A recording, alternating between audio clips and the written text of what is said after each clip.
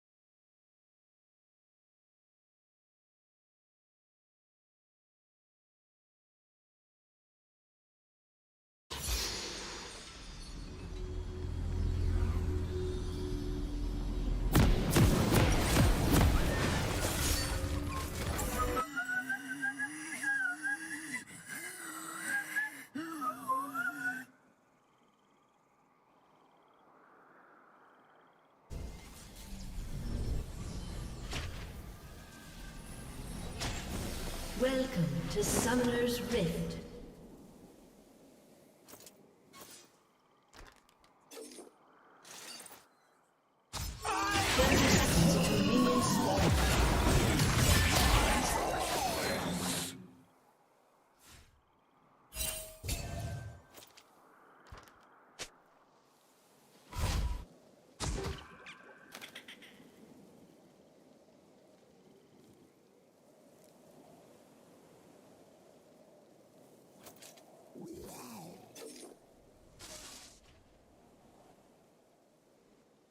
Minions have spawned.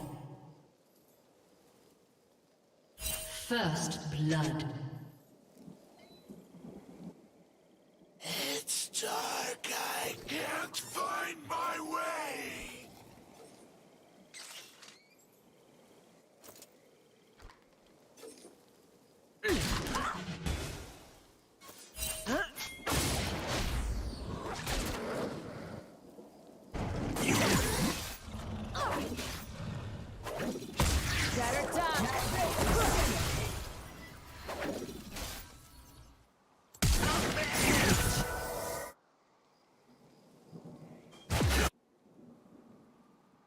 An enemy has been slain.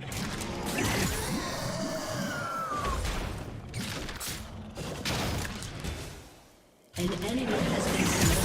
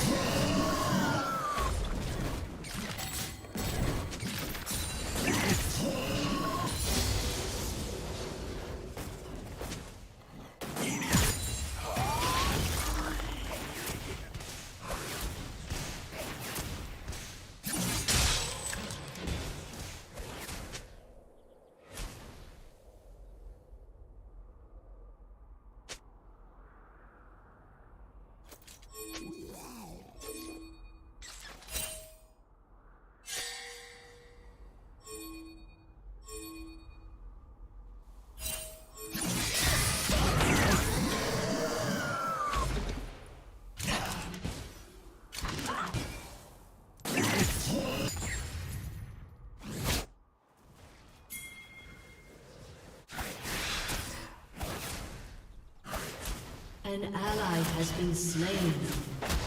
You have slain an enemy.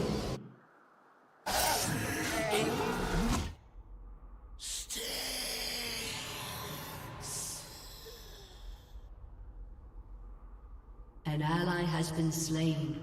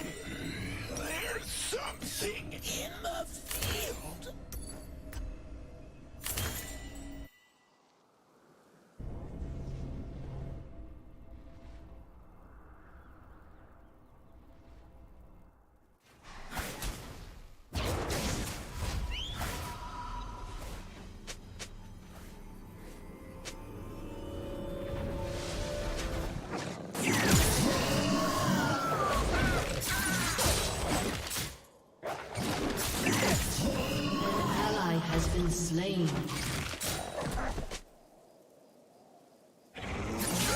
Enemy killing spree. An ally has been slain. Shut down.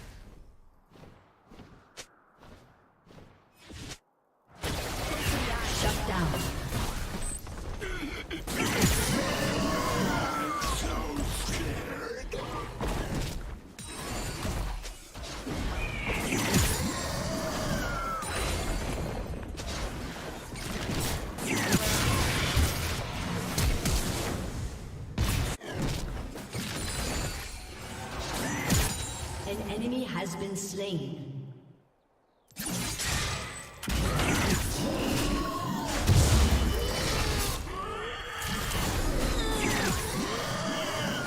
An ally has been slain.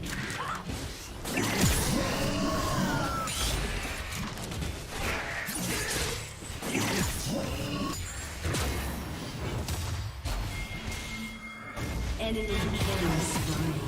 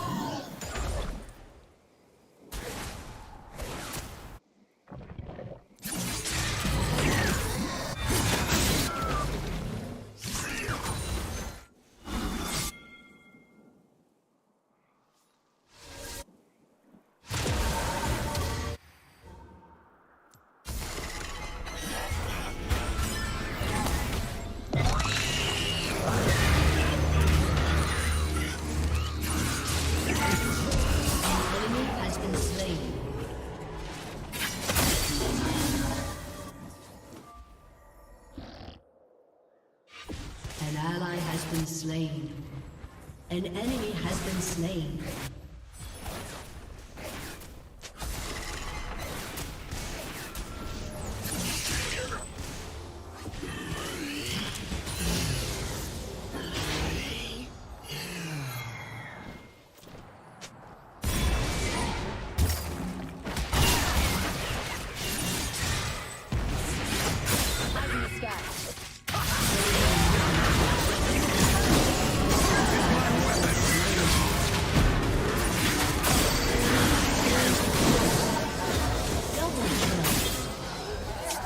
Turret plating will fall soon.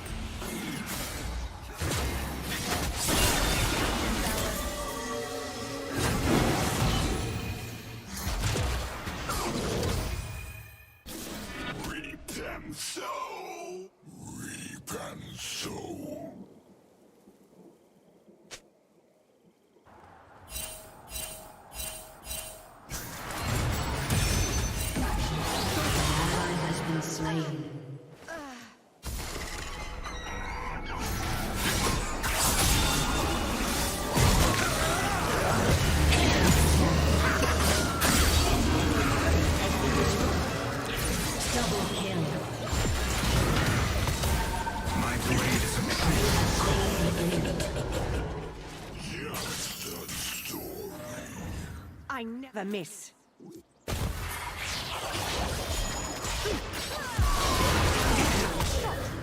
Shut down.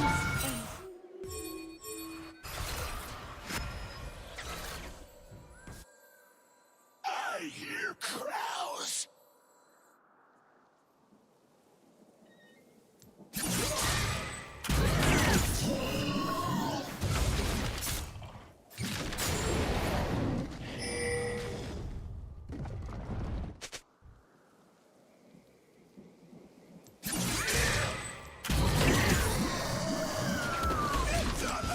Your team has destroyed a turret.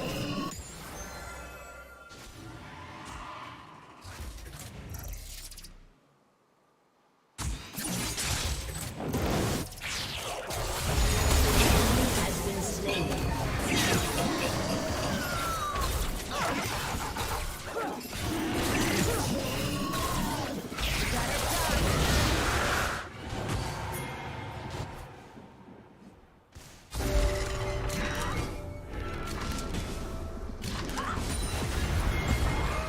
See, it's just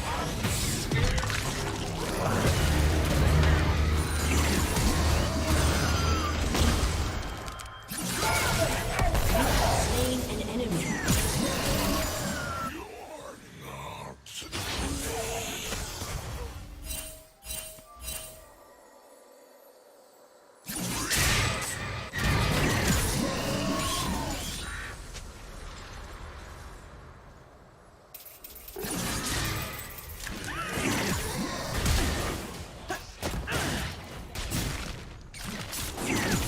An ally has been slain.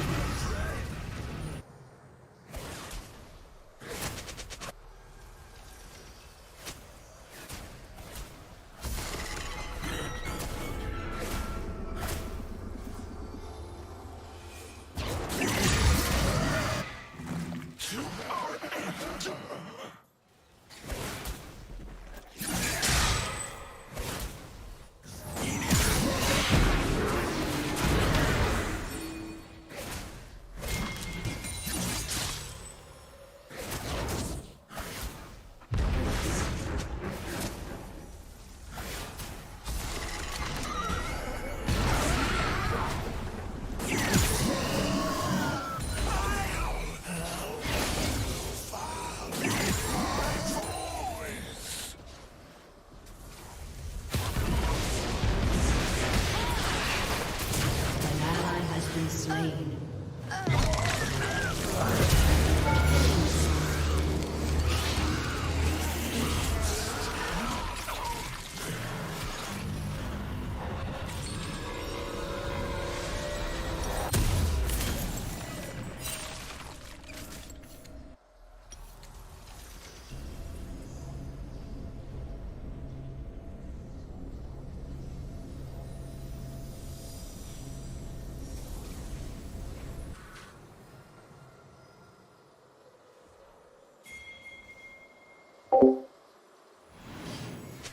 Your turret has been destroyed.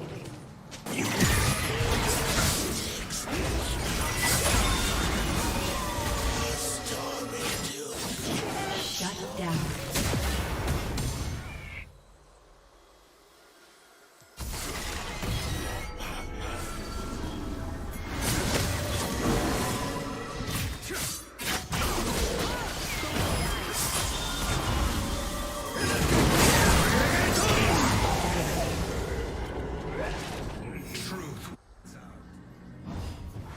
It's dark. I can't find my way.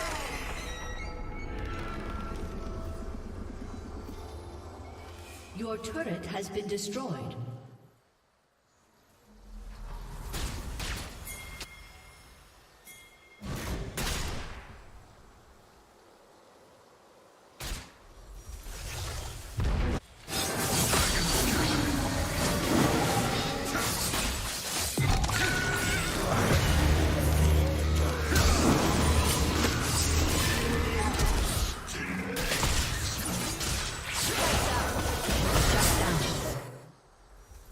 An ally has been slain.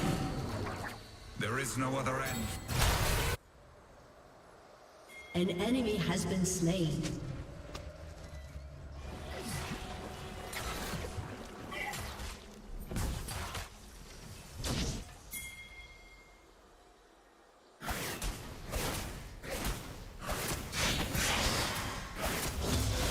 Shut down.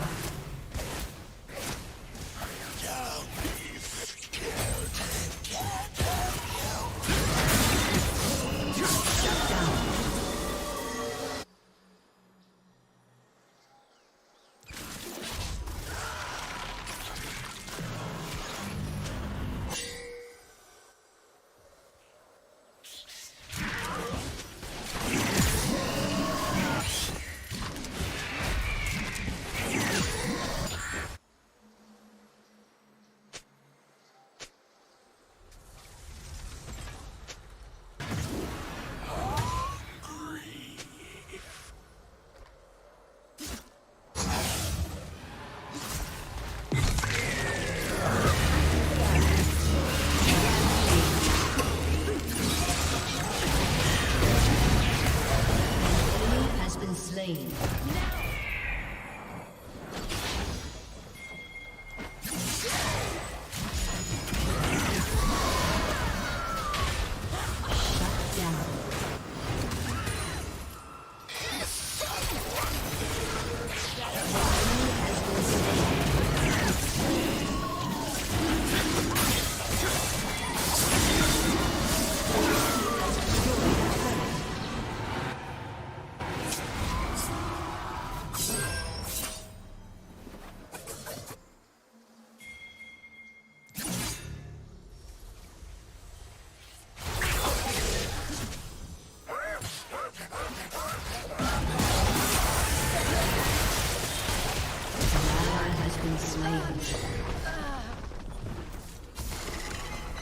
Your team has destroyed a turret. Your turret has been destroyed.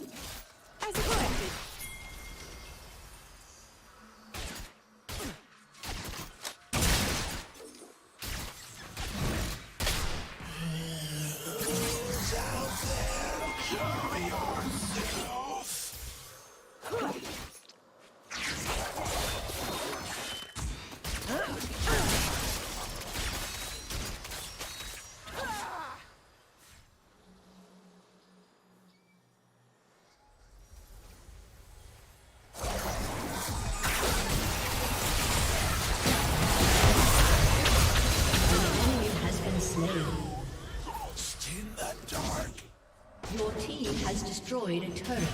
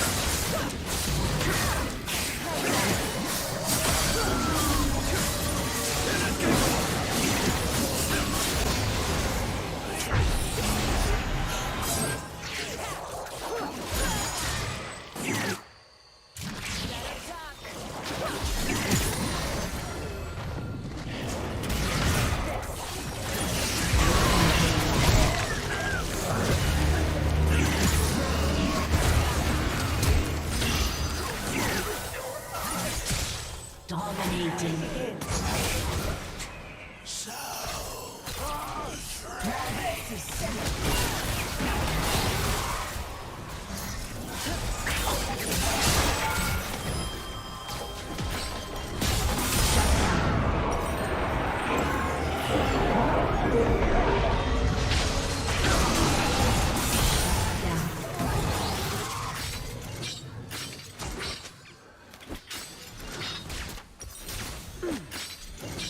Your team has destroyed the turret.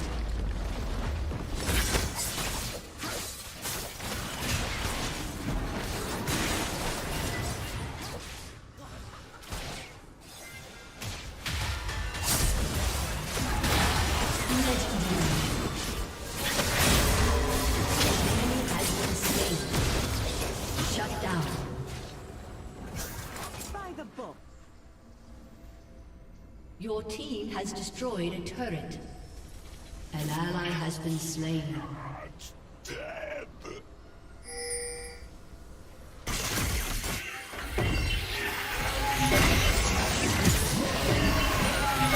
Your team has destroyed a turret.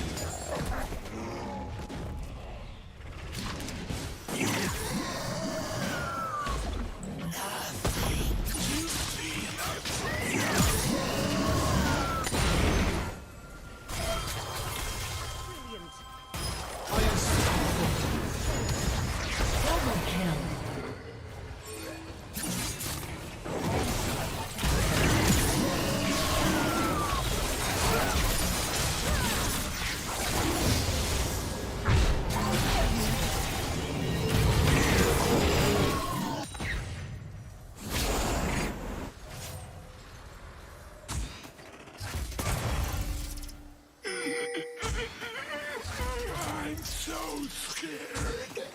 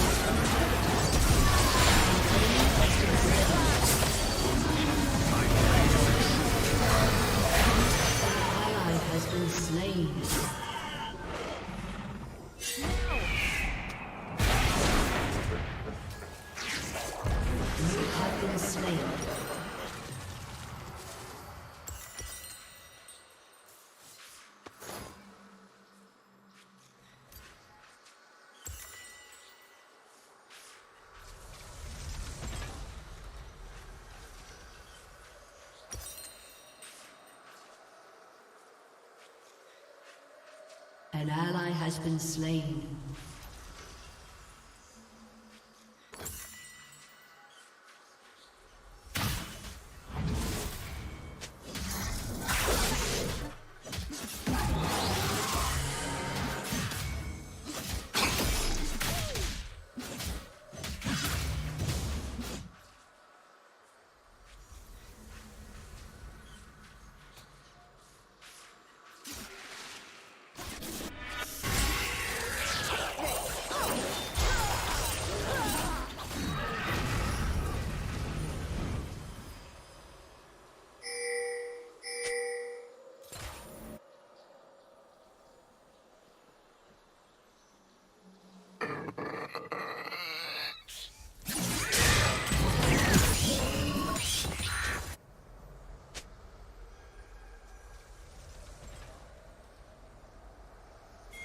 An enemy has been slain. Godlike.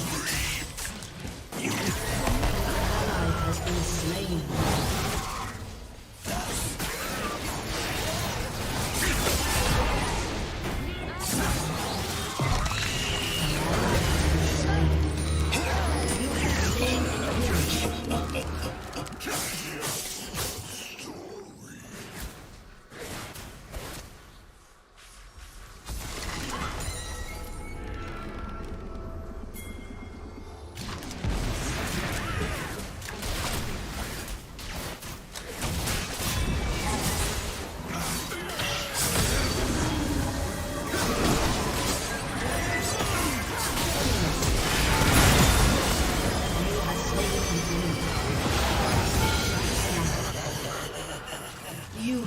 slain.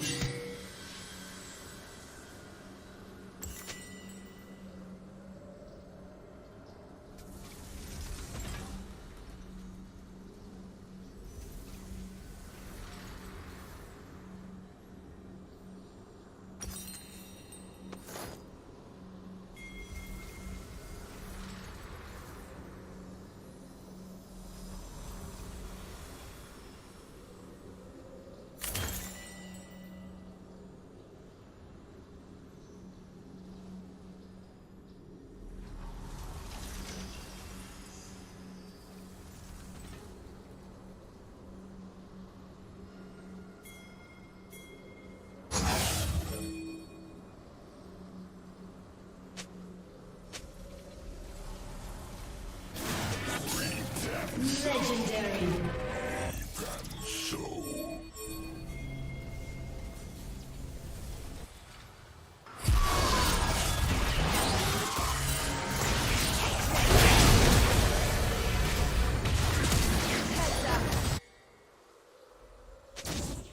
Once upon a time, once upon a An enemy has been slain.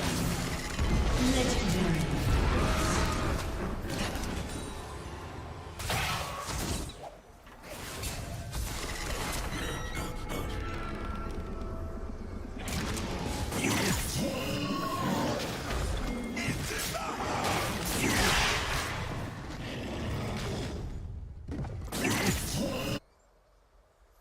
Legendary.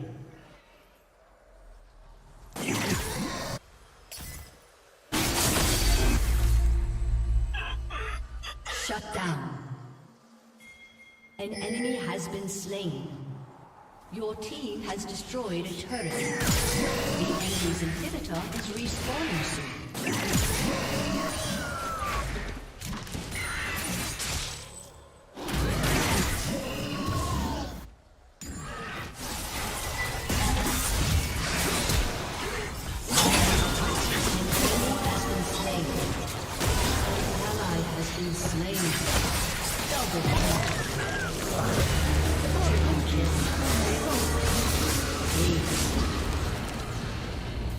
Your team has destroyed an inhibitor. Your team has destroyed an inhibitor.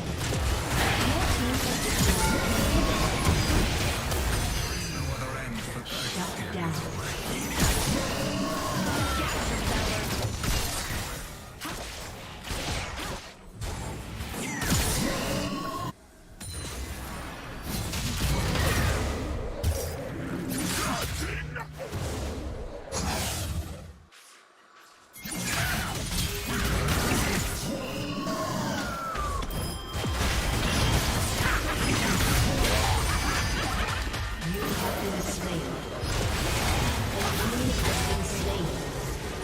Enemy double kill.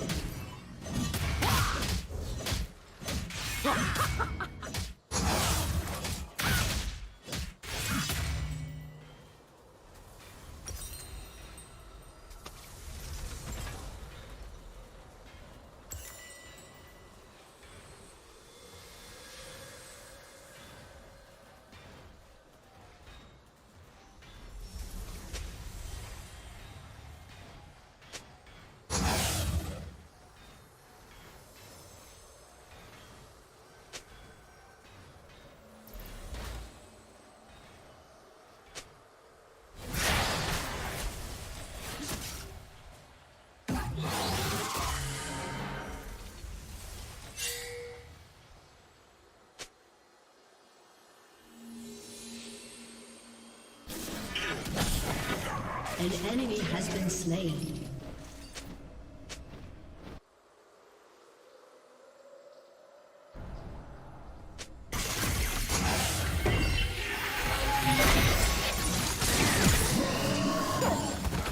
Killing spree.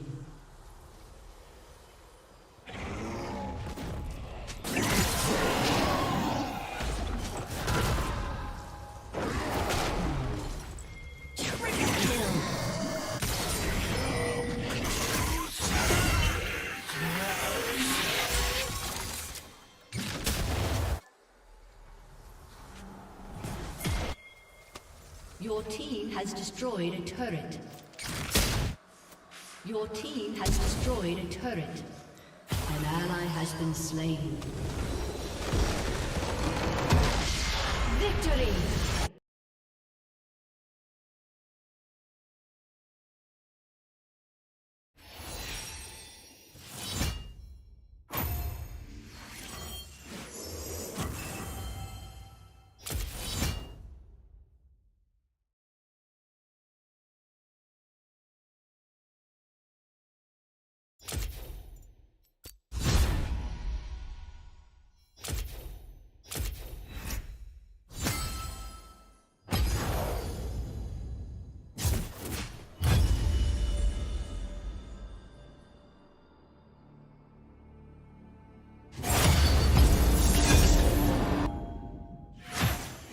Jimmy Butler, Nikola Jokic, Giannis Antetokounmpo, Chris Paul, Luka Doncic, Jalen Brunson, Stephen Curry, Jason Tatum, Brandon Ingram, Ja Morant, Jaylen Brown, DeAndre Ayton, Kyrie Irving, Pascal Siakam, Desmond Bane, Jordan Poole, Brandon Clark, Karl Anthony Towns, Joel Embiid, James Harden, Tyrese Maxey, CJ McCollum, Anthony Edwards, Donovan Mitchell, Klay Thompson, and Nikola Vucevic. Now, you may be asking yourself, why did I just name 26 random NBA players with absolutely no context? Well, they're not random. These are all the players who have outplayed Kevin Durant in the first round of the NBA playoffs. I've seen a lot of things in my day, but never, ever did I think I'd see the day where Brandon Clark outperforms Kevin Durant in the playoffs. And yet here we are. After being held as the favorites coming into the 2022 NBA season, the Nets have been bounced out of the playoffs in a first-round sweep thanks to arguably the worst playoff series of Kevin Durant's career. Is this the worst playoff run we've ever seen from an NBA superstar? Or is Durant just the latest addition to a long list of all-time greats with all-time playoff meltdowns? Today's video is brought to you by SeatGeek. SeatGeek is a ticketing app that makes buying tickets faster and easier than ever before. And with the NBA playoffs in full swing, SeatGeek is here to get you in on this deal. Simple, use promo Orlando Magic in the second round of the NBA playoffs. Michael Jordan had just returned to the NBA 6 weeks prior after his first retirement and was still shaking off the rust. The Bulls knew the Magic were going to be a tough matchup, but at the time, no one knew just how dominant this Magic squad was. Only 27 years later can we look back on this game and say that it would go down as the worst playoff performance in Michael Jordan's entire career. To one, finishing off Charlotte on Thursday night. Jordan clocking the clock. Shot clock down to 6. Michael Jordan not able to hit. Oh, Jordan slicing through, and that is rejected. And didn't get one there. Michael Jordan. Tipping Kukoc, Longley up front, Jordan and Armstrong at the guard. Michael steal. And that's his favorite spot on the floor for that spot-up jump shot. Shot it very well. Jim Gray over at the Chicago bench telling us it's Jordan. Chicago. Under 3 minutes to go in the third. Jordan did not have the shot. Jordan. Now Grant over to help. And Grant with the steal. And Jordan spinning his way against Anderson. For Grant. The Magic by 6 and 2 seconds to go. 19 points, 8 turnovers, 36% from the field, and 0 for 2 from 3. The worst playoff stat line of Michael Jordan's career. The Bulls went on to lose this game, and Michael ended up with a game score of 2.6. An average playoff game score from an average NBA player is about 8, which means that for a single game, Michael Jordan played considerably worse than an average player. On that night, MJ wasn't the best player on the court, or the second, or third, or fourth. In fact, Michael had one of the worst games of anyone that suited up that night. This is the first, and probably last time you'll see MJ at the bottom of any sort of list on this channel. And I bring up this infamous 1995 playoff game because after seeing Kevin Durant play in this year's playoffs, I began to wonder, how bad can things truly get for an NBA superstar? It's one thing to miss some shots, get on a bad run and find yourself struggling to get out of it. It's a completely different thing to collapse for an entire playoff series. It's hunting us. It knows what we're afraid of.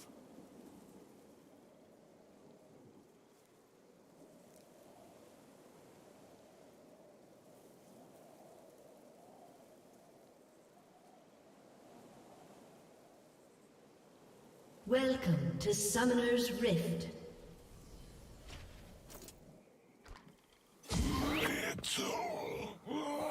I have all the evidence.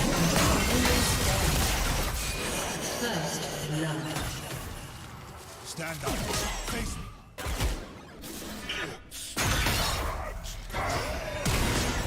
An enemy has been slain.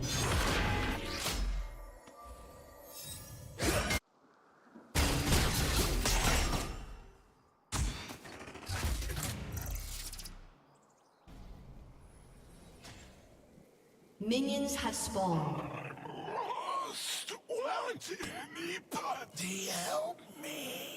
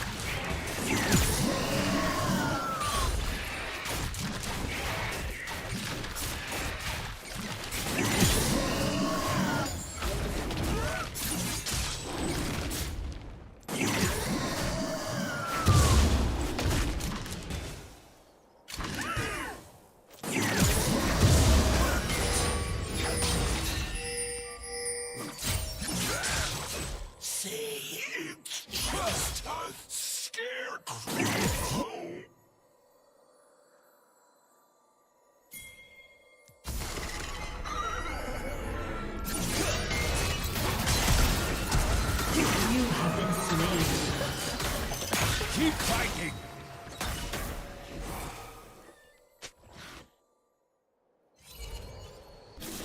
Reap them so! Reap them so!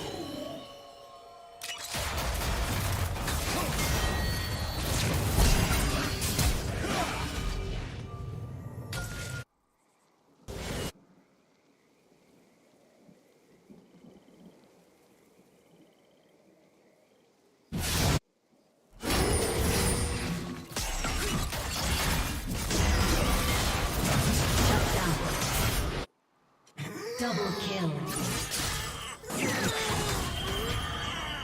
An ally has been slain.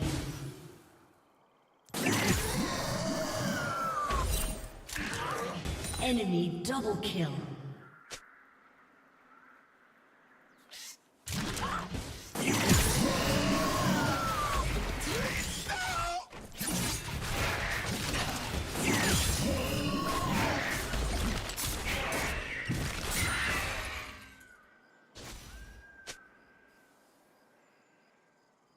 An ally has been slain.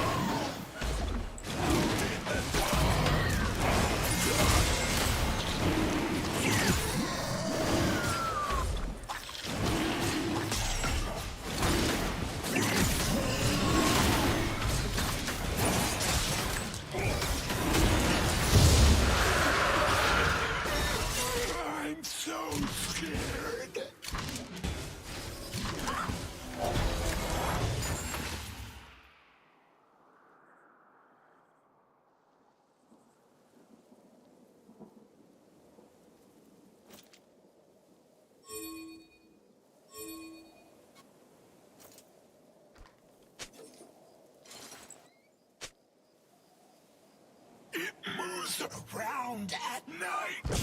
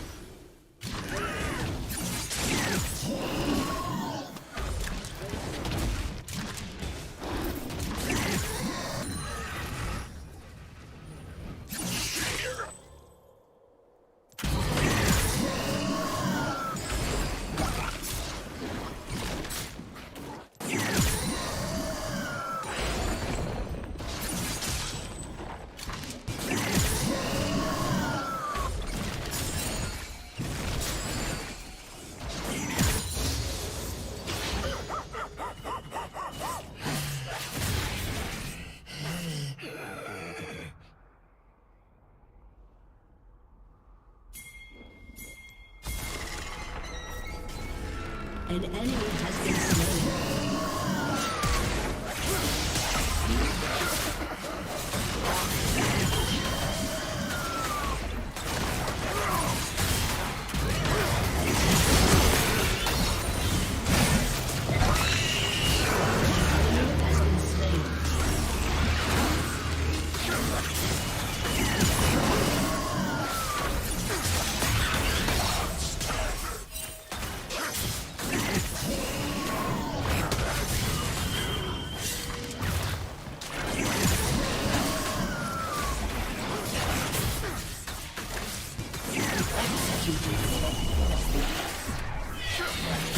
Who's out there? Show you.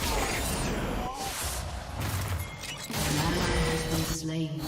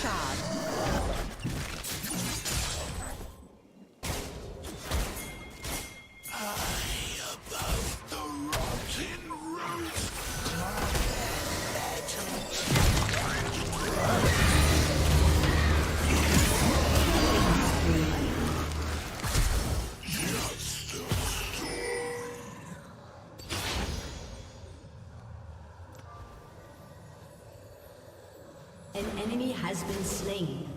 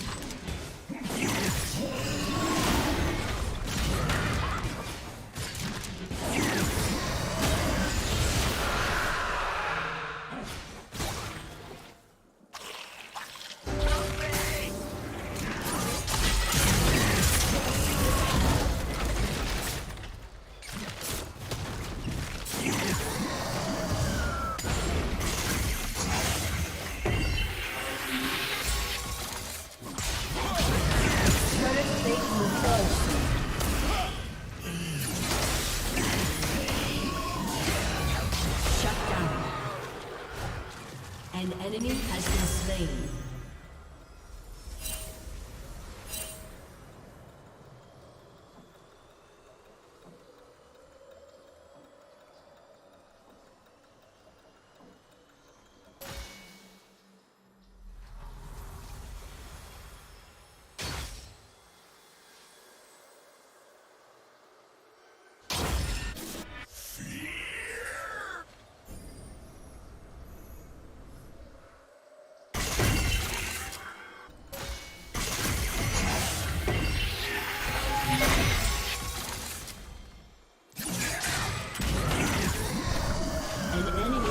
Slain.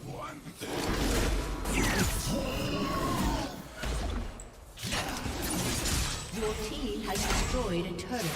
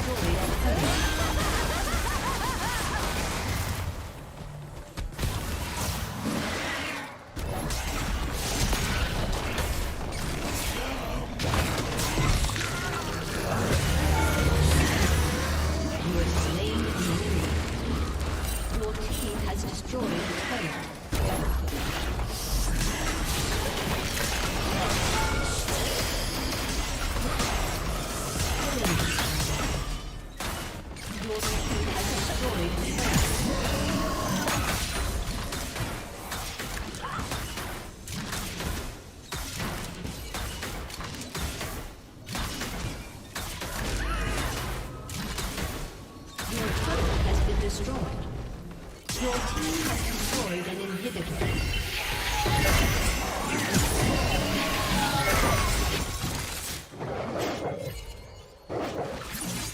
Killing spree.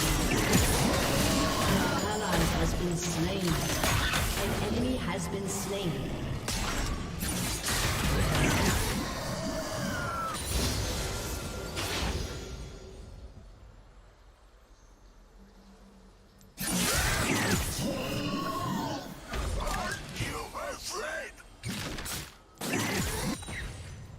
Shut down. Rampage.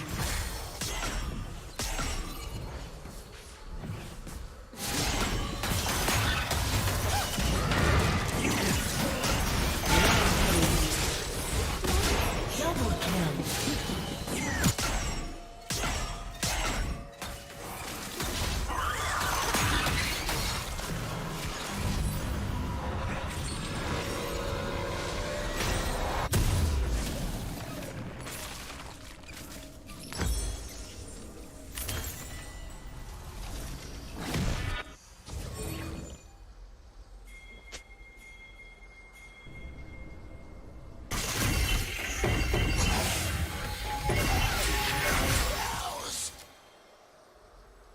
An enemy has been slain.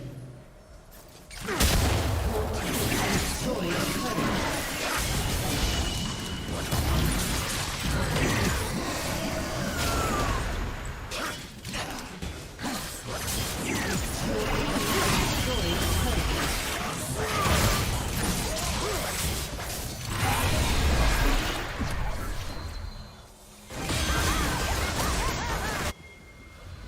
Dominating. Unstoppable.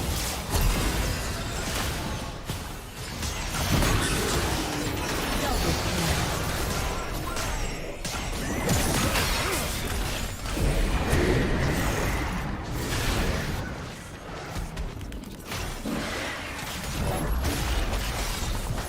Your team has destroyed a turret. Your team has destroyed an inhibitor.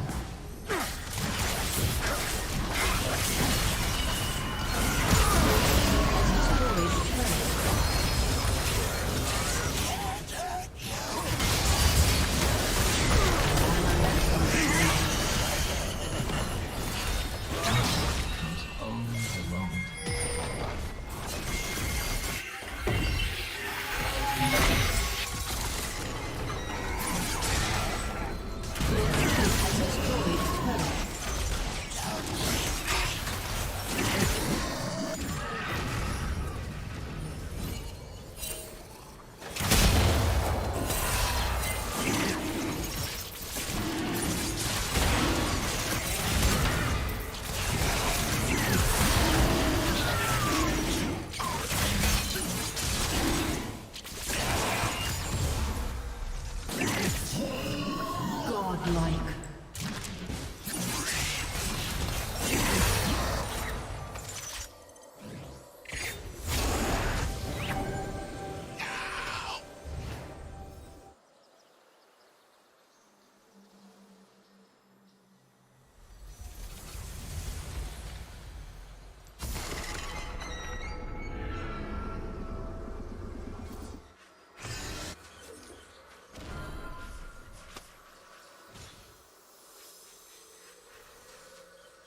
They haven't come back.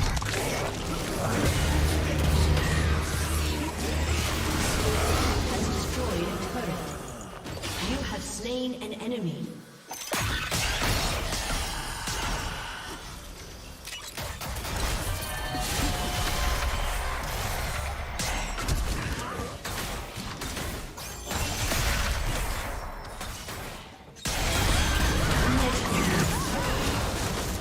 Double kill.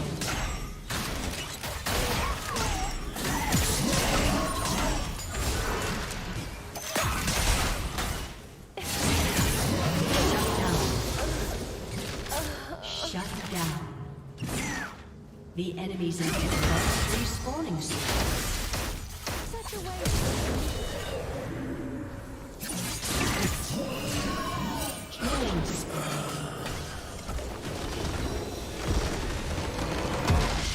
Victory!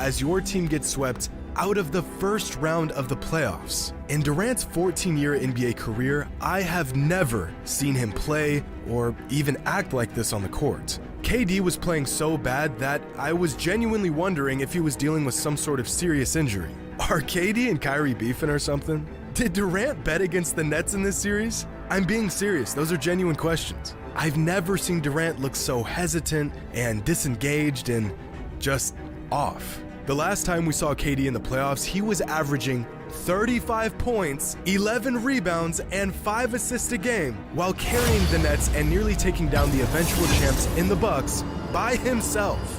What happened? Just take a look at KD's playoffs numbers throughout his career. There's a steady increase in production and efficiency for over a decade.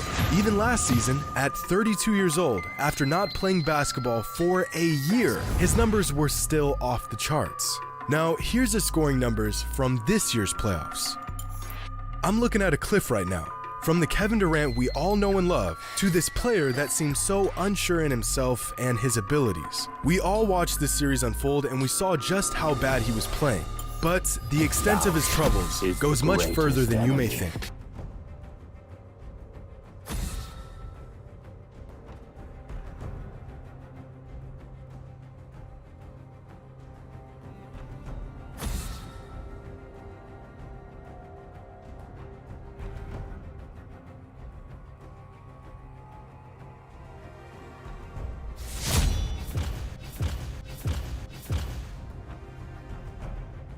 What's up, bozos? Welcome back to my channel. Today I'm going to be on NBA 2K22 and I'm going to put the all-time best NBA criminals on a team and seeing if they can win an NBA championship together. I was given this idea in my Instagram DM, so if I get in trouble for making this video, I'm canceling that guy with me. Before I reveal the roster,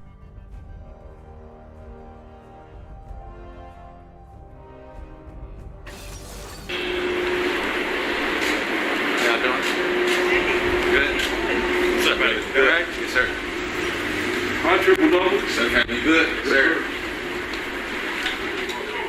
Y'all good? Jay Bird. How you doing? I'm fine. How you doing? Good luck tonight, man. Thank you. Good. All-star. All-star. Adam Jason. Gang. Good looking out, my boy. Hey, what's up, man? Hey, what's up? Hey, what's up, man? Before you met me, you was never an all-star, bro. Hey, don't do that. Good looking out. Thank you, sir. Good looking out, bro. Yeah. All right. Yes, sir. Gritty walk, you feel me?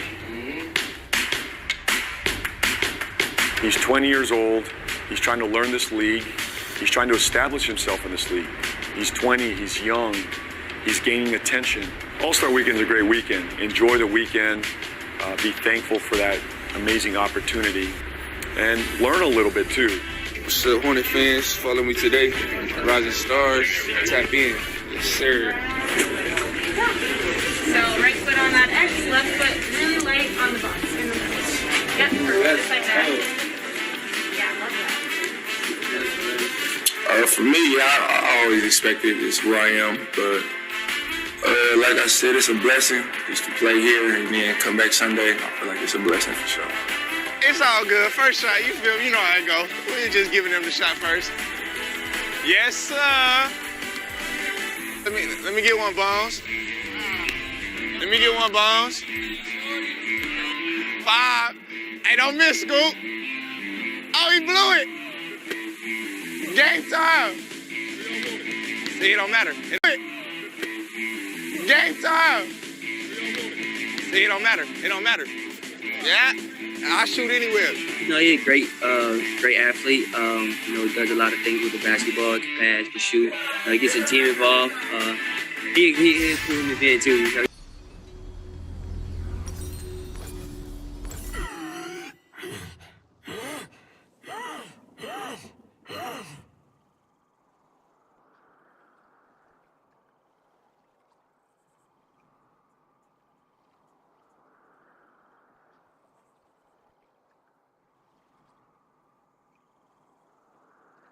Welcome to Summoner's Rift.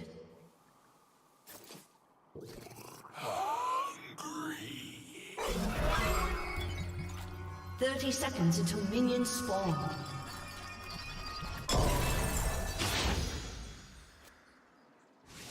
Nocturne.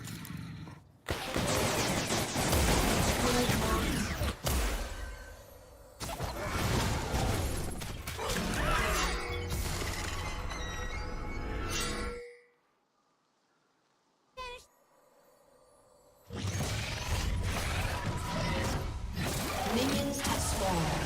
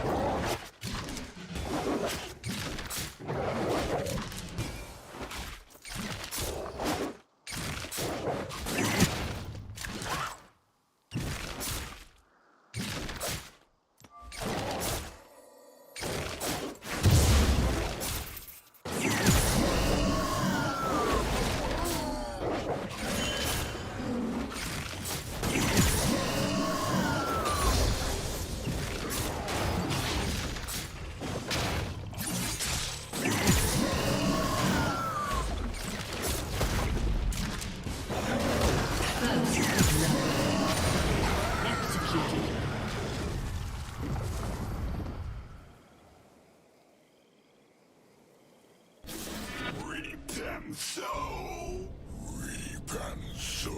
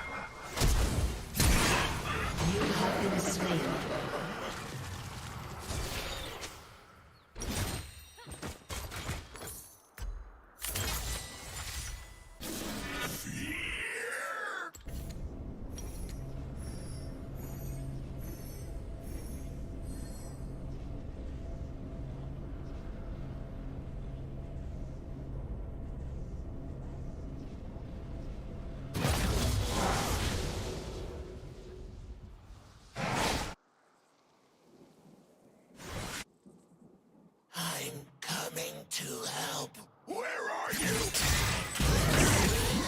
I can't see you.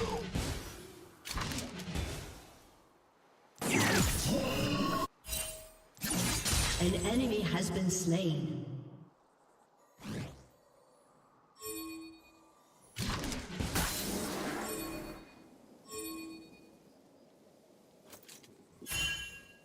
It won't die.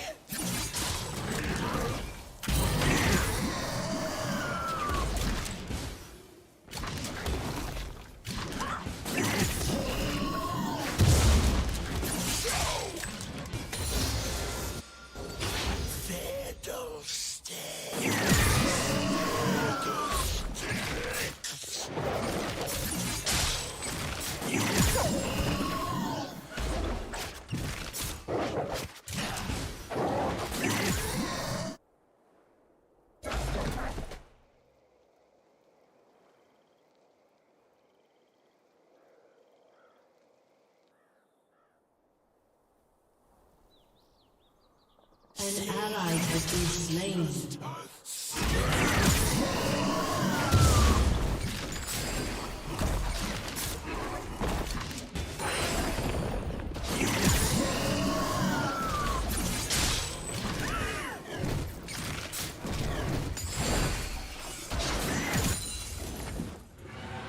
Tag, you're it.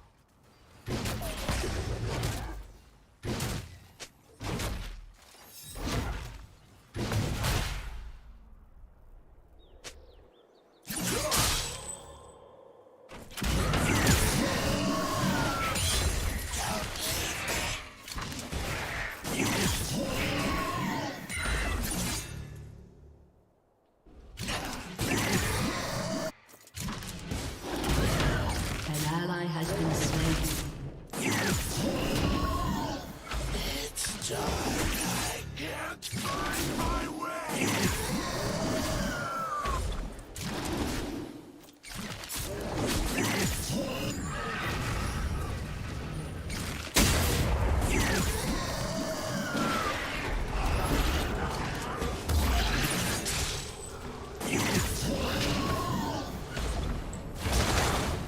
An ally has been slain. Executed. Did you see that?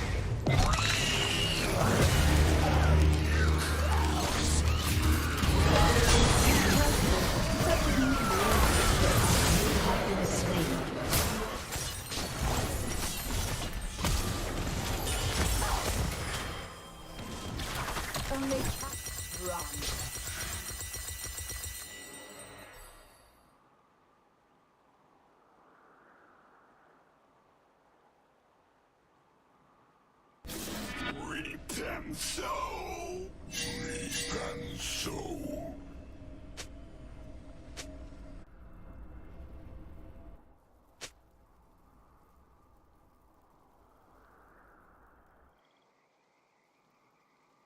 An enemy has been slain.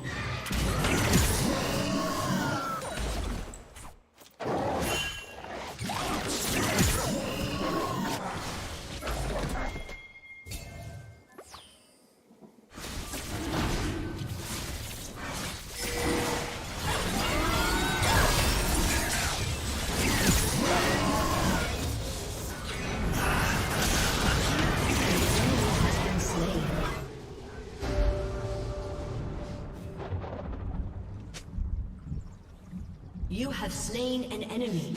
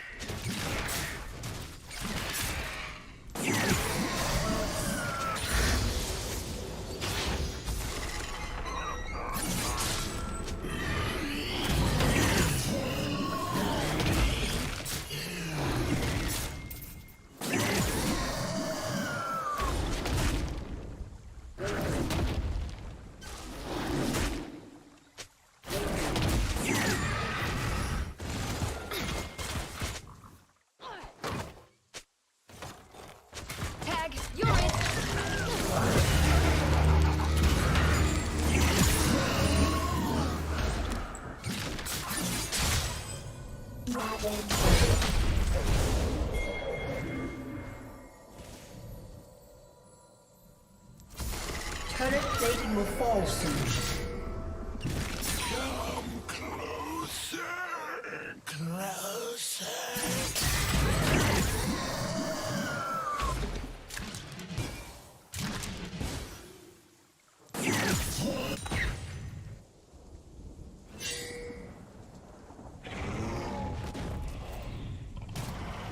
Shut down.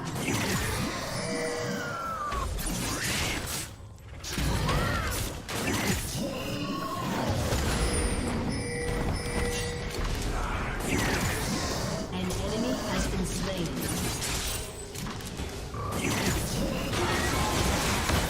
An ally has been slain.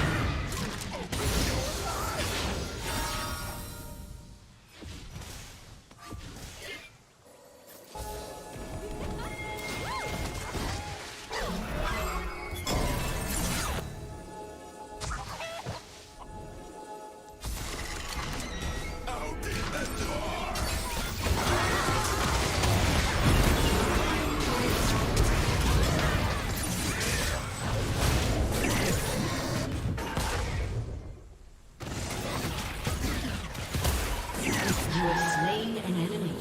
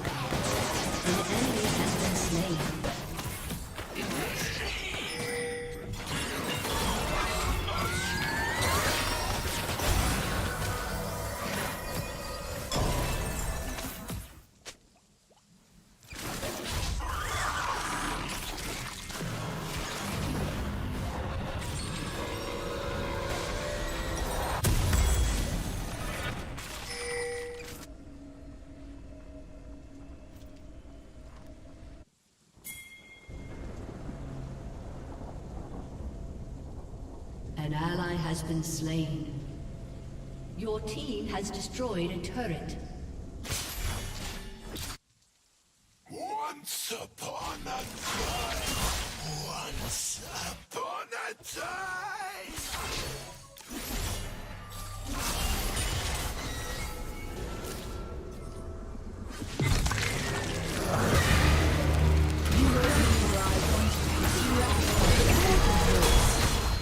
Ask me if you want to leave.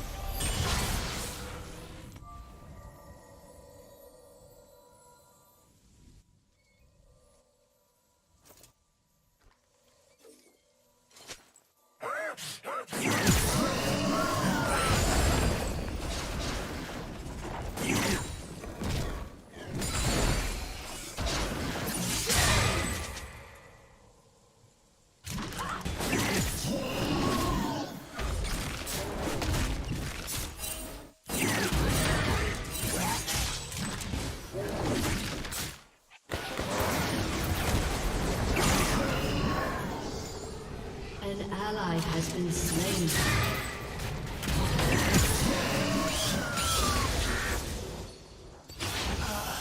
Above the rotten rose cloth and metal teeth. An enemy has been slain.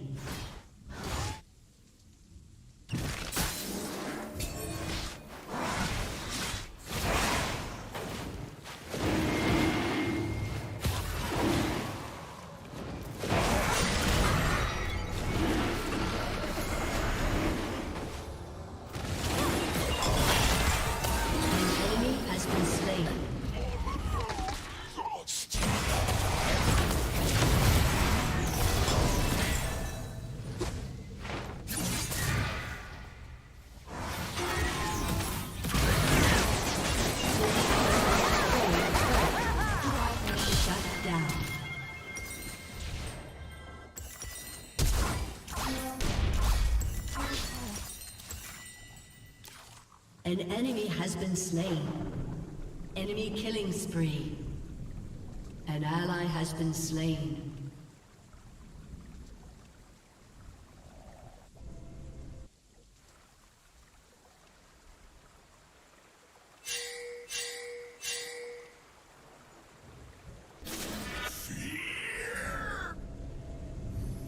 Shut down.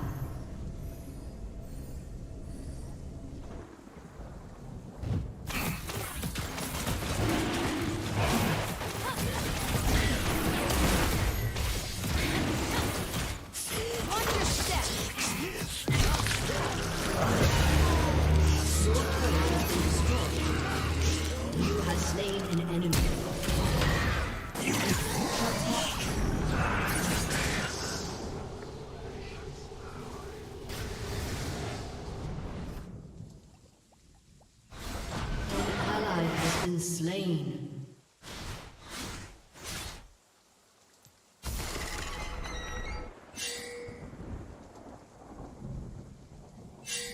I'll help you.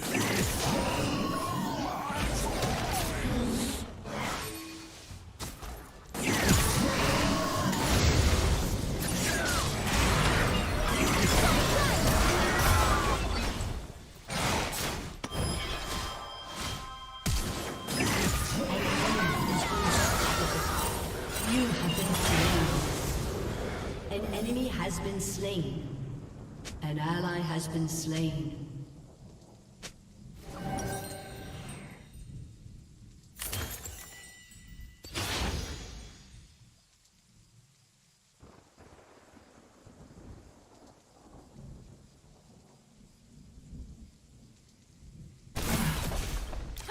Your turret has been destroyed.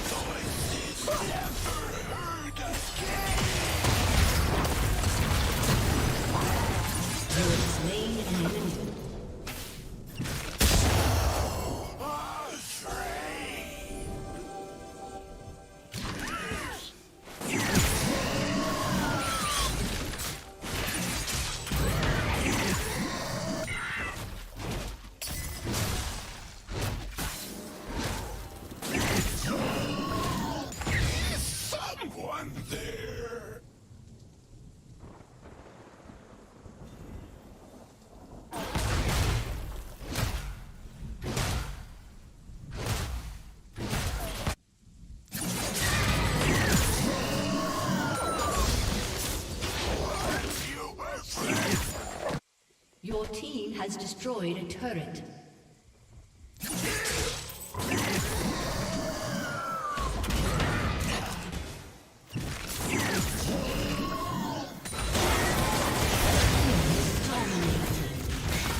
Enemy double kill. Shut down.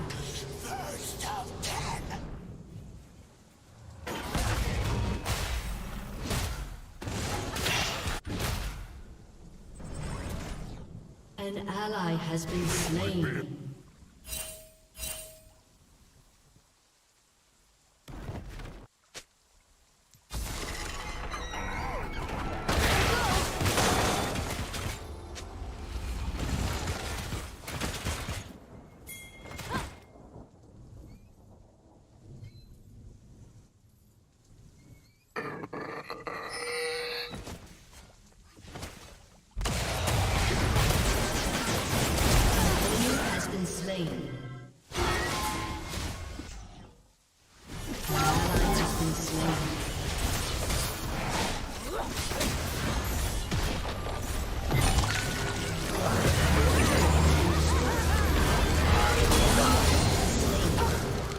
Shut down.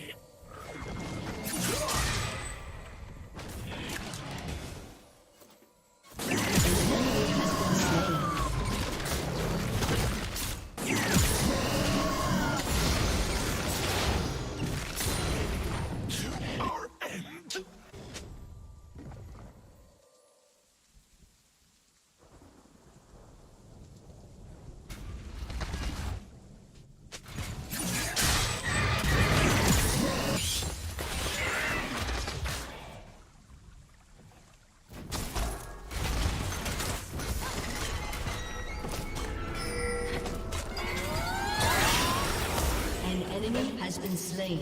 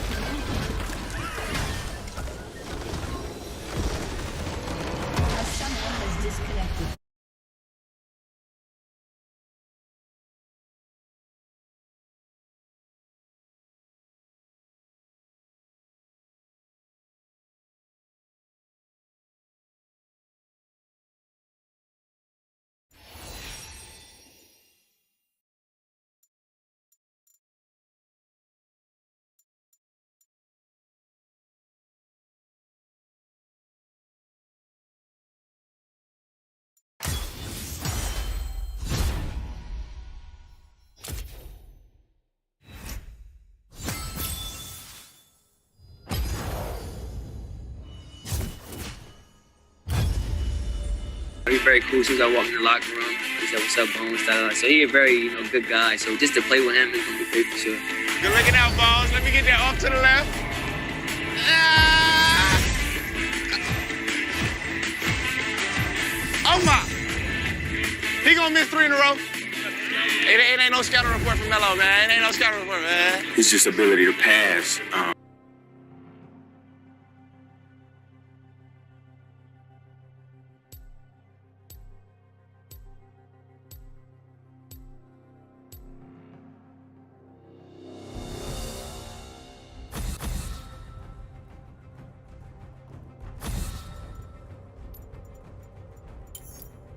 Doubt is the greatest enemy.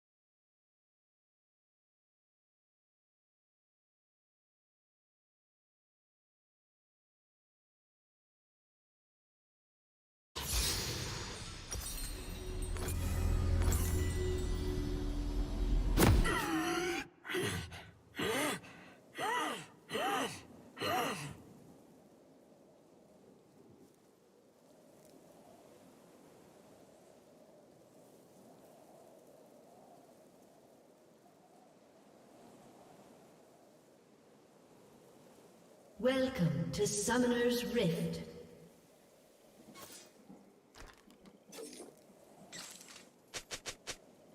Nothing. 30 seconds until minions spawn.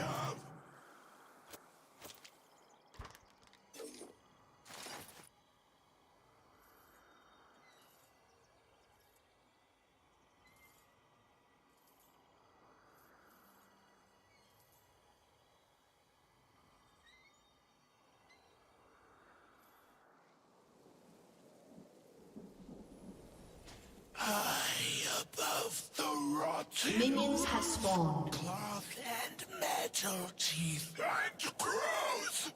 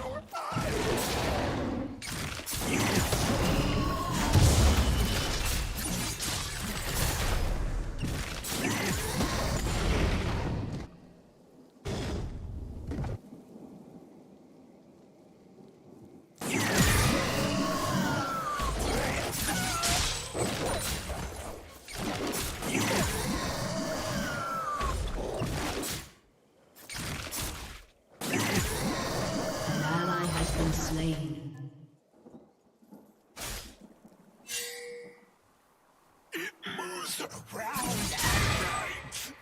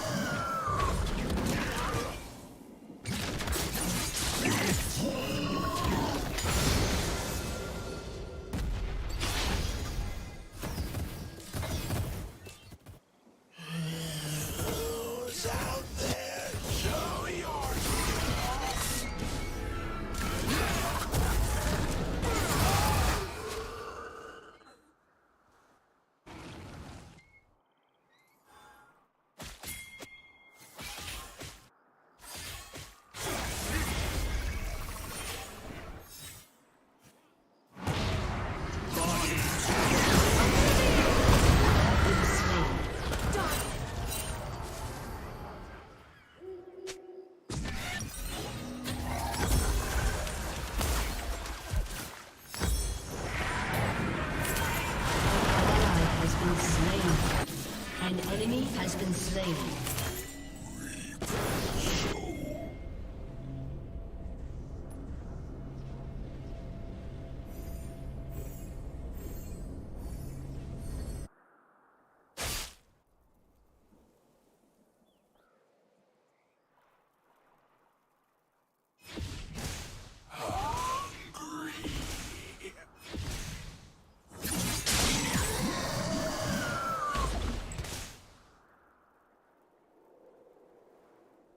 An ally has been slain.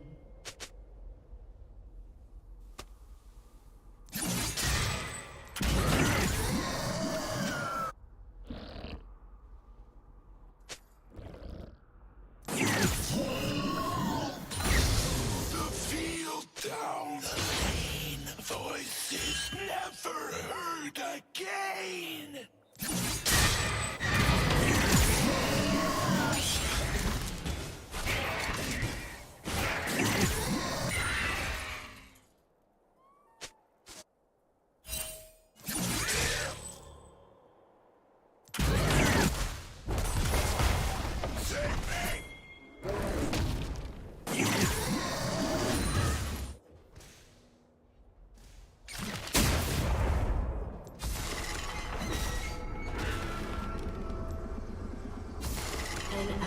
Has been slain.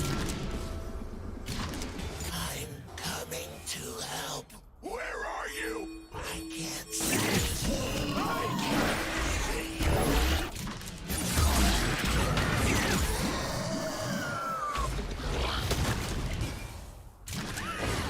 Enemy killing spree.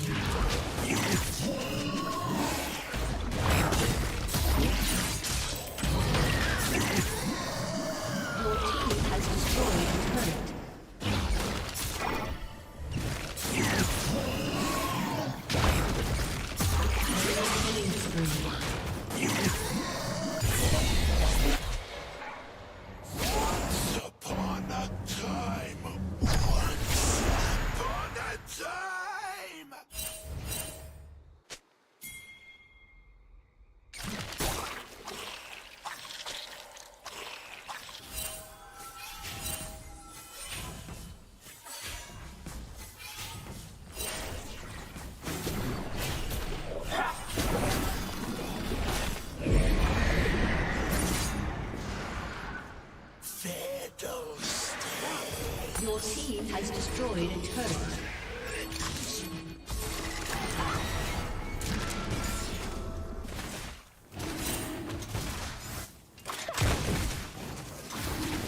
An enemy has been slain.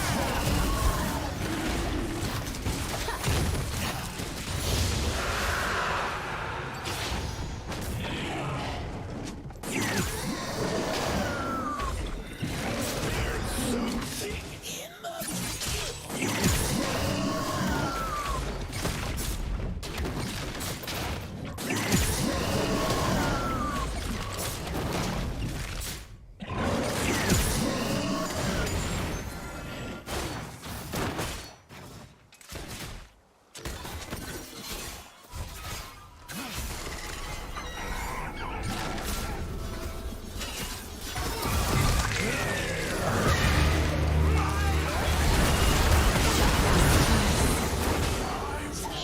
down. It's all right. Little right. Turret plating will fall soon. Enemy rampage.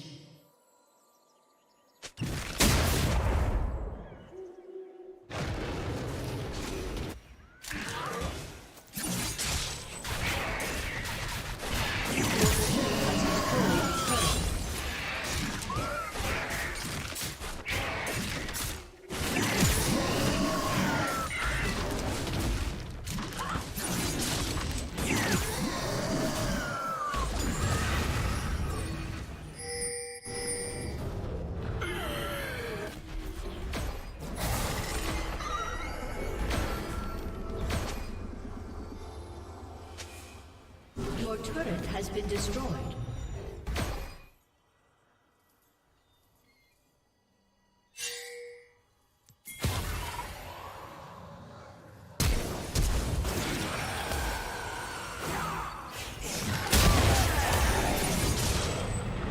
An enemy has been slain.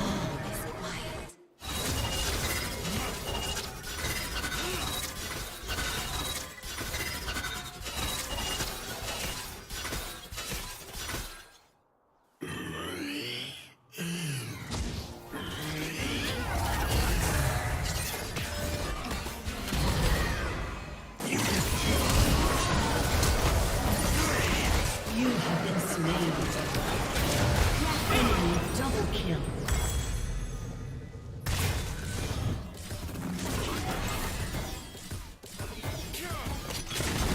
An enemy has been slain.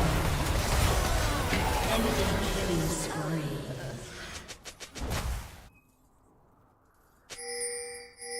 Your turret has been destroyed.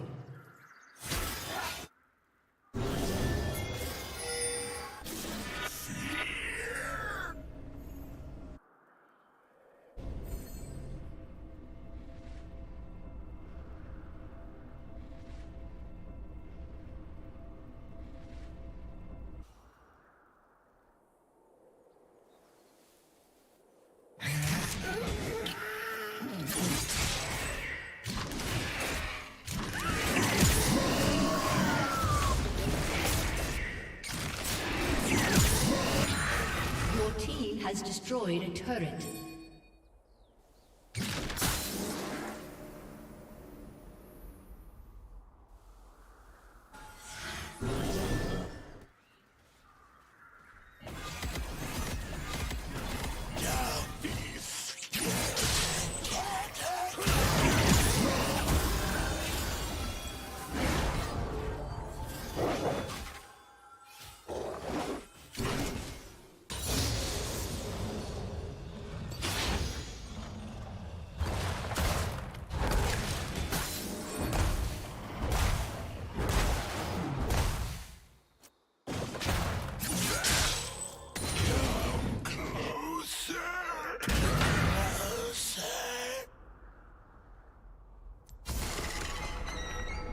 An ally has been slain. Enemy rampage. Shut down.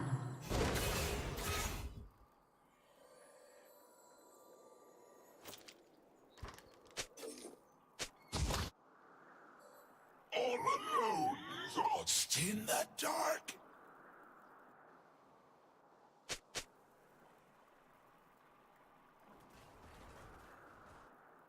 Your team has destroyed a turret.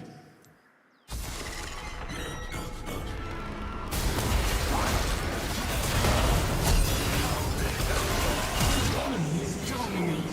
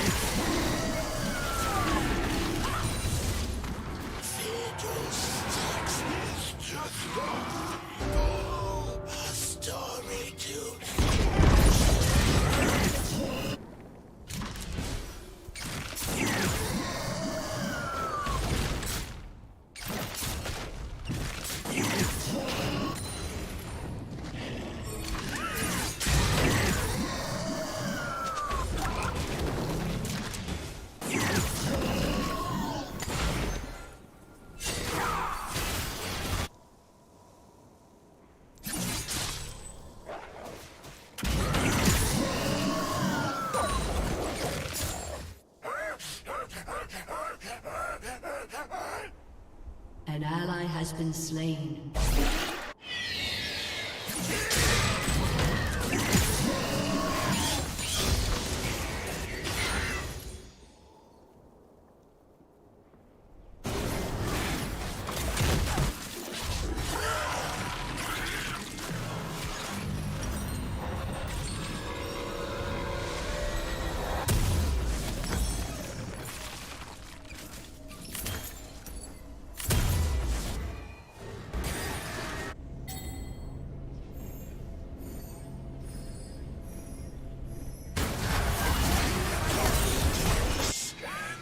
An ally has been slain. Your turret has been destroyed.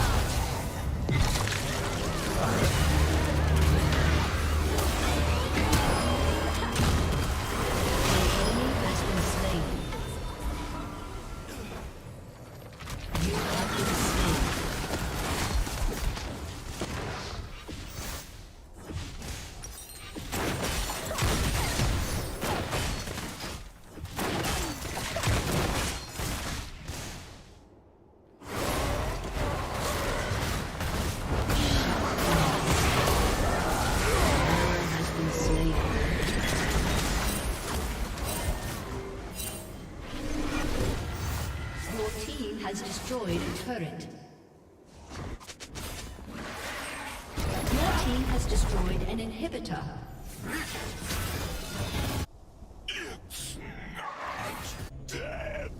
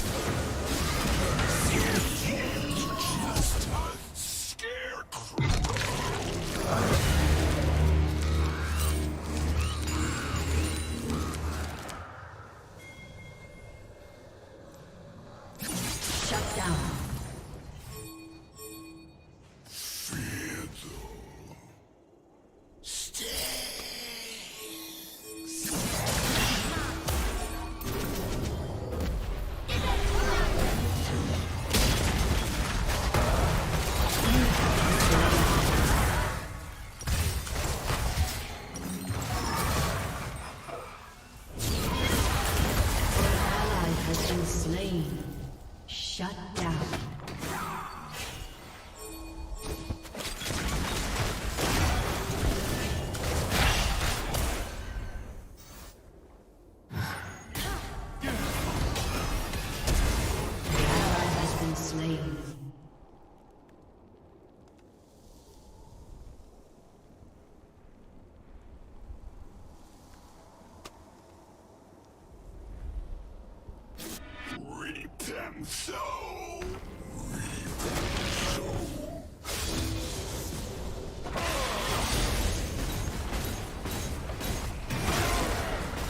Your team has destroyed a turret.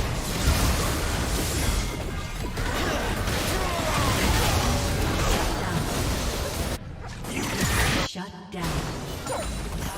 An enemy has been slain.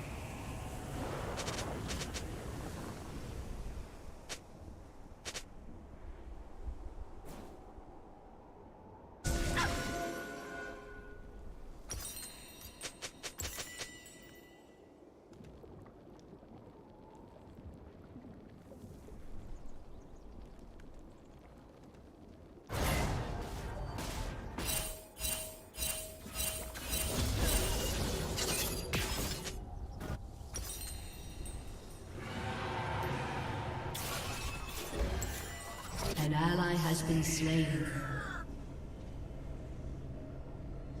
Enemy double kill.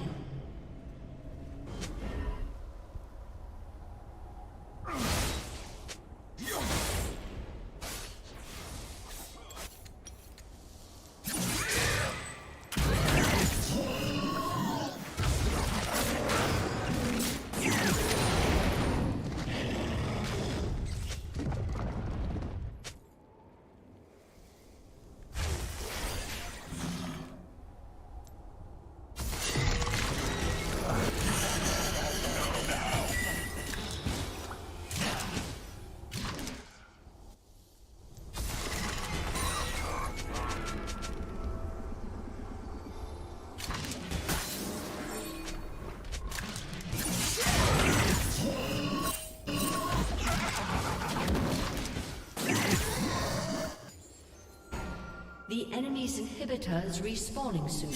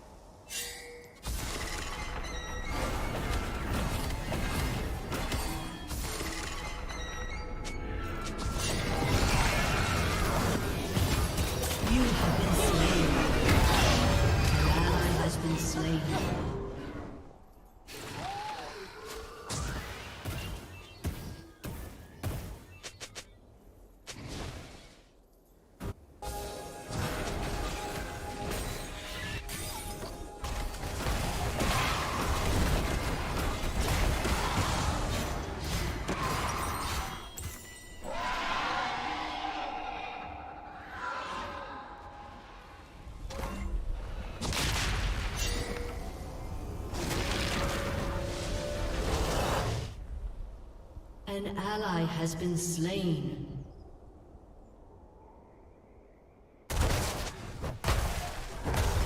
Reap them so. Reap them so.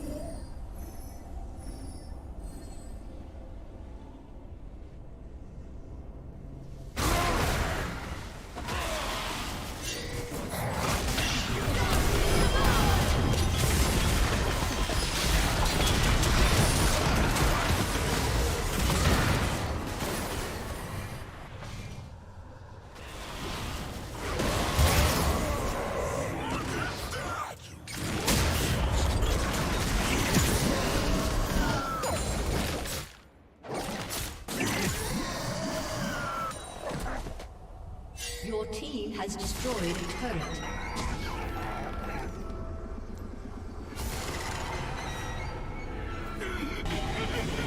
Your team has destroyed an inhibitor.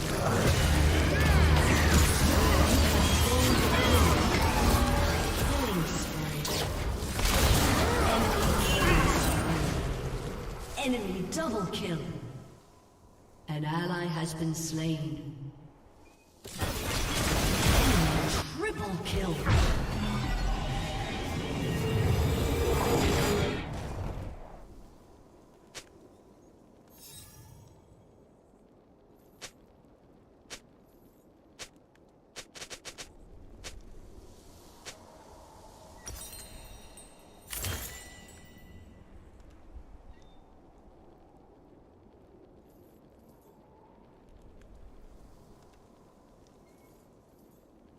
Your turret has been destroyed.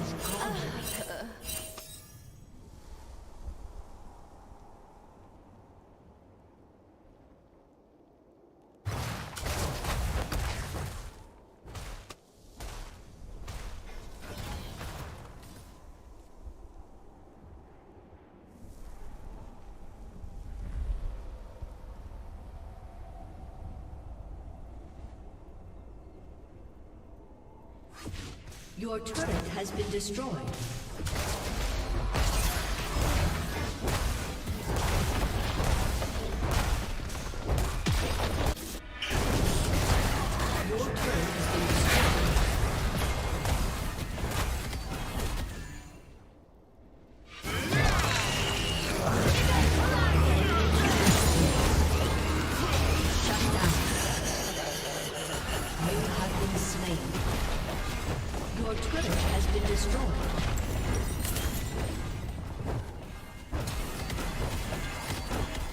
Your inhibitor has been destroyed.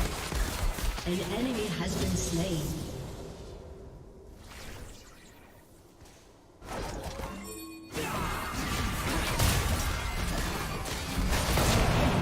Legendary.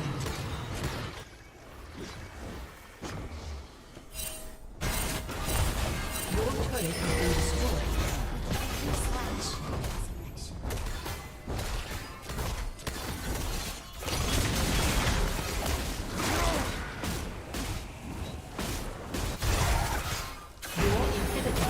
Destroyed. An enemy is legendary.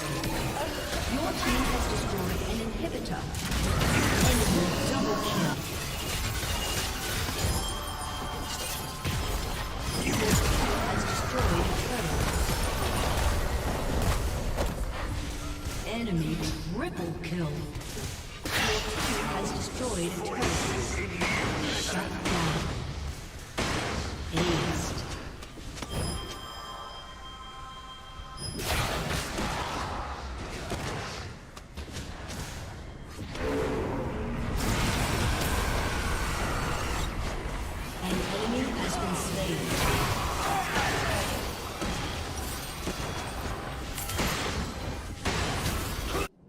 Your turret has been destroyed.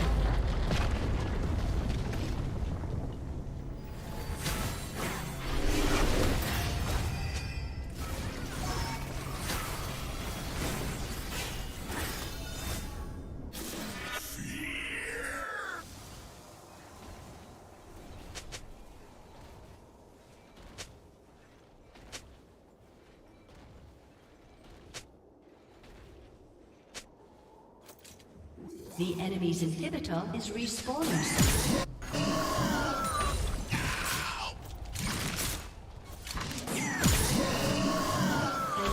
ally has been slain. An ally has been slain. An enemy has been slain. An ally has been slain.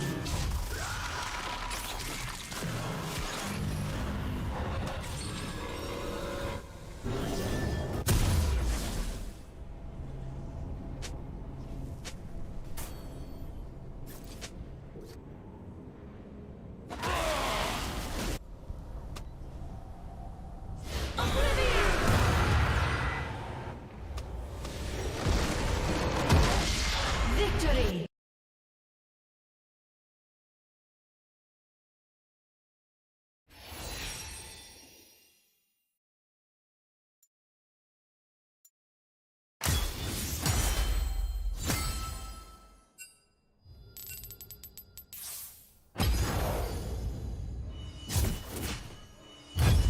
Get the crowd involved and do everything, like triple double, you know what I'm saying? He's actually grown a lot. Really good point guard, pass the ball, score the ball. He can really do everything on the floor. I think he can defend. His height makes him a really good defender. He's really long. Yes, sir! Oh! They gonna miss that bones. Pretty much just go out there having fun and to put on a show. Yeah, pretty much trying to go out there and put on a show for the fans and everybody.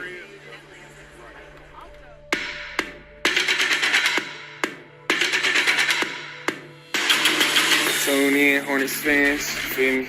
Finna warm up soon. Can't wait to see y'all tap in. What's up?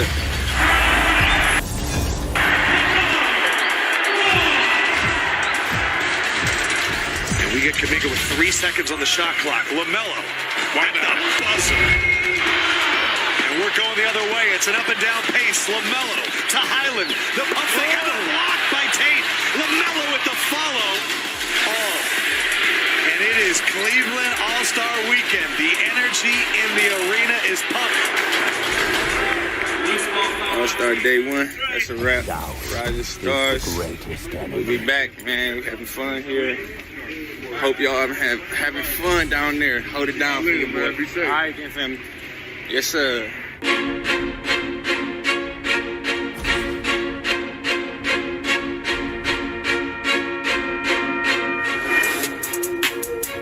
All-Star practice. Tap in. You already know. Follow us. Let's get it.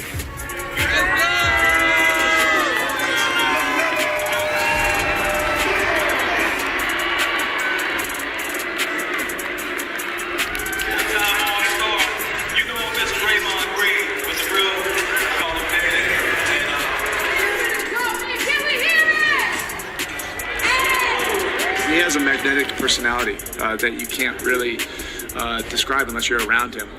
He just has good energy and brings an enthusiasm to a group. He knows how to have fun. Yeah, LaMelo's obviously like a great player. I mean, we've known each other since he was in high school, and these last couple of years, just seeing him get better and better. And he's obviously going to be in this game for a long time.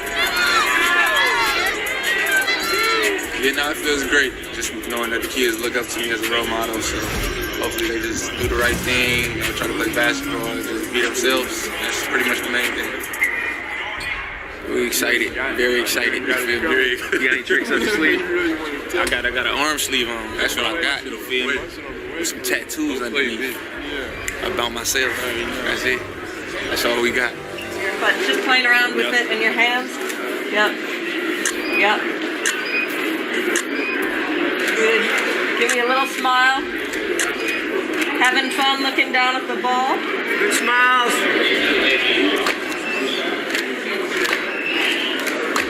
All right. If you've done.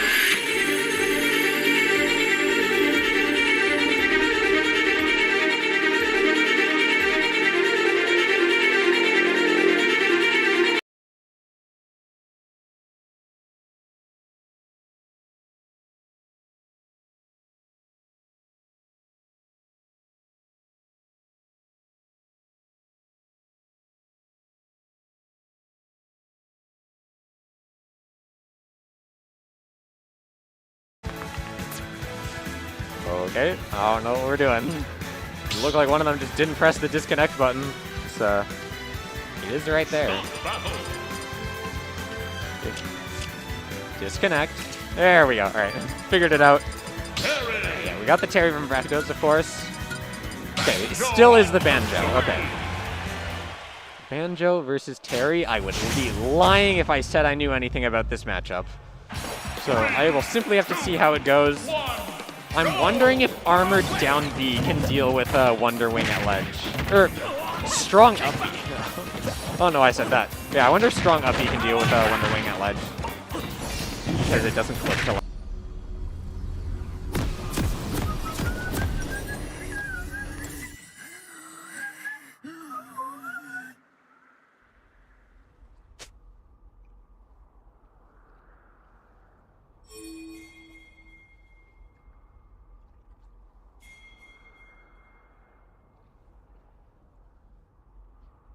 Welcome to Summoner's Rift. I'm lost. Won't anybody help me? 30 seconds until minions spawn. First blood.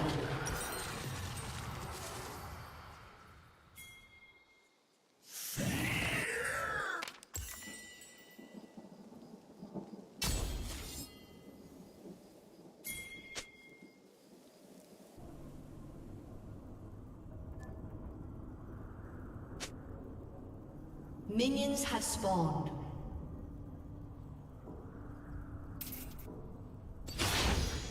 We are to battle. Then let us be done with it.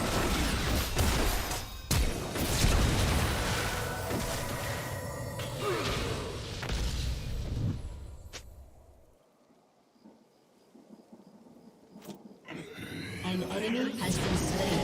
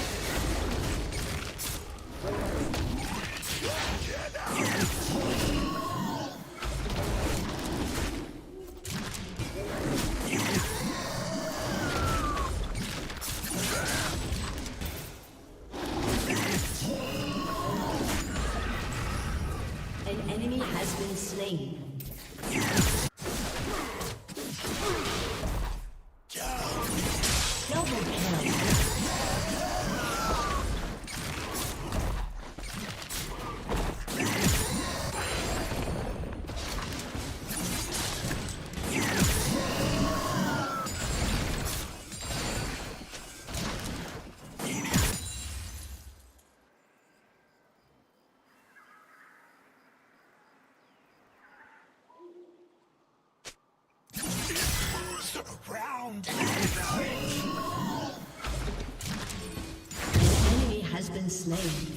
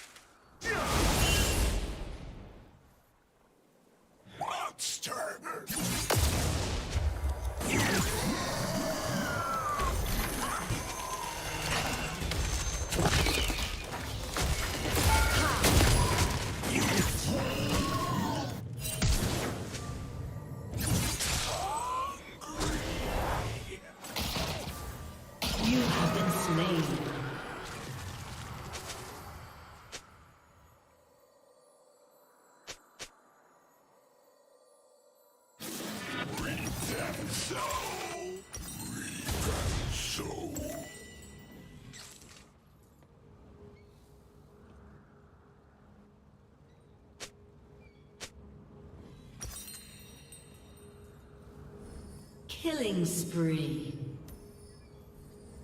Double kill.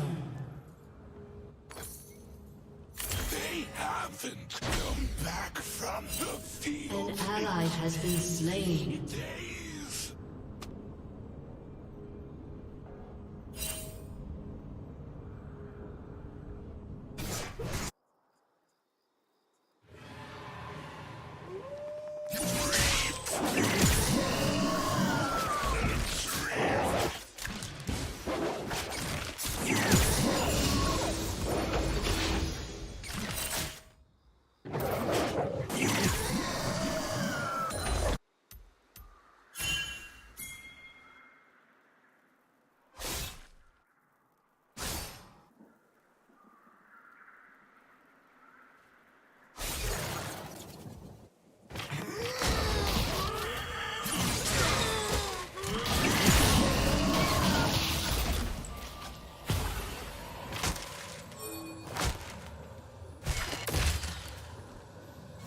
Unstoppable.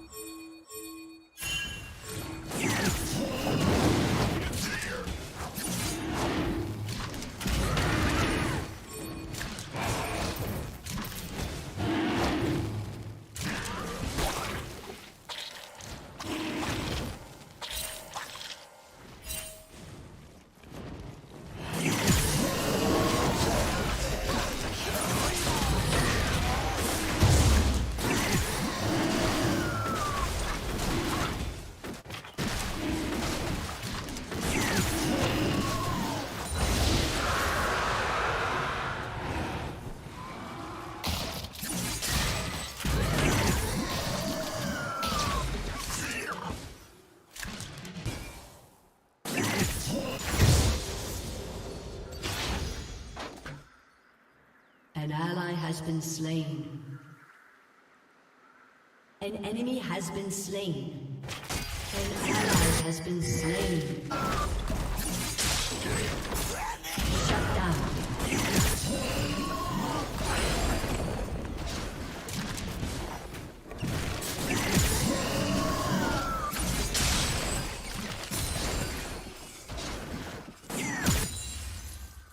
Once upon a time. Once upon a time.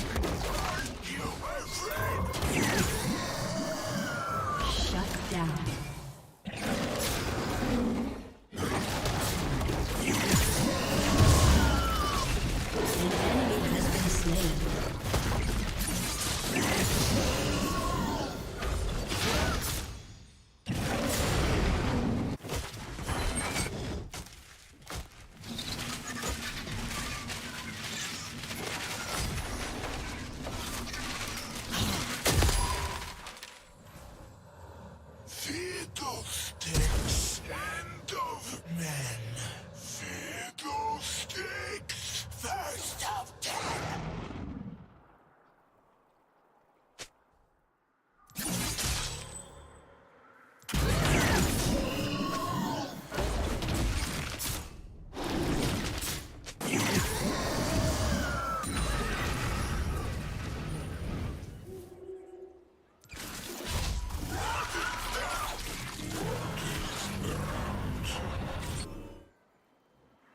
Shut down. An enemy has been slain. Double kill.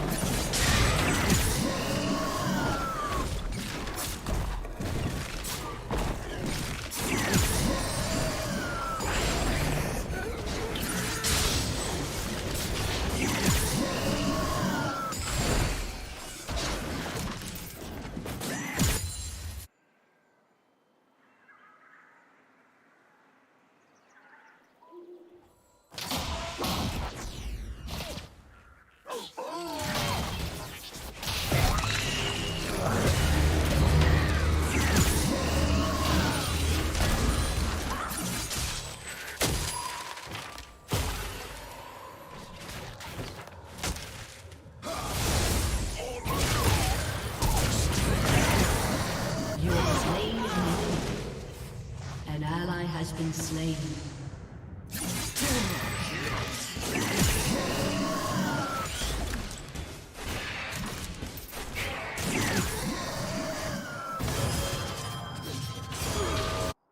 An enemy has been slain. An ally has been slain.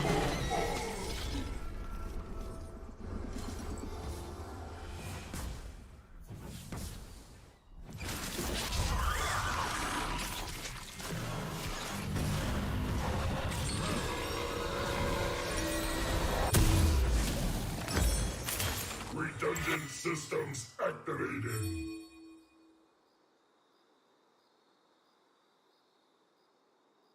Fiddlesticks is just a fable, a story to scare children.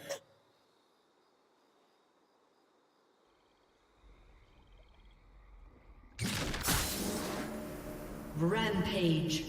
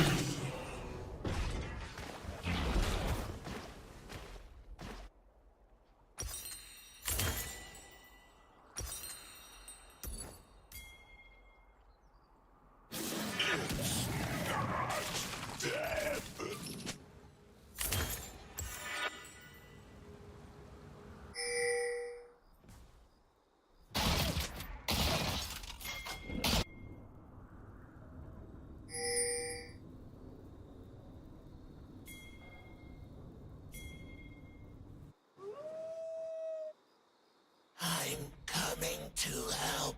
Where are you? I can't see you. Your turret has been destroyed. An enemy has been slain.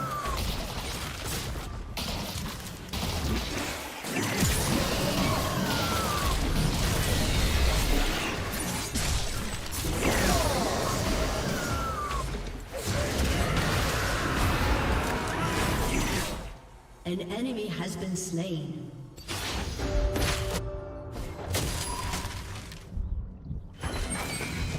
Turret plating will soon fall. Unstoppable. Nothing to be afraid of.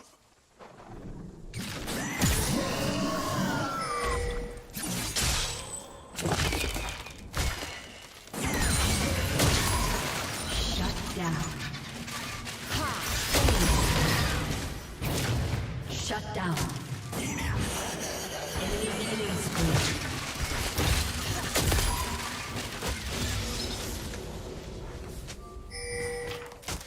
Your team has destroyed a turret.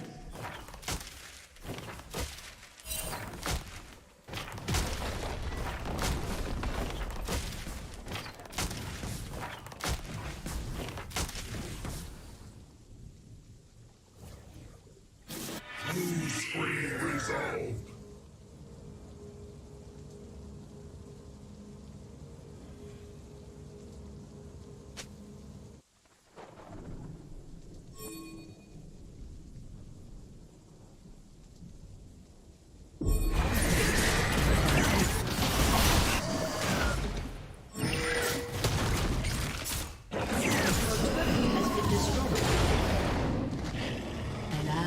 Been slain.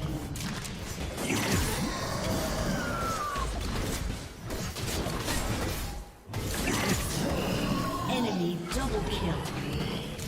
An ally has been slain.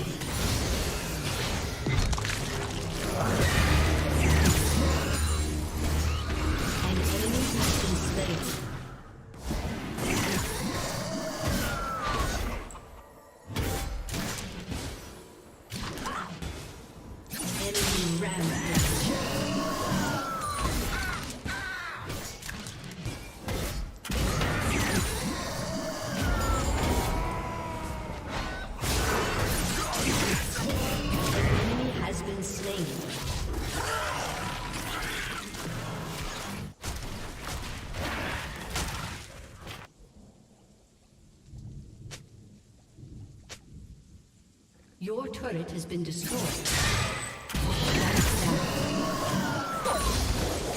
Shut down.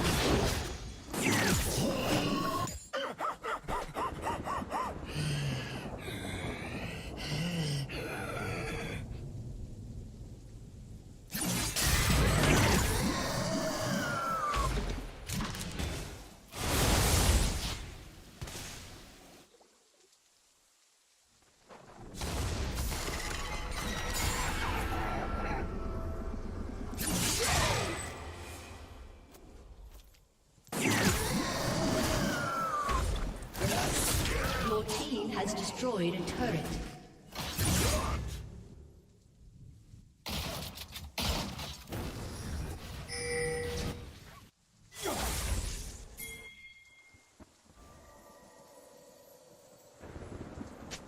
To our end.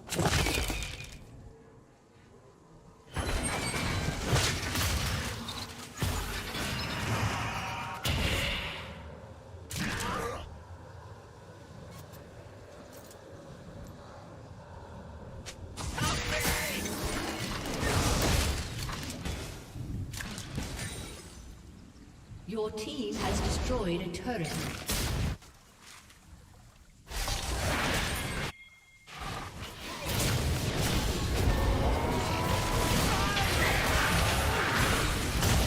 An ally has been slain.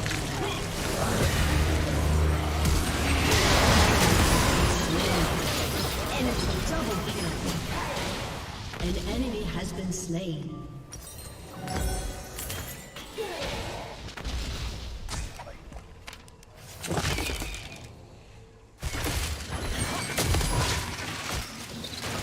Your team has destroyed the turret.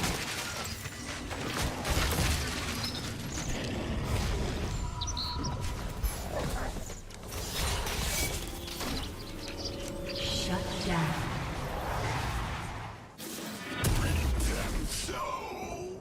Reap and sow.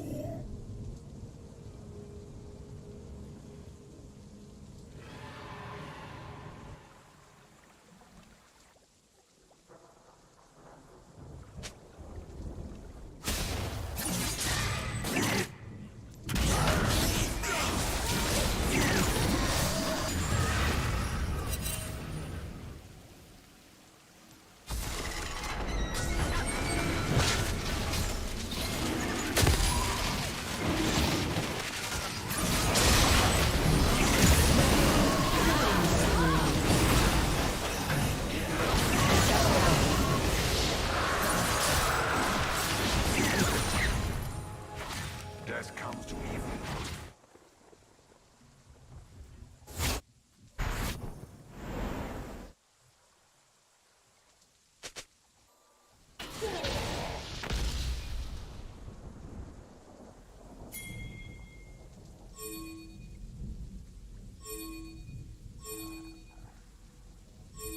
I hear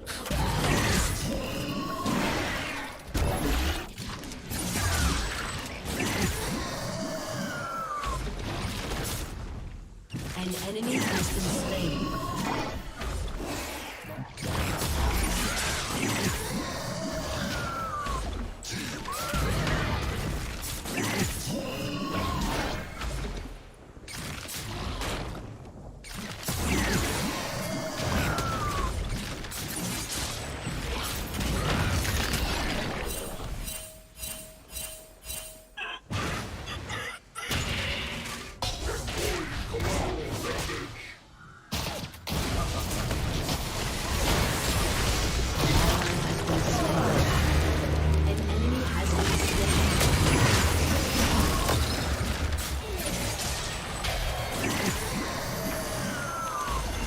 An enemy has been slain.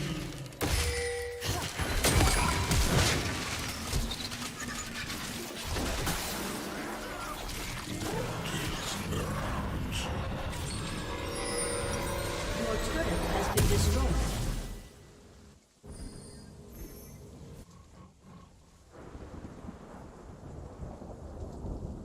An enemy has been slain.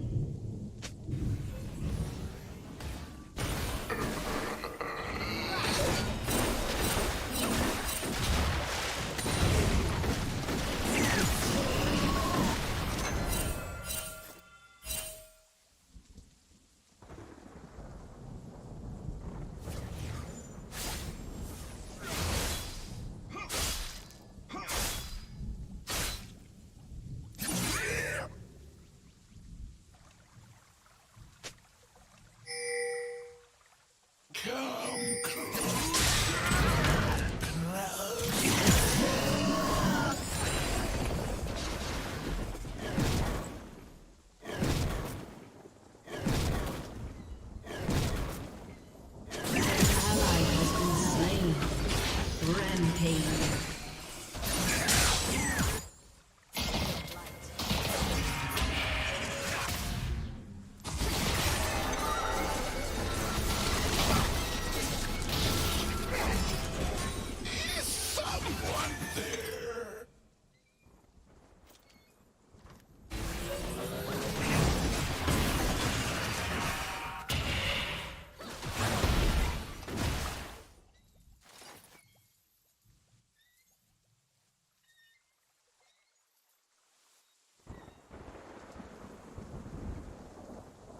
Shut down. Fiddlesticks! Fiddlesticks!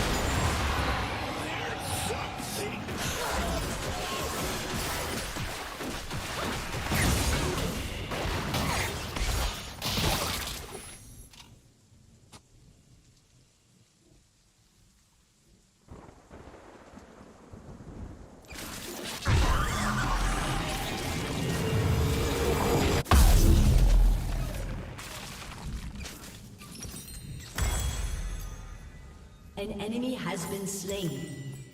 An ally has been slain. Down the lane, voices never heard again.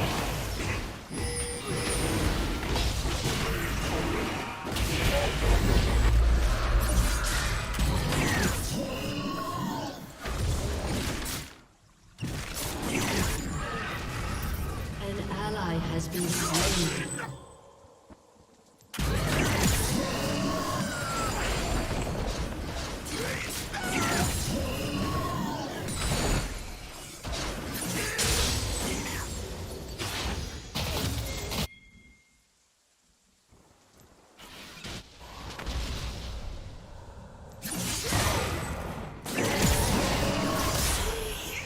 Just a scarecrow. An enemy has been slain.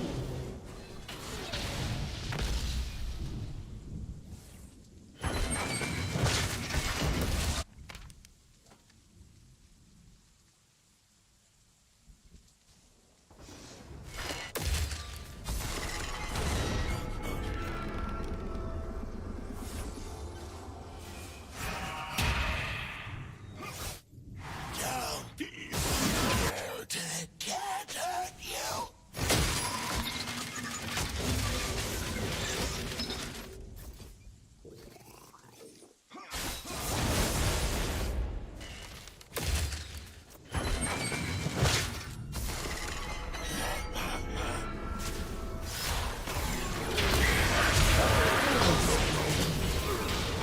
An enemy has been slain. Above the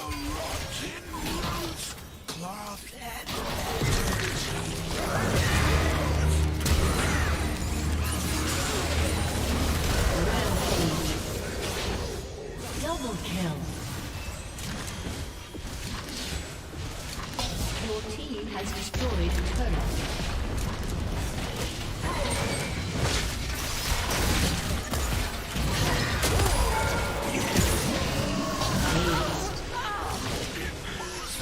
Your team has destroyed an inhibitor. Your team has destroyed a turret. Your team has destroyed a turret. Your team has destroyed an inhibitor.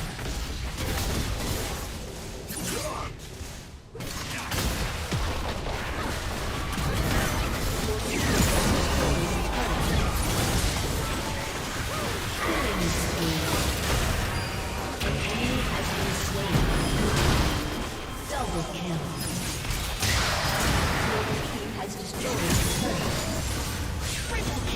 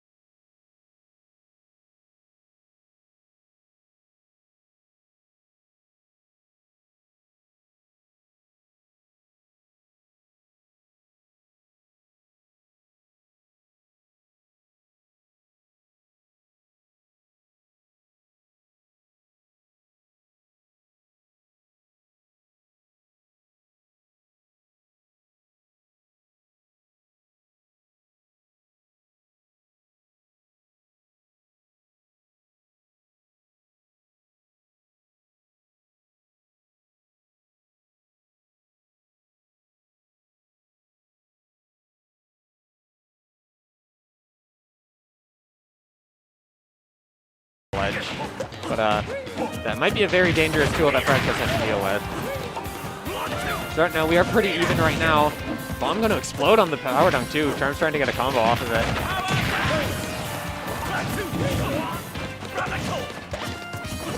Also using this like gun neutral B. I don't know what that form is called.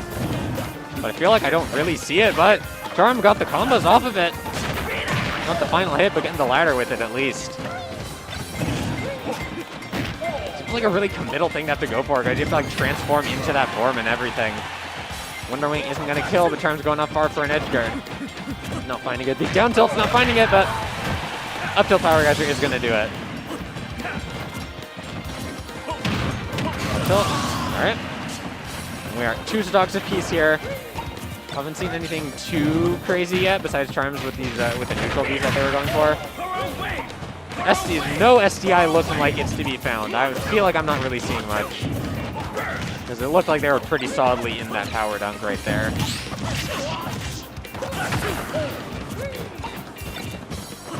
Fragdo's just staying on the ground, which I mean, you're Terry. It makes sense. But they are really just staying on the ground, letting Charms do whatever shenanigans that they want to up there.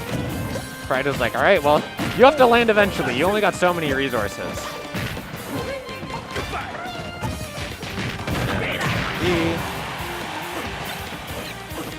We also haven't seen... Oh, that was a good catch. I know Riddles has started doing that too. I don't know if Fractos has just got that themselves. Someone made a video on it or something.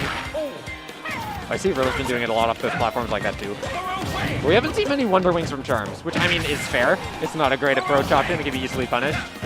So they're clearly... They're playing patient. Not getting impatient, trying to like, oh, I got a Wonder Wing, I got to get a hit in. Because that's definitely a panic button. But, well, Fractus like, alright, I'm out of there. Felt uncomfortable in the situation and decided to retreat. Which is definitely a good option. Not a lot of players do that, but it's definitely like, if you're not sure what to do, ultimate scrambles can be awful. Sometimes just retreating and resetting to neutral if you're uncomfortable is good. And Fractus is going to take that game pretty solidly. With a 2-stock.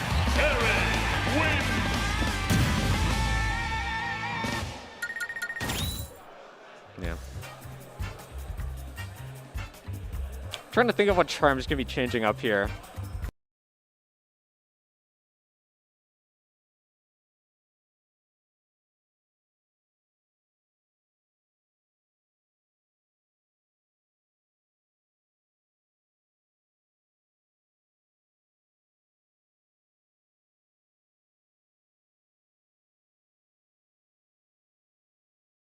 You see, this is the issue with having legendary prisoners. They're incredibly dangerous. John Thompson here has just punched this guard to death, immediately setting their bodies. Take a look at this plot of land here. It might not look like much, but the government has given me a huge giant grant to build a prison on the moon. I have exactly 100 days to run a prison, and by day 100 I need to have 100 inmates. But these aren't just your regular inmates. This here is Dave. Dave is a regular inmate. He's a feeble coffee drinker who committed bank fraud. And standing next to Dave is Frederick XIV, a man who drinks Yorkshire tea and has successfully robbed over 700 banks. Dave would collapse at the mere sight of a taser. Fred here wouldn't even flinch at the sight of 1,000 industrial cattle prods. Now our prison is going to be filling itself up with none of these weak-willed coffee sippers. Instead, it will consist of only extremely powerful legendary tea smashers, men who can evaporate guards with a wave of their hands and fan or snap walls out of existence. And it's going to be entirely up to me to try and keep all of them in check and survive running this prison. If I fail, I will lose my job, and I might even end up inside the very walls of my own facility.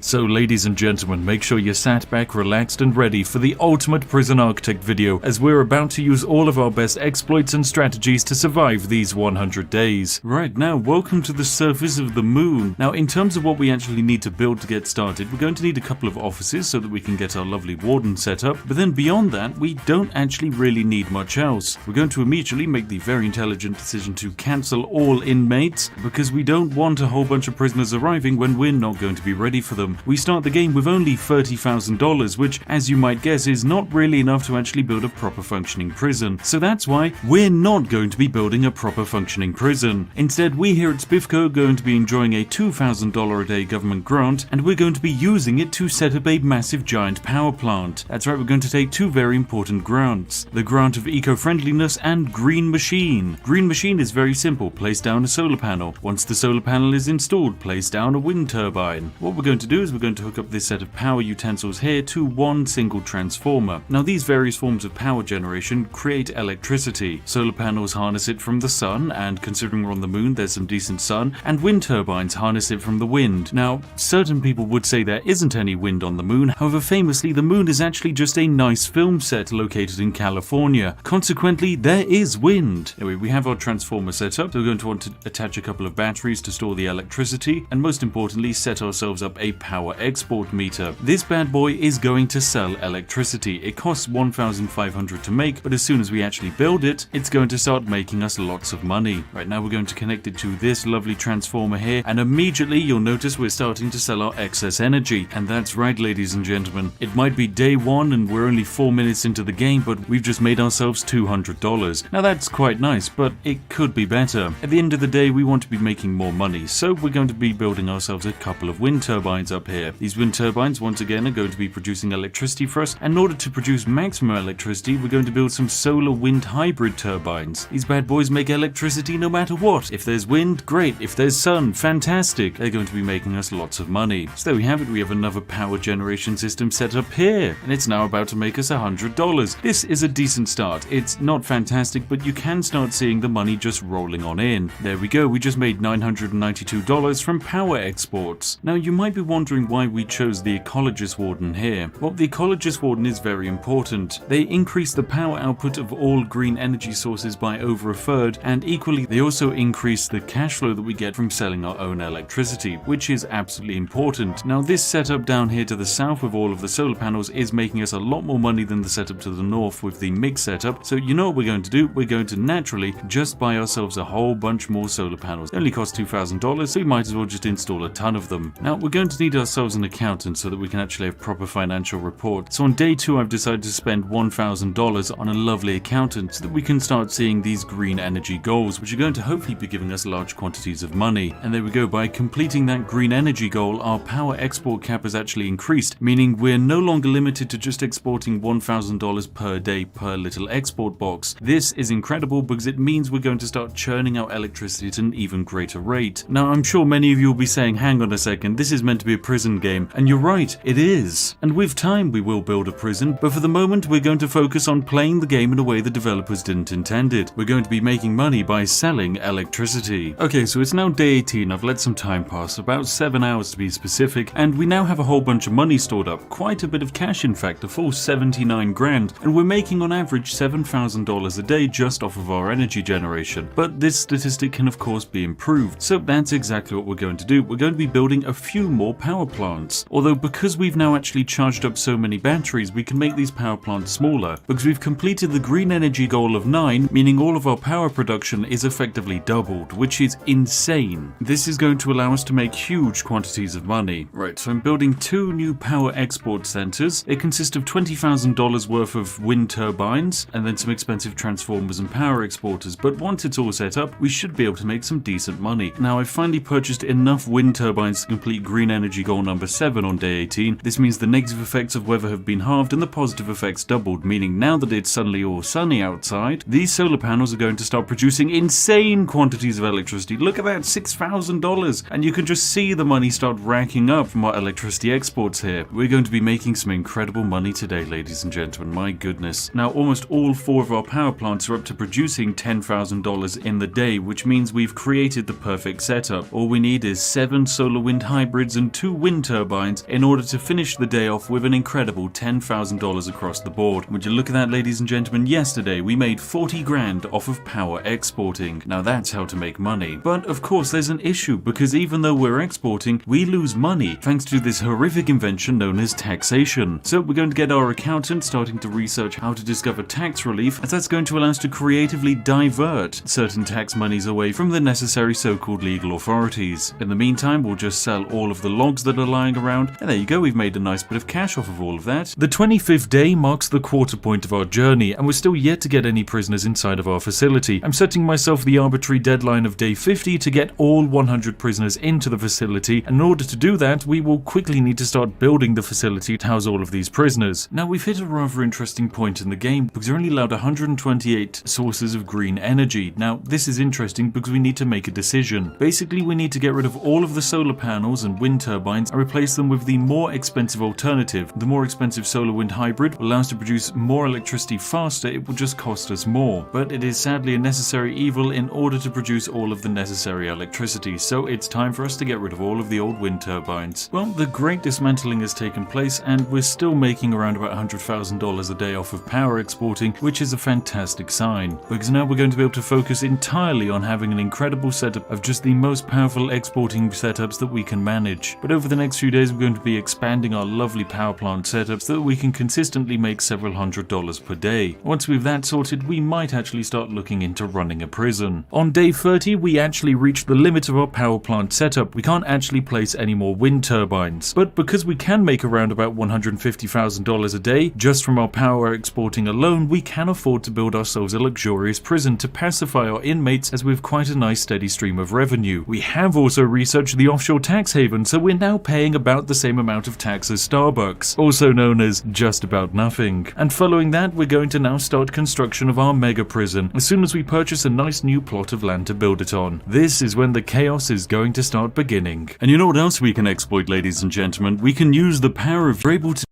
jump back into the video. We're going to need ourselves a utility room as well as a very large quantity of cells, but because we have a huge amount of money, we're not going to be building regular boring cells like this, no. Instead, we're going to put them in this lovely fancy bedroom, complete with TV, computer and radio. It's got all the amenities you'd want in a hotel and more. Now, we do need to build 100 of these bad boys, which is going to probably take up a lot of space, so we're going to start building them in the center of the block. Hopefully we won't run out of land. Alright, and there you go, we now have 60 prison cells, all lovingly laid out. Right, we've added another 20 prison cells. We're now to an incredible 80 capacity. So with just one more set of 20, we'll be able to reach our 100 intended quantity of prisoners. Okay, it's day 37. We've been playing this game for over 13 hours, and I'm pretty sure we are now actually ready to let prisoners finally into the prison. That's right. We've been an absolute incredible power plant, and we're actually setting up a forestry factory as well. But it is time for us to expand our opportunities and to actually bring in prisoners. Of course, we can't really bring them in all at once, so instead we're going to aim to take in just 10 prisoners on the first day. So in 18 hours time, all of our lovely prisoners arrive, and so it's naturally time for us to start hiring a couple of guards. Now, these are just regular old guards. They're not actually too useful. They walk around with little batons and they can arrest people. They're not the best. Armed guards, however, now these guys are incredible. Each armed guard is more than capable of suppressing any riotous elements of your prison. At the same time, we can also get a couple of dog handlers in. There we go, 4 lovely dog handlers. And then we'll be able to actually set up a patrol route of dog handlers walking around the outside of our prison. Now, we are also researching the guard tower. Guard towers are very expensive, but they do offer a huge amount of suppression onto any nearby prisoners, because who wouldn't be suppressed by a man looking at you in a tower with a giant sniper rifle? And here we come, our lovely prisoners. Now, as you can tell, prisoners don't make you that much money. These 10 prisoners arriving are only going to give us just under $20,000. That's hardly anything. That's certainly not enough to build a prison as fancy as this. And here they come, ladies and gentlemen. Alright, we're going to get a few more guards lying around just because we're going to need them. And here come the prisoners. As you can tell, each and every one of them are completely and utterly legendary. This guy is extremely strong, tough, volatile, stoical, deadly. He's an ex-prison guard, he's fearless, and he's extremely quick. This makes them terrifying to deal with. Already, a lot of them are being searched because guess what? They've already brought contraband into the prison. They've already been in the prison for just a few minutes, and already we've had 5 incidents where illegal narcotics have been brought in. This is incredible. Absolutely incredible. Oh, and we've also just found a drill on one of our prisoners. Incredible. Oh my goodness, a power drill. Forrest, you could have murdered many people with a power drill if you brought it into a prison. I mean, this is the issue with running a prison of just 100 very deadly inmates. They're all smuggling in weapons and they're all exceedingly dangerous. But luckily, all of them have their own space and they don't really need to interact with each other. Oh, and we've just had our first death.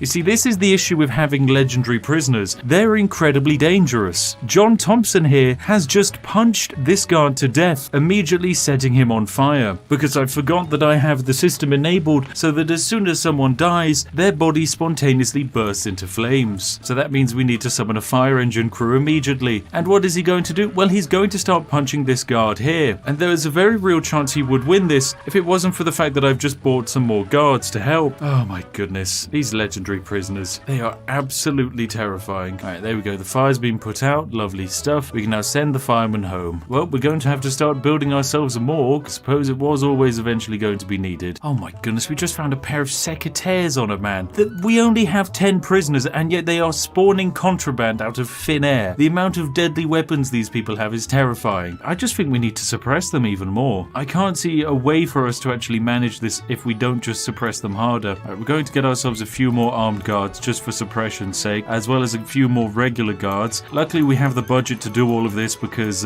we have a lot of money. So in fact we're going to go up to a total of 58 guards, including all of our lovely armed officers. Some would say this is a little bit extreme, but I would say this is completely and utterly necessary. There are high levels of contraband in the prison. Yeah, I think I've noticed that one too. I don't know how the contraband's getting in, mind you. Right, we've got our next set of 10 prisoners arriving today, and with that the prison is going to get even more exciting. In fact, you know what, let's make this slightly more challenging for ourselves. We're going to take 20 prisoners in today. Well, 20 new prisoners are arriving today, and hopefully all the guards are going to be up to snuff when it comes to actually stopping all of the chaos that's going to be happening. And oh, would you look at that, Thompson the prisoner has destroyed every single thing in his room. Absolutely brilliant. Right, hire some more guards. Guards, you know what to do. It's up to the 10 of you to suppress this one individual. Some of you might not survive, and honestly, that's a sacrifice I'm willing to take. Oh, there we go. He's immediately killed. He's killed 3 people. They're still going. Another one's actually rebelled. Stephen Dunn has been incited by the fun here. Oh dear God, we hired some guards and they're already dead. Bring back the other armed officer. Oh my goodness. They're just going. They're going for it. This man's just still going. 4 deaths today. There's a riot in the library and another man's dead. Oh dear God.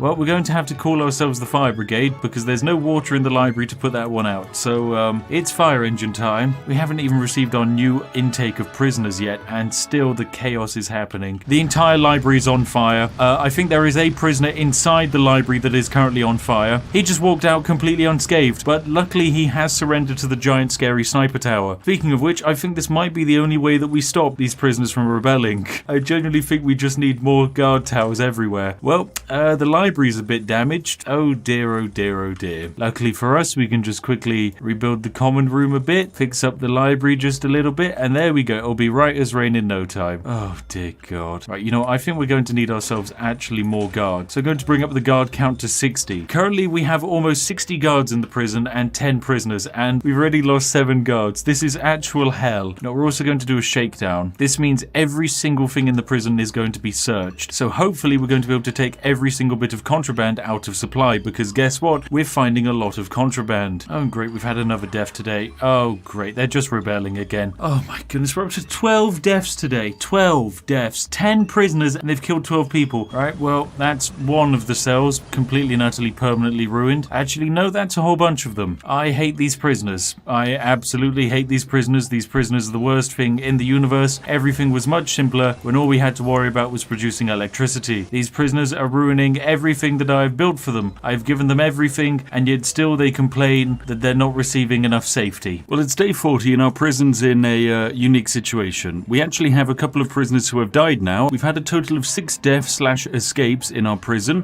which is always difficult. Oh, and there's yet another death. Oh, no wonder all of the electricity went out. One of the prisoners has managed to climb over this fence and is destroying my generator. Oh, for goodness sake. Right, we're going to need more guards here. Guards, don't walk away. Guards, go fight this prisoner in my generator room. He's already killed 4 people. Fight him. Don't just stand there. Oh my goodness, guards, please, can you stop bugging out and actually fight the man? Stop walking away from him. This man is murdering people. Oh my goodness. Right, that's it. I'm calling the riot police. Right, we're going to need the riot police. All right, this is getting slightly extreme. I'm trying to summon as many guards as possible over, and the riot police have just arrived. And I'm not really sure if the riot police are going to be able to do much here because, well, a lot of the prison is actually on fire now. Also, the prisoner themselves appears to actually be surrounded in a blazing inferno, so they might die of their own accord. Luckily, we should be able to put out the generator fire, no problem. Well, the prison is in chaos, and the builders are still doing doing their best to try and construct all of the armories. I've got to be honest, I don't know if we can have 100 prisoners by day 50, but I'm going to try my best. I might lose my job, but even with all of the exploits I can muster, this is an exceedingly difficult challenge. And we've just had another escape. Brilliant. Well, Riot Police, you were absolutely useless. You did nothing and you just sat there and complained a whole bunch. Oh, great. And now there's prisoners punching more guards again. Lovely. We're gonna need a few more guards. Why are the guards running away? You know, there's a man here clearly running around punching people and we're just letting him walk around. Oh my goodness, this prison is an absolute mess. All right, well, the power generator is back up and running. It is smoking a little bit, but that's fine. Now, in order to stop the prisoners rebelling as well, I did decide to install a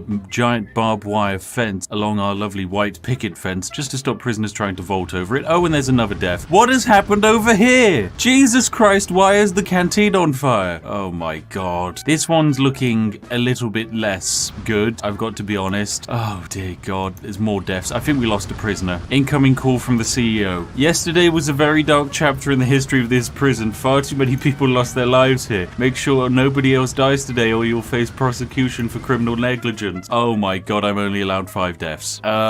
Let's quickly prep a legal defense.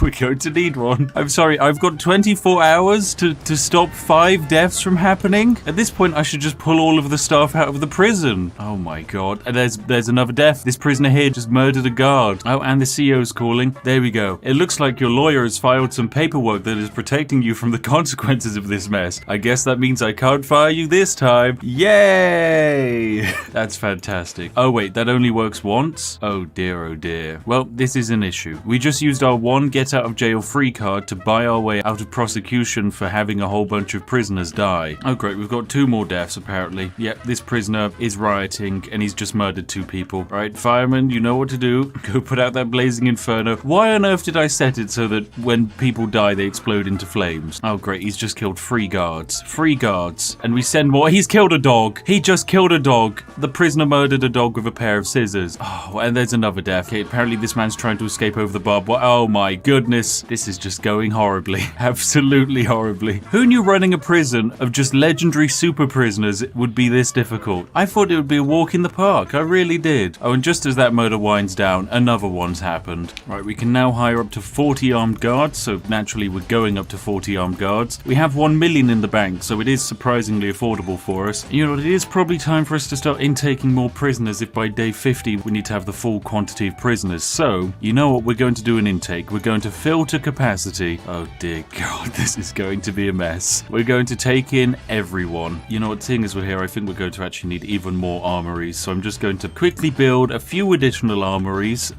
just for the sake of everyone's safety and well-being. Oh, there we go. We've got a few more deaths today. Once again, 2 prisoners now. Just stole a gun and killed 2 people. Of course they did. 18 deaths today. You know what? Quite a tame day for the prison. Oh wait, nope. There's another one. That's another death. Oh my goodness. He's just running around with a gun. These prisoners. These prisoners. This man just jumped over the fence and killed a guard. There's so many dead bodies lying around. Oh, and the CEO's calling. Yesterday was a very dark chapter in the history of this prison. Far too many people lost their lives here. Oh dear god. Make sure nobody else dies today or you'll face prosecution for criminal negligence. Ah, well, this one's going to be a little difficult, isn't it? Right, well there's the first death of the day. How did he die? Oh yes, it was a prisoner using a fountain pen. He's just stabbed someone and he's just killed another person. And there we go, finally he's been tased. Oh goodness. You know, I think we're going to have to actually enable free fire for all sectors just to really intimidate the prisoners. Right, we can now have 70 armed guards, so that's exactly what we're going to have.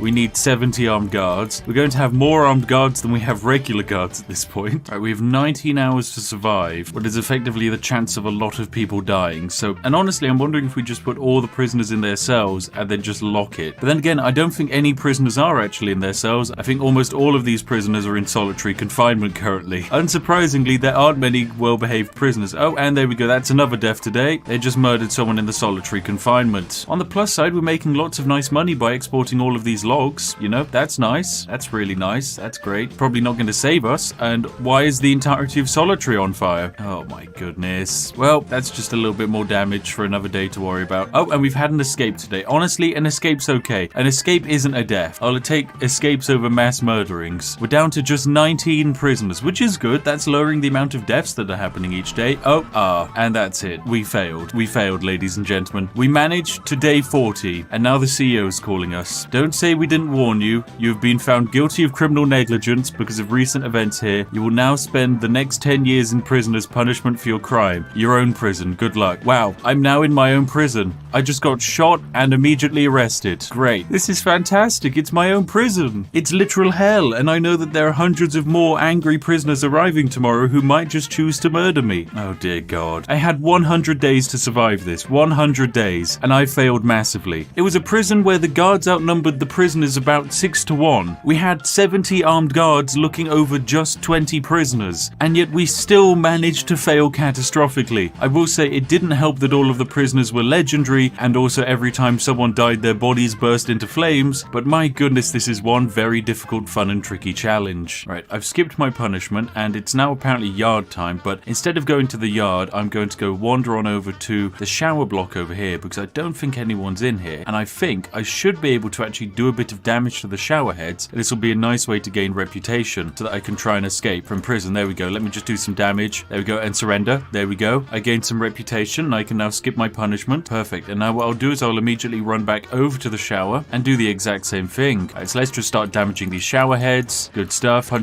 Surrender. That man's got a gun. Lovely. There we go. 5 rep points. We then just skip. Lovely. Right, and then we surrender again. Get 7 rep points. And now we should be able to completely max out our character. There we go. We now have quick, and we now also are an instigator, meaning we can sprint. Lovely stuff. What we need to really do is find ourselves a guard and punch them and steal their gun. But there's not really many locations where there's just one armed guard lying around. What would happen if we tried to punch one of these armed guards here? Can we take their gun? Yes, we can. Right, surrender though, because there was a sniper looking at me, and we'll skip our punishment. I wonder when the new prisoners are arriving, because if the game still technically continues, I did put an order in for 100 new prisoners, and if the 100 new prisoners arrive, then this prison should just burn itself down to the ground in seconds, and I wouldn't have to do anything. Oh, here come the new prisoners. Look at these guys. Oh, this is it. This is fantastic. 100 new prisoners loading into the prison. Oh, this is all going to hit the fan. And it's nice that I get to sit on the inside and I don't have to worry about any of the repercussions, because these prisoners are immediately going to start rioting.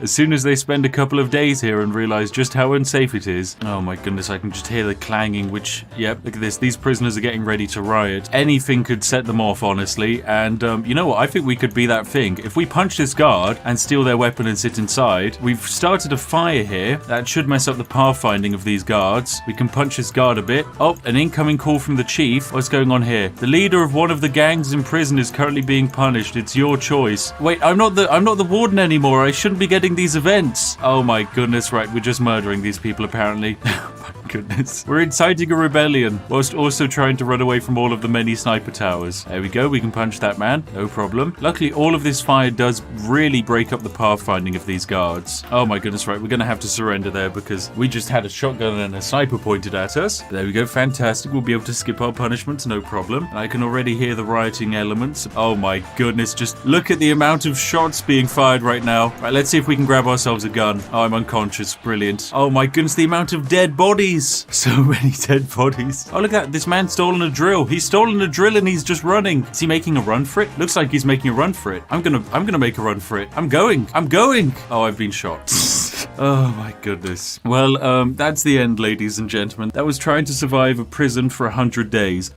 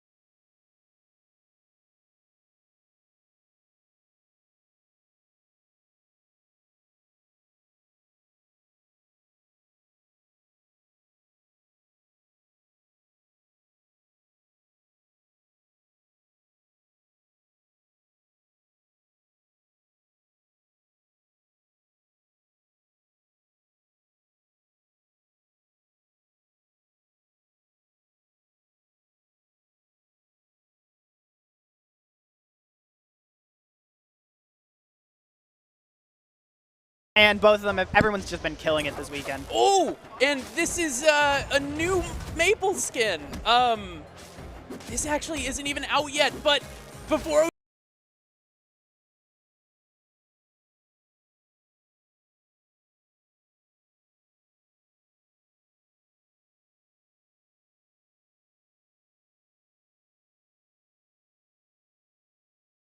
the most competitive game mode on NBA 2K. Forget Park, forget Rec, forget Ranked Pro-Am, forget Stage.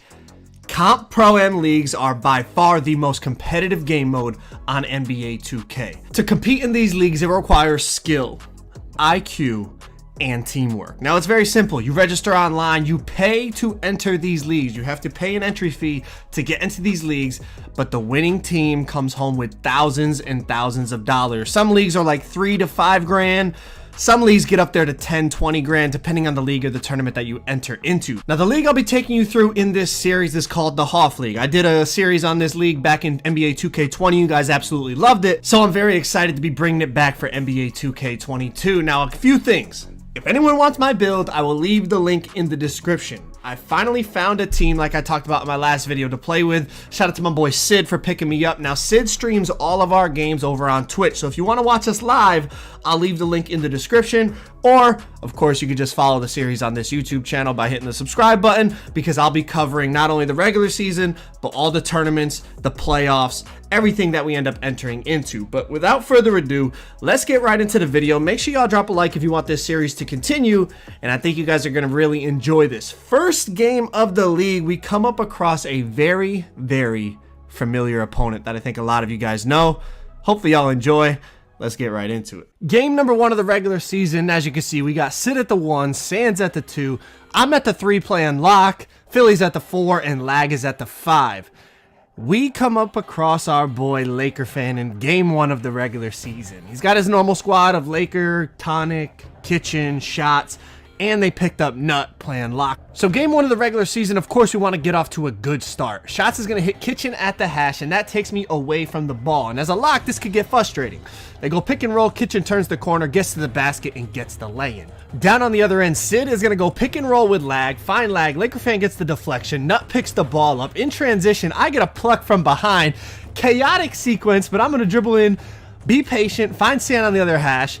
He pulls up, a little contested, can't get it to go. Lag with the rebound. I get a full bar in the corner. Lag gets the rebound again, hits me back, and there's a green to take a 3-2 lead. This game started off back and forth. Sid's going to go to the fade, bail out to the corner. Philly's open, knocks down the 3. Back they come, off the press, Shots finds Kitchen, top of the key. He pulls up, big greens. They get a 3 right back. Sand's going to find Lag. Lag's going to be patient, draw the double team, kick it out to Sid. Sid knocks down the 3. We're just trading 3s back and forth. Off the press here. He's going to find Laker fan. He's going to ball fake.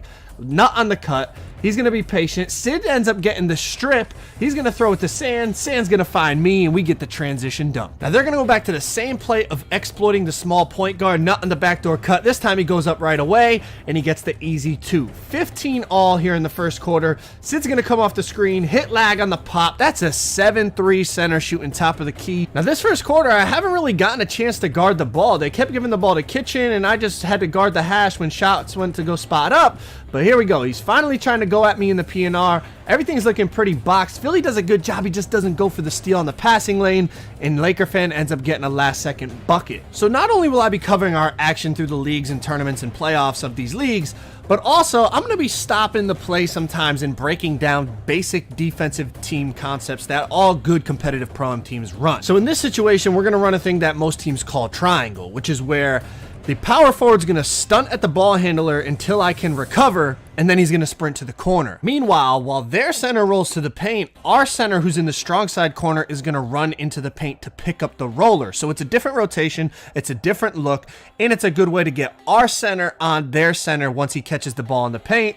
This is how it's supposed to look. Philly stunts at the ball, sprints to the corner, Lag rolls down to the paint, ends up getting the stop on Laker fan, and that's going to allow him to get the rebound, throw it full court, and me to get the transition dunk. More good defense here, not only from myself, but also Philly working on this pick and roll, fighting through these screens, making sure Shots can't get a look. But then on the weak side, beautiful passing lane steal by Sand, dropping into that sweet spot to guard not only the hash, but also the corner. He gets the steal, finds Lag out in transition, and he gets the dunk. Now, they did this a lot, like I said. Shots would just throw the ball to Kitchen and then take me away from the play. Kitchen with a beautiful fadeaway to cut the lead to just 2 points. Back on the other end, Sand's going to find Lag. Lag back to Sand. Sand wide open. Beautiful ball movement, and we get the 3 right back. The first half continued to be a back and forth affair. I'm pressing shots. He gives the ball to Kitchen, and Kitchen continues to attack and continues to score the ball. Cuts the lead to just 3. Sid comes off the screen. He can't get the fade to go. Long rebound. Tipped. Tonic grabs it, throws the outlet, Nut goes up and gets the dunk, and it's 25-24. Lag with low shot clock, finds Sand on the hash. He knocks down the 3 ball. Back and forth, back and forth. Kitchen is going to throw the ball down to Laker fan in the paint. He's going to do a good job of paint mashing a little bit, pump faking, being patient, ends up getting a lay-in. But for some reason, they didn't hold the ball and take the last shot of the half. And this was a big play in the game because we end up finding Lag. Lag drives into the paint, goes up, gets the lay-in, and unlocks team takeover right before halftime. So halftime is 32-32. It's a back and forth game. Now, as the lock, I'm doing a good job against their point guard shots. He's only got 5 points. He's got 2 turnovers. He's only taken 2 shots, but they're doing a good job of finding Kitchen and then taking me away from the play. So can we find a solution for that in the second half? So since Lag got that team takeover, we come out of the half and we are being aggressive. Sid with the off dribble pull up from the logo. Big greens. Now Lag's going to bring the ball up. He's going to find Sand on the wrap up. Deep 3. He knocks that down. So we're up by 6 just like that. On the defensive end, they're going to run the wrap to try to get the switch, but I'm like, nope, I'm staying on the ball this half. It doesn't matter what they do. I'm staying on the ball as much as possible. Kitchen with a couple dribbles, ends up shooting a contested shot. We rip down the rebound, and off we go in transition. Sand's going to back it out for a second. He's going to dot me in the corner. I'm going to come over, go between the legs, drive in, find Sid. He's going to take a couple dribbles in, tween cross, off dribble pull up, big greens, and we are opening up a gap between us and our opponent. Sid with another off dribble 3, another green. We got a 9-point lead. I'm going to pinch here, help out Sand on Kitchen. He can't get it to go, but off the offensive rebound, he's able to get the kick out pass and knock down the 3 to keep them only down by 6. But Sid is on something different this game. 9-point lead, we got to keep getting stops. So they're going to run a little wrap here, find Laker fan. He throws it to Kitchen, and again, it takes me away from the play. And this is a smart strategy. Get the lock out of the play and go at the weaker defender on the perimeter. But overall, the team defense is looking real solid on this possession, and we end up forcing the shot clock violation. So we come back. Sid's got takeover now. Finds Lag out on the roll. He gets the easy dunk, and we got ourselves a double-digit lead here. This time, they're going to go back to their base pick and roll. They haven't been scoring, so it's going to be me versus shots. Philly's playing good defense on Laker fan on the roll. Hedging, helping me. Hedges, I get back. He finds Laker fan. Philly gets the contest. They can't get it to go. Lag out rips down the rebound. He finds Sid. Sid to Sand. Back to Sid. Transition 3, big greens, beautiful basketball. We have ourselves a 14-point lead with a minute left in the third quarter. Sid's gonna come off the screen. He has takeover, so they're playing high. He turns the corner and gets the easy dunk. On the other end, they're gonna run a wrap here. We get out of position, so Shots gets the matchup that he wants now. So he has Sand on an island. He's gonna go at him. He's gonna pull up. Sand actually played pretty good D, but it's a good shot by Shots. Again, they're gonna go 2-man. They're gonna force the switch now. I had to stay with Kitchen there, otherwise he would have had an open 3 on the hash. And again, Shots has the matchup he wants, so he's able to exploit it in the mid-range and get a 2. Beautiful ball movement here. I get the open corner 3, knock that down. So we're continuing to keep them at bay. We got a 15-point lead. Now they go back to the 2-man, but this time I'm saying I'm not switching. I don't care how many times they set the screen. I'm not switching. I'm staying on Shots. I get the contest. He misses. You know, sometimes as the lock, you just got to make those decisions that no matter where the ball goes, you're going to stay on it. But also it's a balance, you know, of trusting your teammates. You know, as much as offense is a team game, defense is a team game as well. And you got to trust your teammates on defense too. You can't play hero lock and try to chase the ball all game long. But as you can see, we're up by 18 points there. We end up winning the game by 16 points. It was a good first half back and forth, but that second half, we just came out and blew the game open. So my first game on lock in a competitive Pro-Am League, we take down Laker fan and his team. GG's to them. We are 1-0 in the Hoff League. Let's move on to game 2. So game 2 of the regular season is against a team called Top Notch, and I'm going to tell you right now, they were not top notch. Now, one of Lag's best qualities as a center is his passing ability. So we're going to find him in the paint here, but if you leave him one-on-one against the power forward, he's going to be really aggressive and try to mash his head in. Now, the power forward gets a good contest, but the center crashes from the corner. Lag gets the rebound and makes the right read, finds me for the wide open 3. Now, sometimes your best offense is a good defense. And check this out. I'm all over this guard. He cannot move. I forced the contest. They get the offensive rebound, but on the kick out, check it out. I'm in that lane, tip it around the guard, grab it, go coast to coast, throw it down. We got ourselves a 5-0 lead to start this one off. Now, off the press breaker here, he ends up in the post. He feeds the center. He dots the corner. Quick release three. It's white, but he knocks it down. But here, long rebound, lag, gets it, throws it full court, easy dunk from me. The easiest way to blow people out in competitive prom games is to get consistent stops and get out on the break. Now, the point guard gets me here. He gets a crab. I get back in front late, so it's still an open shot, but he can't get it to go. Now, the point guard's bumping me. I go to a step back. I find Sand on the weak side off of a little Dex movement back to the top, and he knocks it down. Now, a big part of team defense is limiting the amount of threes that you're going to give up, and individual defense too. So my job, if I can force him into shooting tough crab mid-ranges all game long, that means we're doing a good job, because that means the three-pointers are going to be looking like this, where they're contested, they're late in the clock, they're really not there. Now, credit to these guys, they continued to fight. We have a defensive breakdown here, just a miscommunication about running triangle to get to the corner, and they end up getting a three. So the second quarter starts, and we have a 20-14 lead. I'm bumping the guard. He's going to hit the center. The hash is going to go backdoor. It's a good play, but Lag reads it, and he comes from the weak side and blocks it. Sid comes down with the rebound, throws it full court, and I get myself another transition bucket. So back on defense we go. We're playing good. We're making it very difficult on this guard. They run a wrap late in the clock. He's cold. Can't get the white to go.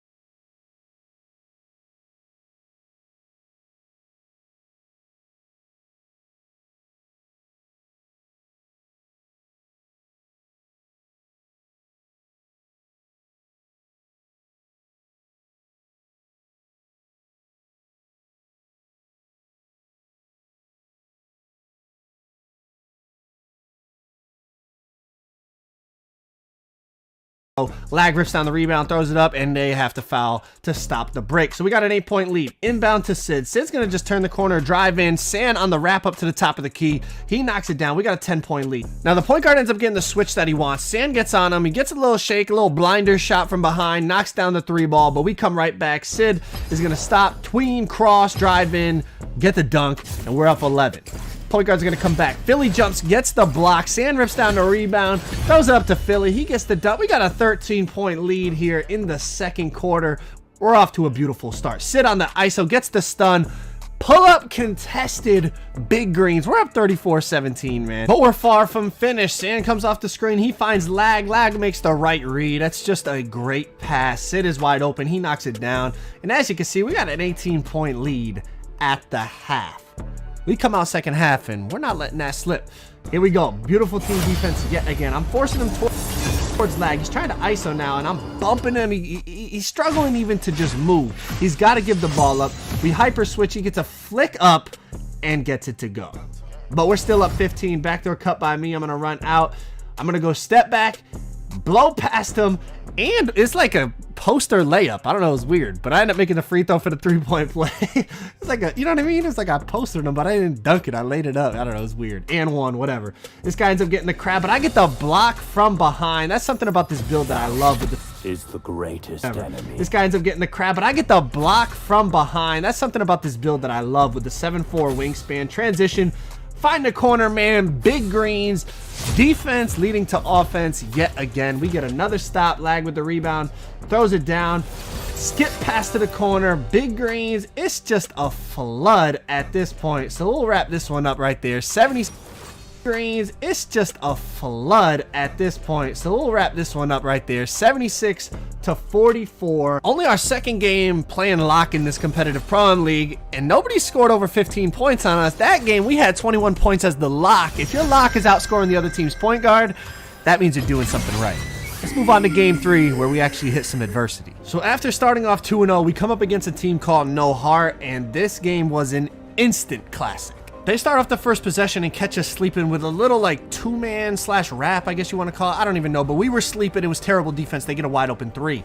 Lag out patient. He gets fouled. He ends up making both free throws. So it's a 3-2 lead for them. Next possession, I end up getting a bump steal on the point guard, going coast to coast, getting the dunk, put us up 4-3. So back and forth, both teams fighting to start. They break the press. He shoots an off dribble pull up White, and he knocks it down. Back we come in the pick and roll. Sid's gonna dance around the screen, find lag out on the roll, goes up for the lay-in, and it's a goaltending, but it ties the game. Down by 1, I'm bumping the point guard to the point that he's got to get rid of the ball. So he's gonna throw it over to the 2 guard, and this guy is gonna go cross, step back, cross, drive in, contact dunk over Philly. And he greened the contact dunk. That's a great play. Off the backdoor cut, I pump fake, get the guy to jump, stop at the free throw line on the run out, pull up, knock it down. Next possession, they're gonna go to a wrap and hash cut, find their 2 guard, he gets another dunk. He's out there cooking here in the first half. Sid comes off the screen, finds Sand. Sand's gonna go cross, tween, run to the hash, find Lag. Lag's gonna be patient, go up and get the dunk.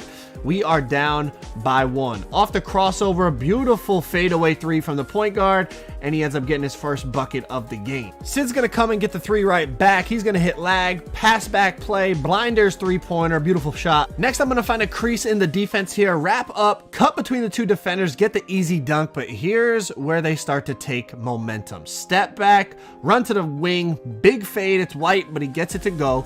It's a huge 3-pointer. Quick stop, pull up from the 2 guard, big greens. Then they're gonna find the big man in the paint, kick out to the corner, big greens, and just like that, we're down by 8. We gotta stop the bleeding Sid to the basket. Now, sometimes in these long 20-minute Pro Am games, even when you're doing things right, the results just aren't there. But over the course of time, the game balances out. Like, check this out. We do everything right here. Lag baits the extra pass. He gets back to his corner. We got our 2 big men down on the center, and he still gets a bucket. Now, this possession here, we guard the PNR pretty well, force the pass. Lag's gonna rotate down and get the block, but the ball falls right into the center's hands, and they're gonna end up getting a 3 off of this at the top, off of the wrap, a little confusion, late contest, and he gets a wide open 3.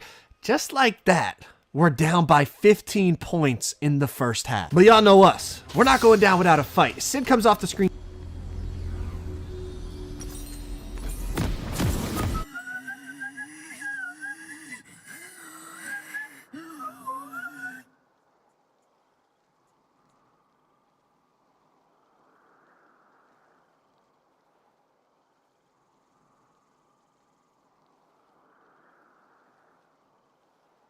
Welcome to Summoner's Rift.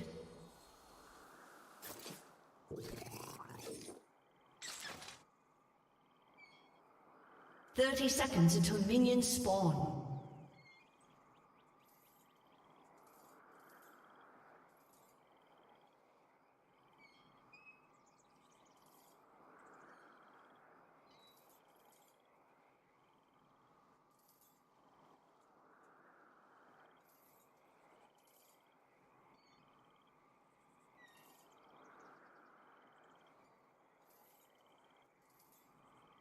Minions have spawned.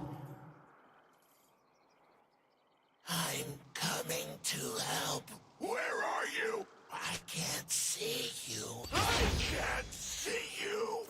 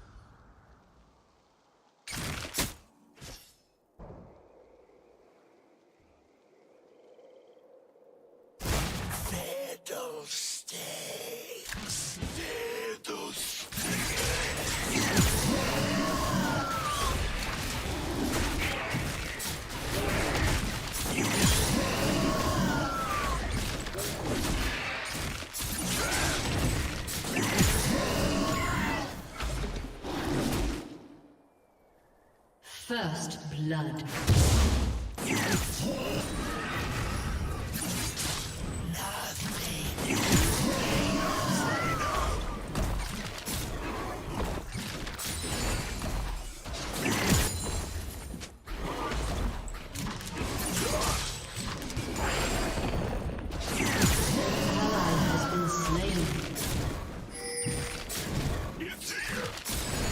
An ally has been slain.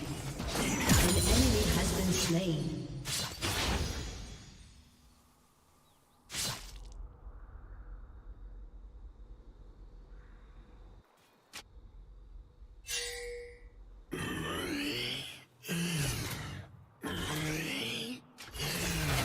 Oh, light divine.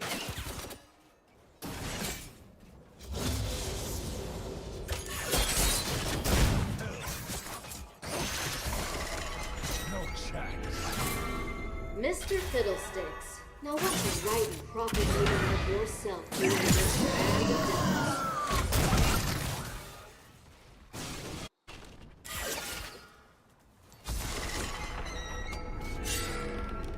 An ally has been slain.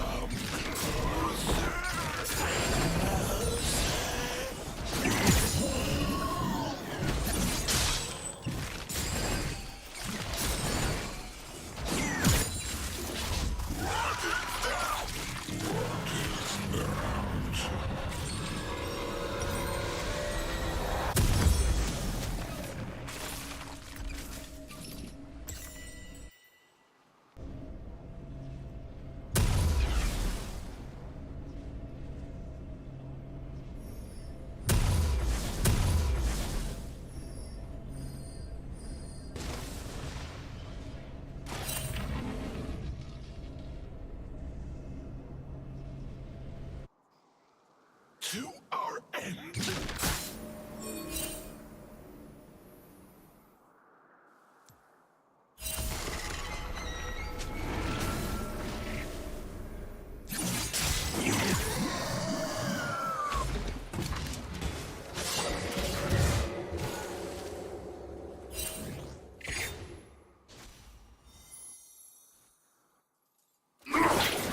There's something.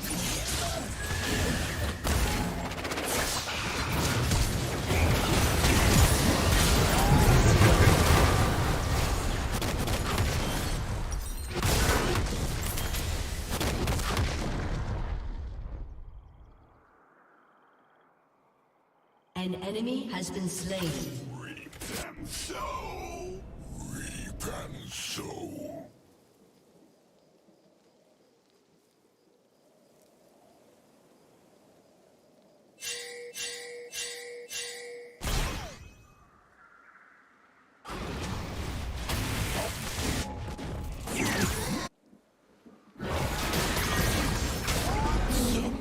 enemy has been slain.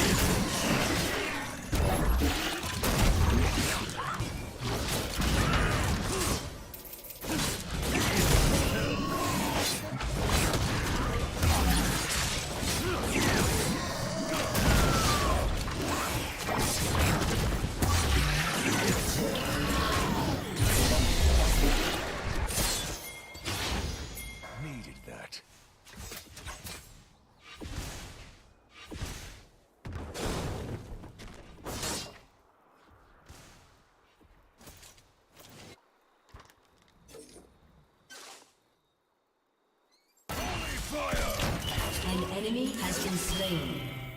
An ally has been slain.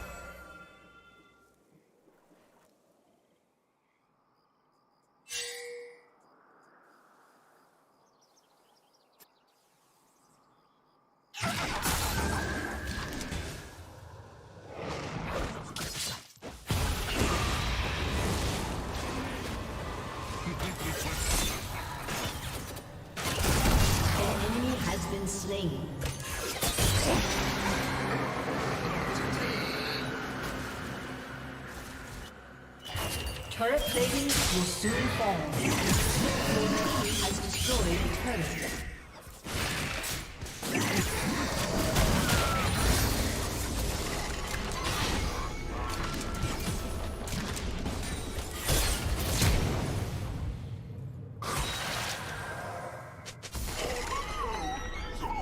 In the dark. More powder.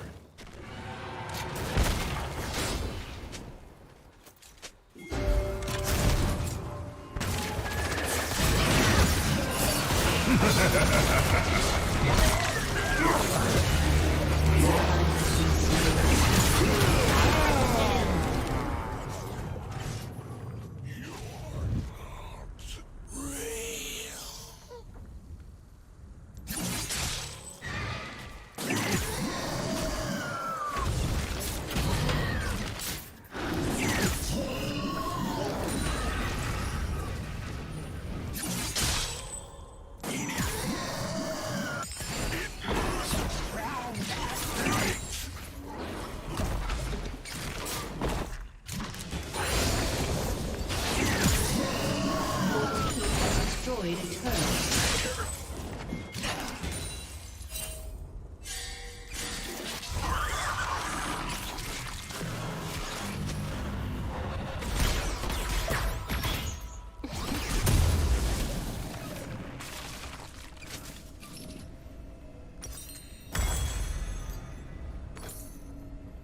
Your team has destroyed a turret. Killing spree. A story to search. Double kill. An ally has been slain.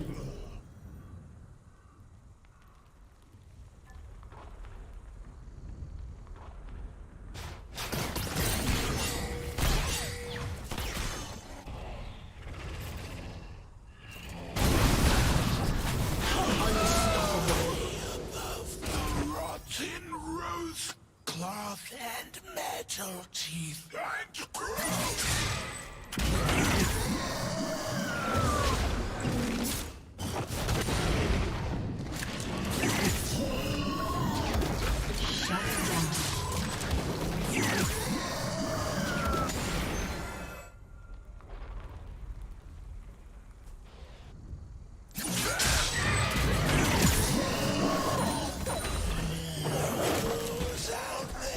Show yourself!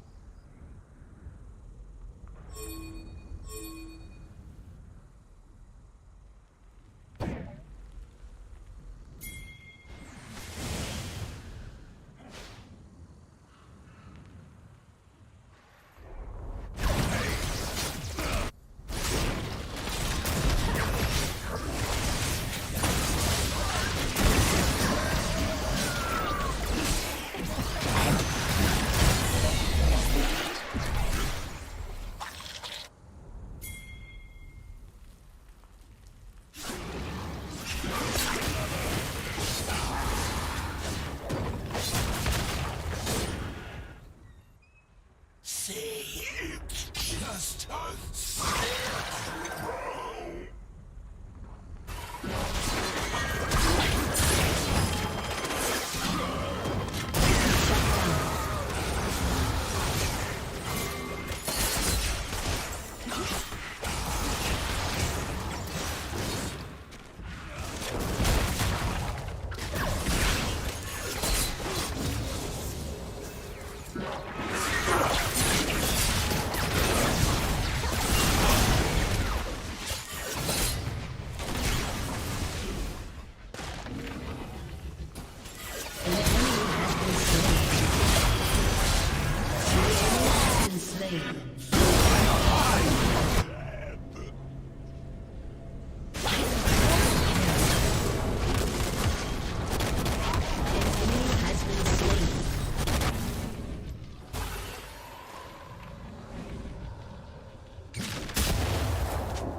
Double kill. Aced.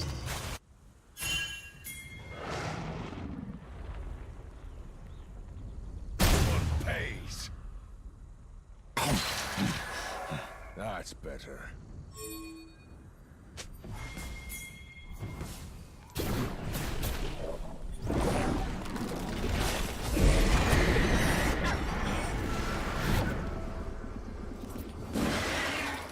Your team has destroyed a turret.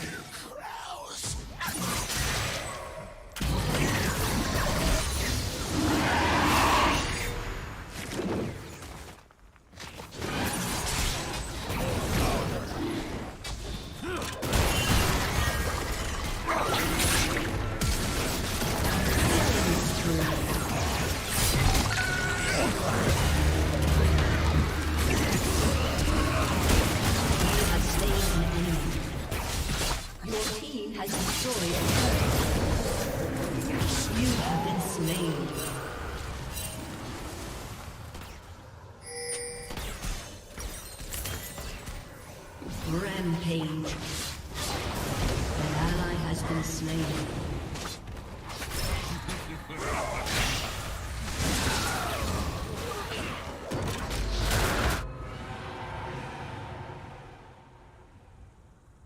An enemy has been slain. Unstoppable. An enemy has been slain. Reap them so. Reap and sow.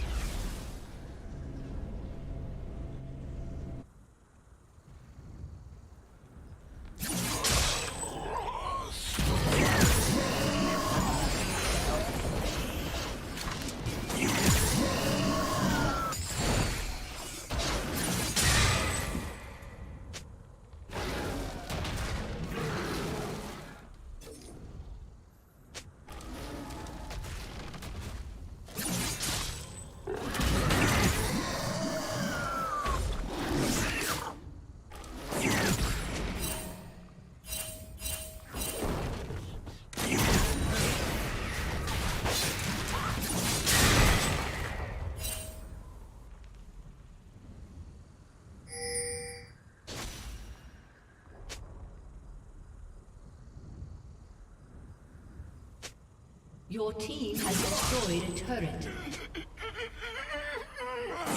Dominating. Double kill. Shut down. Victory!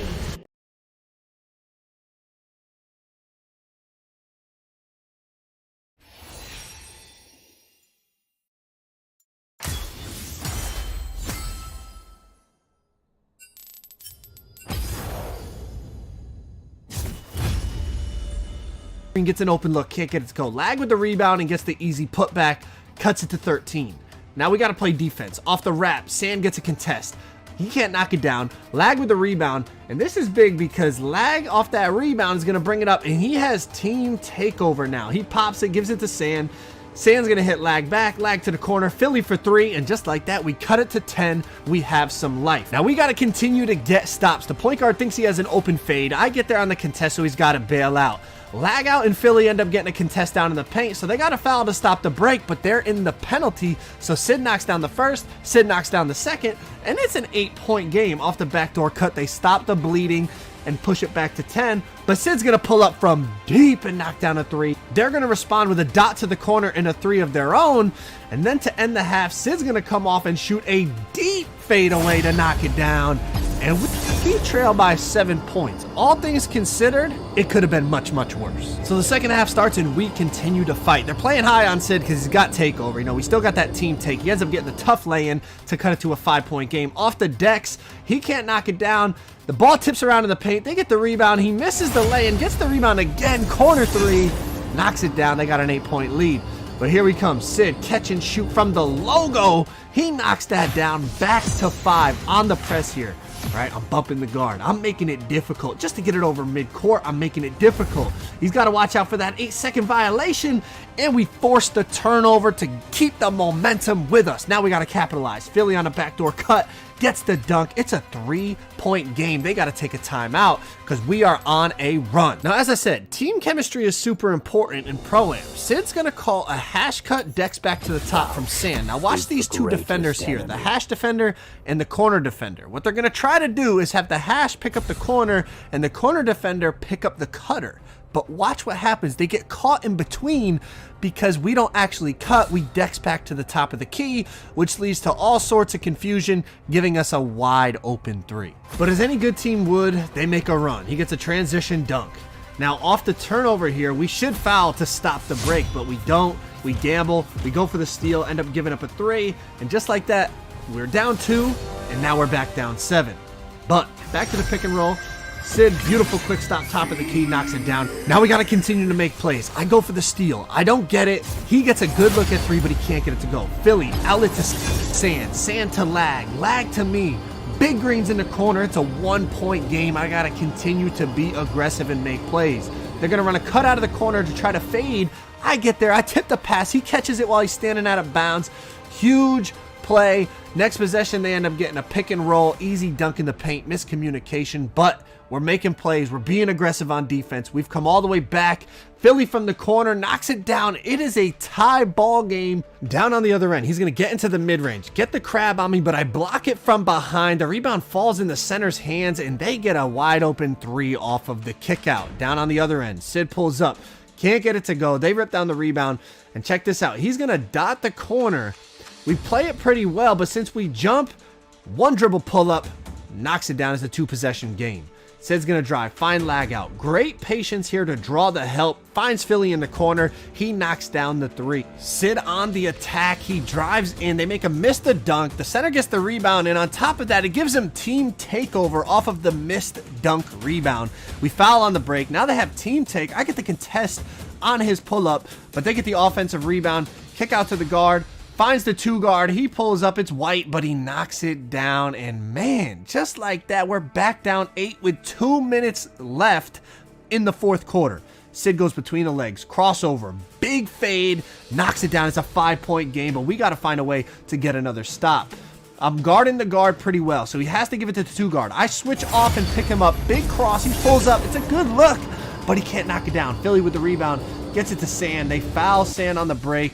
And here we go. In the half court, Sid, pull up in the mid-range. Knock it down. It's a 1-possession game. Down on the other end, we're going to force him into a rushed fade. Philly's there. It's open, but he can't get it to go. Lag with the rebound. Gets tipped, so Lag's going to be patient. Bring it up himself. Find Sid. Find Sand. Wide open 3. Big Greens. We have come all the way back to tie the game. Philly jumps. I'm on the point guard. Throws it down to the paint. Philly's there, but they get the lay-in.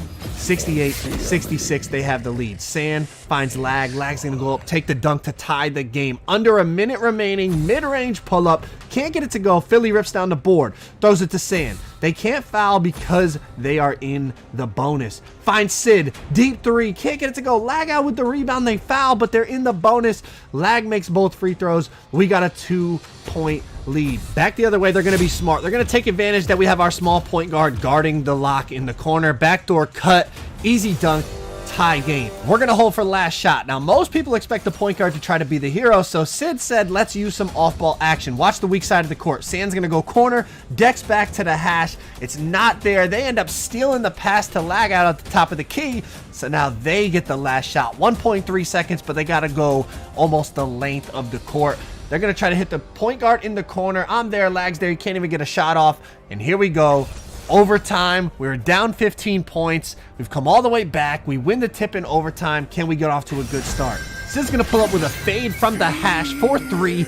Knock it down. We're up by 3. Next possession, Sid, another fade. Contested, but it's a free board for Lag out, who goes up and dunks it. They're going to come back in the pick and roll and try to dot the corner. Fortunately for us, he's in the mid-range, so it's only a 2-pointer. But Sid's going to come back.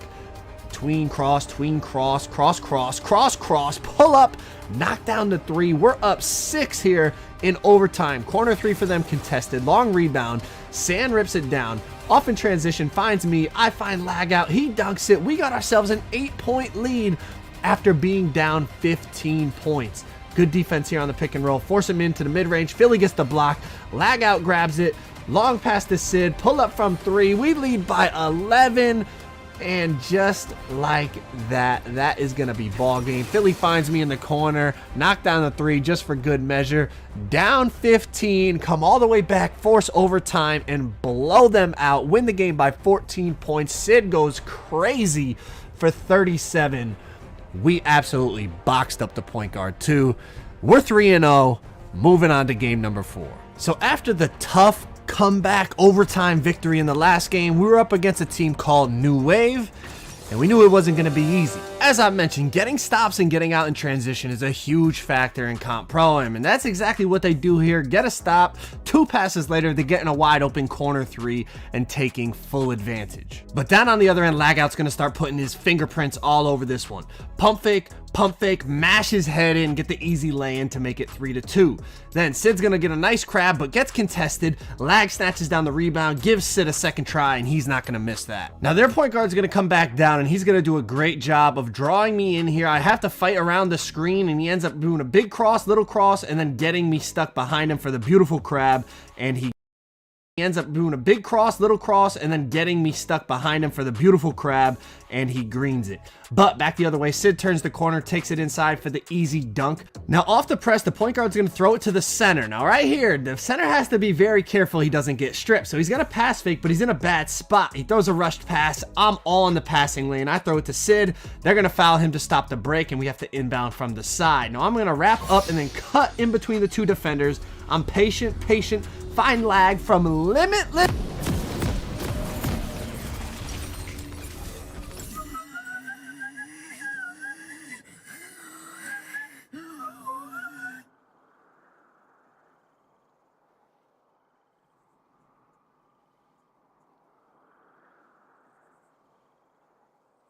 Welcome to Summoner's Rift.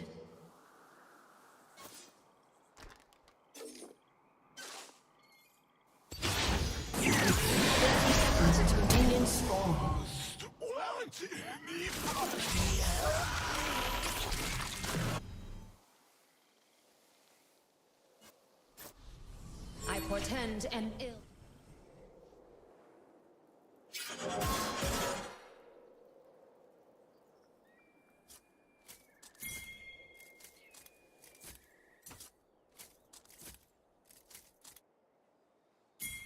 Minions have spawned.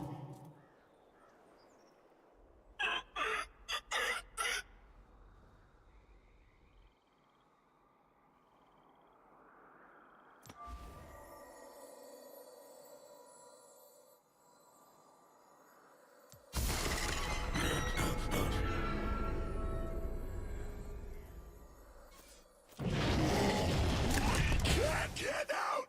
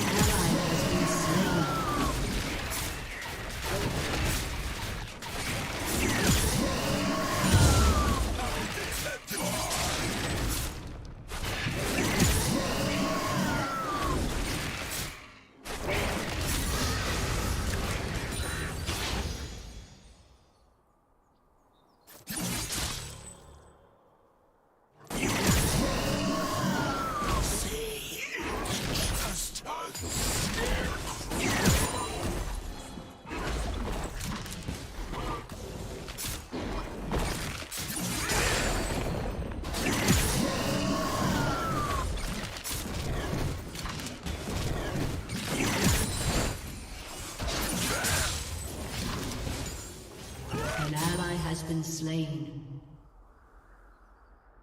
Enemy double kill.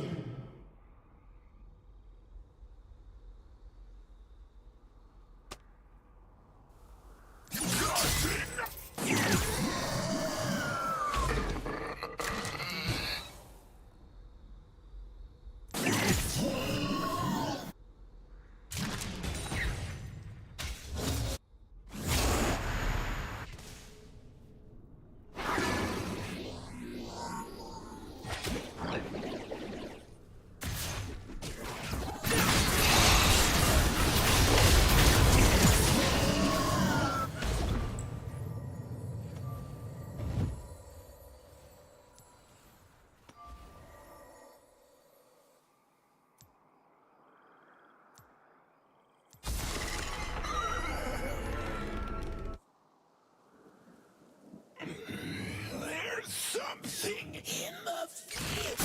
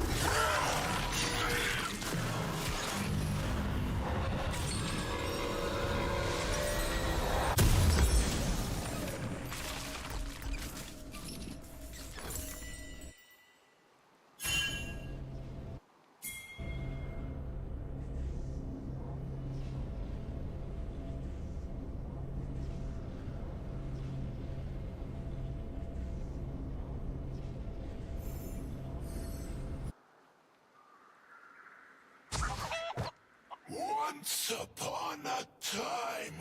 Once upon a time.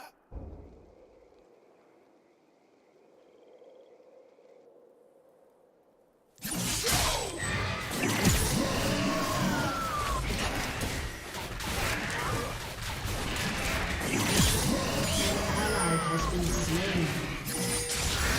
An enemy has been slain.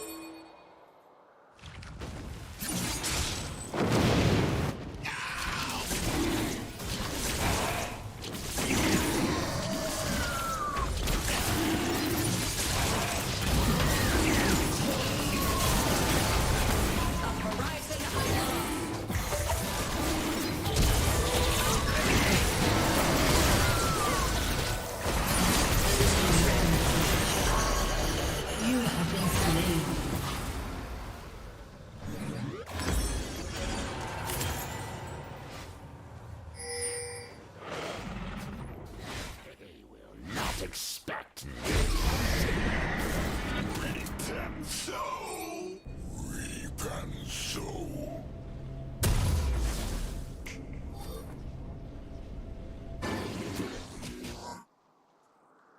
Shut down. Your turret has been destroyed.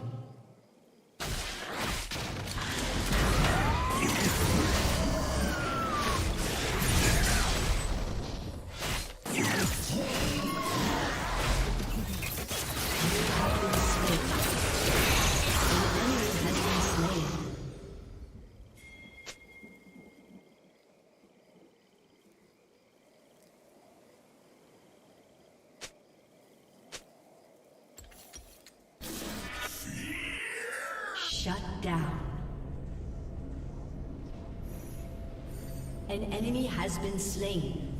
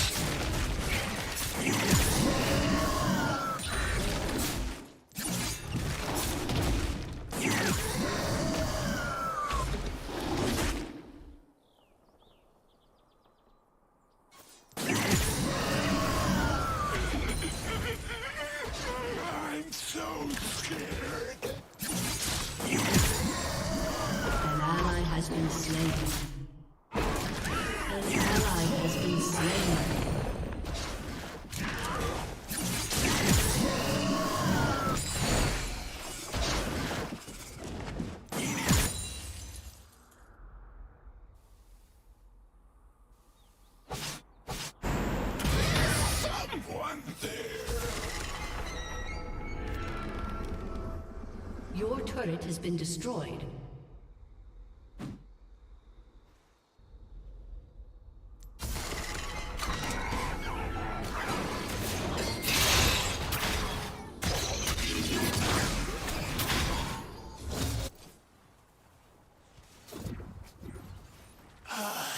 Above the rotten rose cloth and battle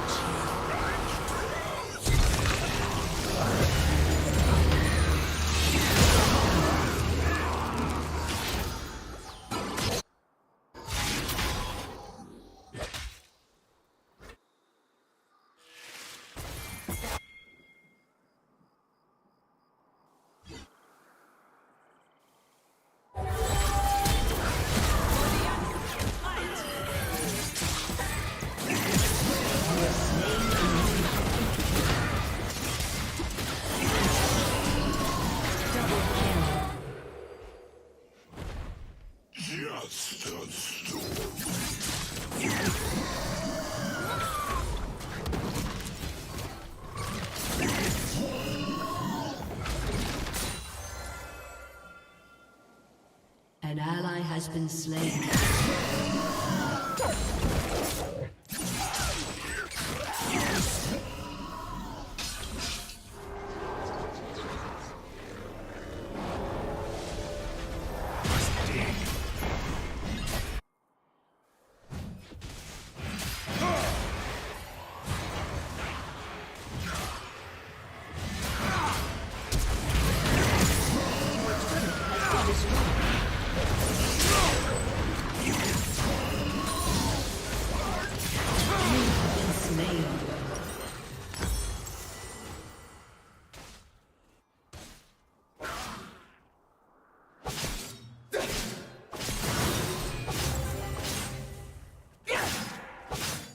Turret plating will fall soon.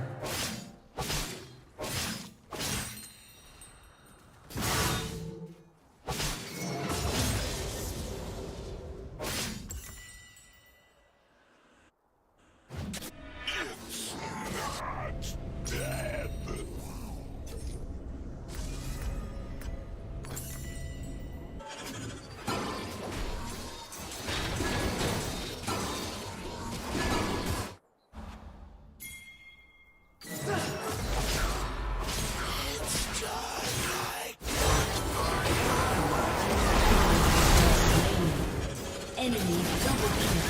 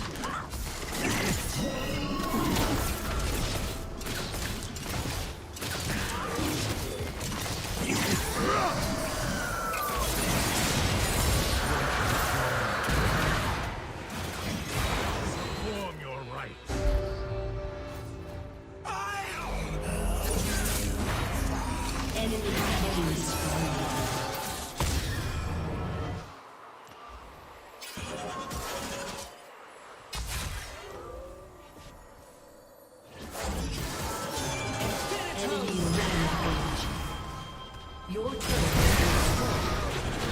is shut down. You have been slain.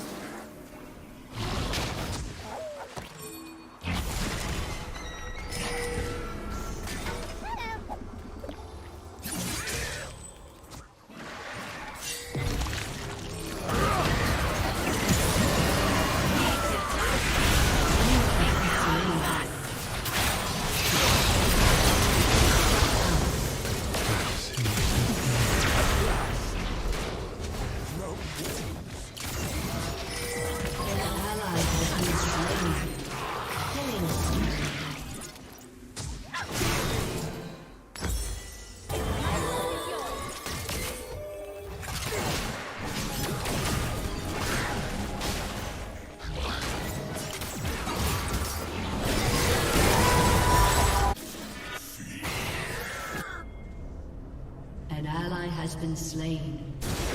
An ally has been slain. Double kill.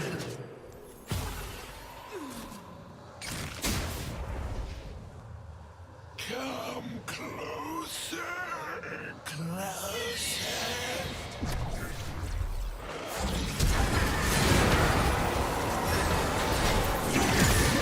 You have been slain.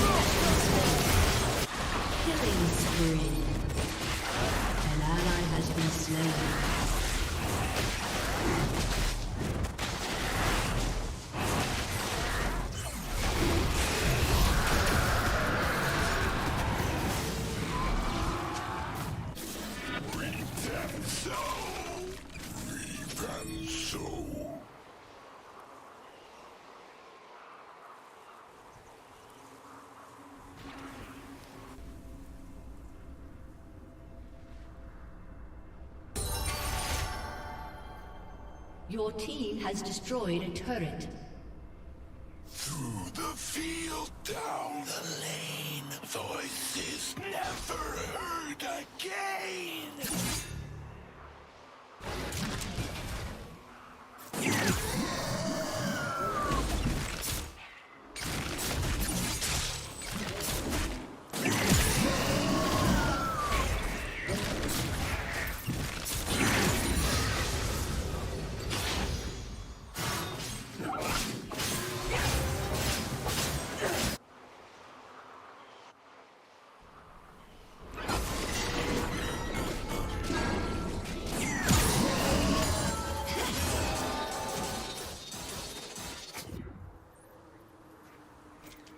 Nothing to fear. Scared and scared alike.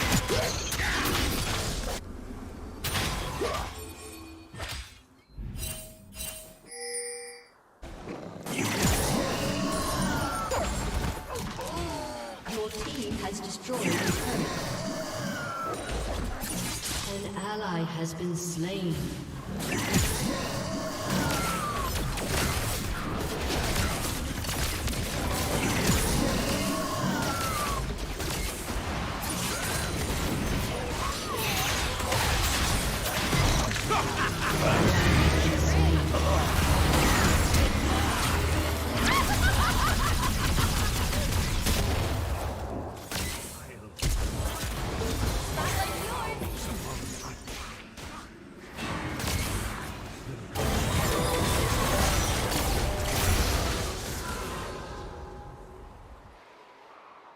Rampage.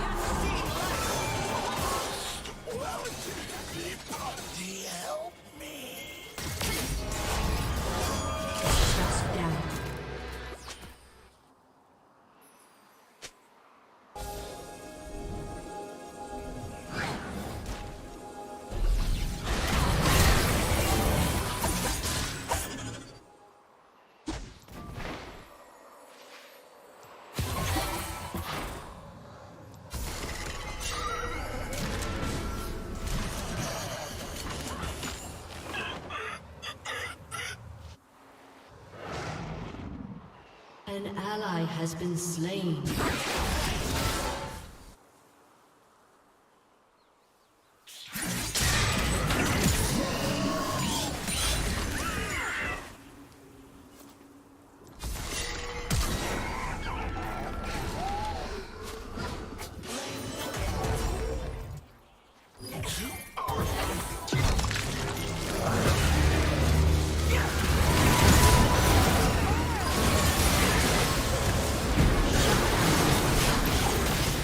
Double kill.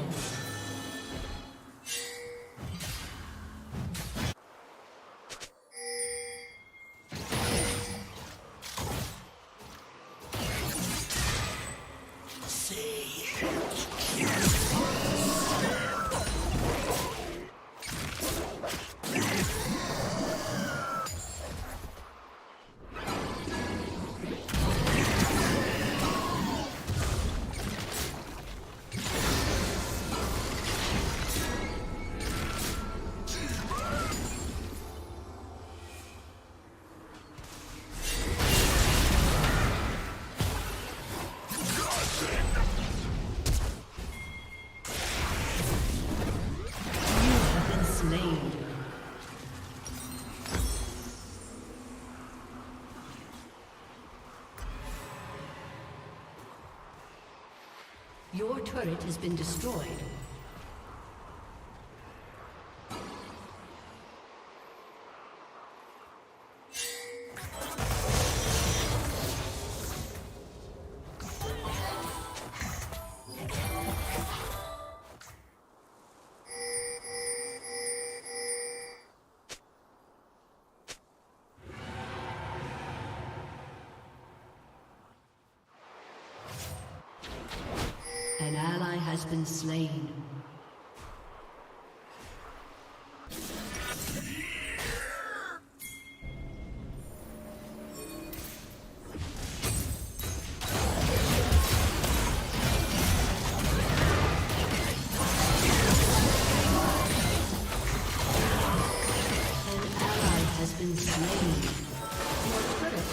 destroyed. Makes it.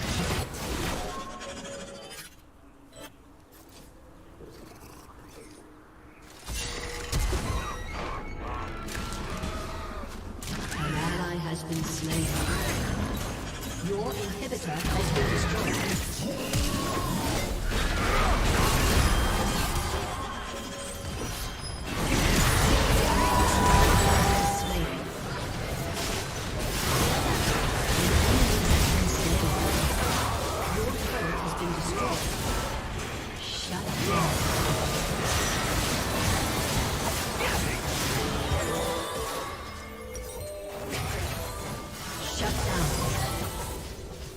Double kill.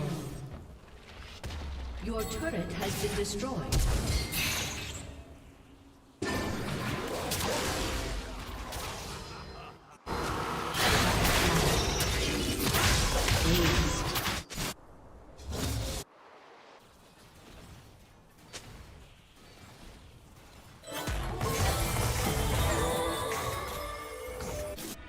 It's not dead.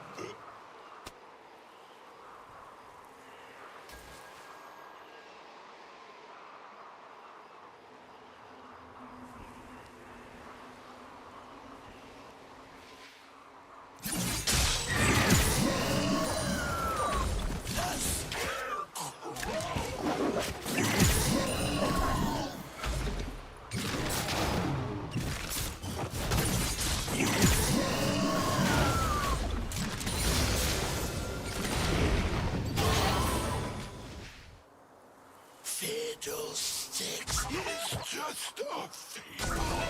A story to scare children.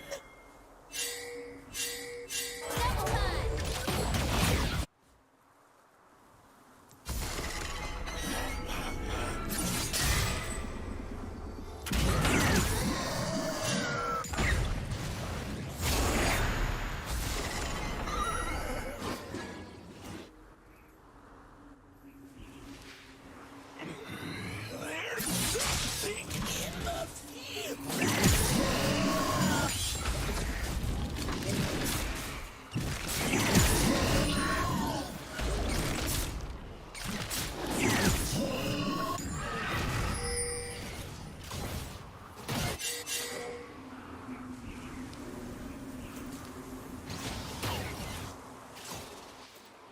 Rampage.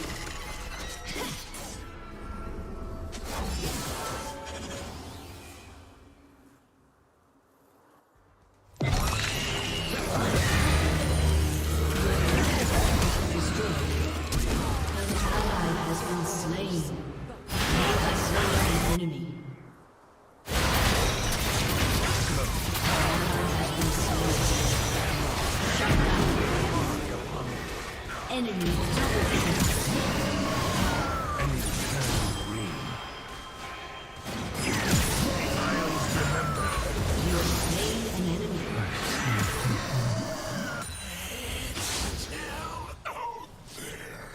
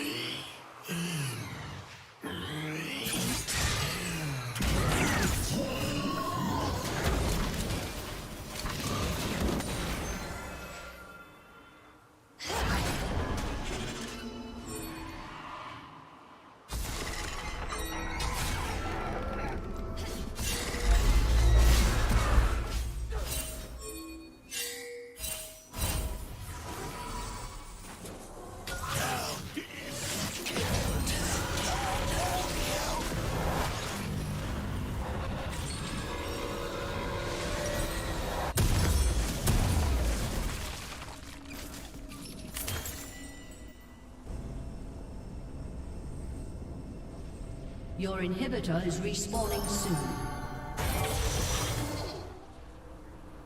Your team has destroyed a turret.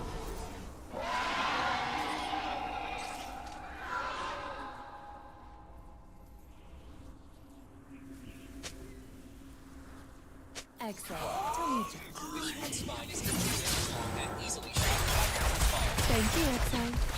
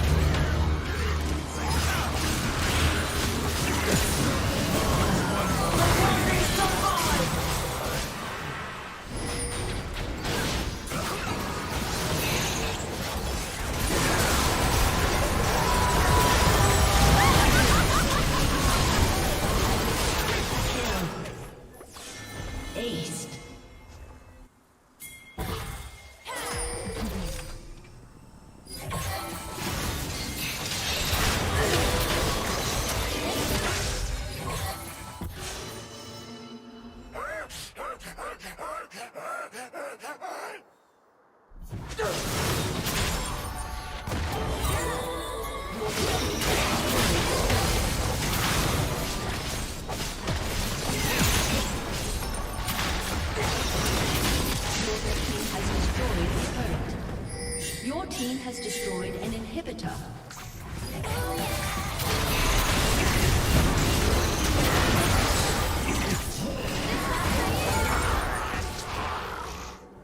Your team has destroyed a turret. Killing spree.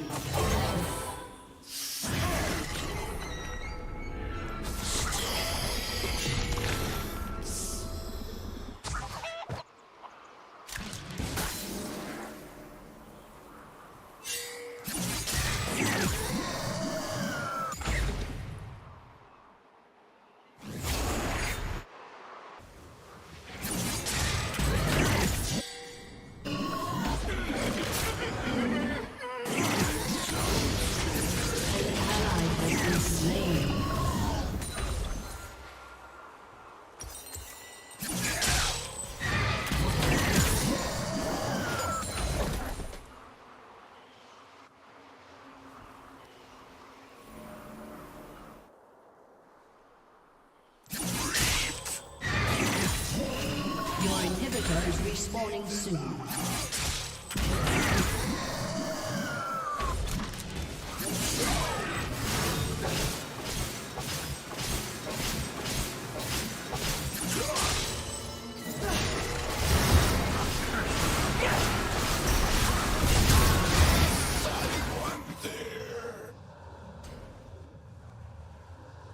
Shut down.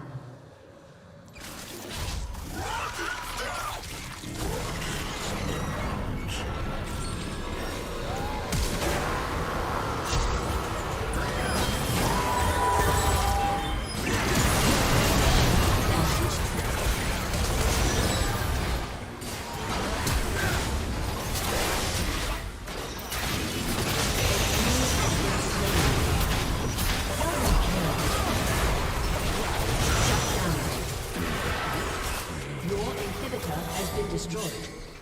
Double kill. Enemy killing spree.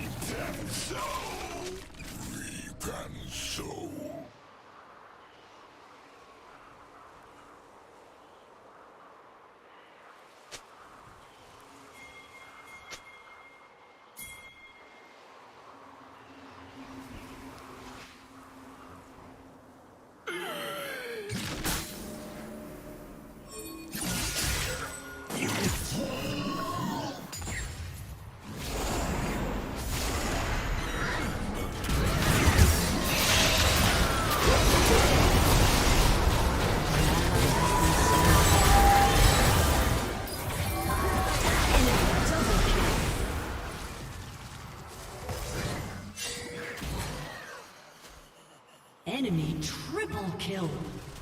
Double kill.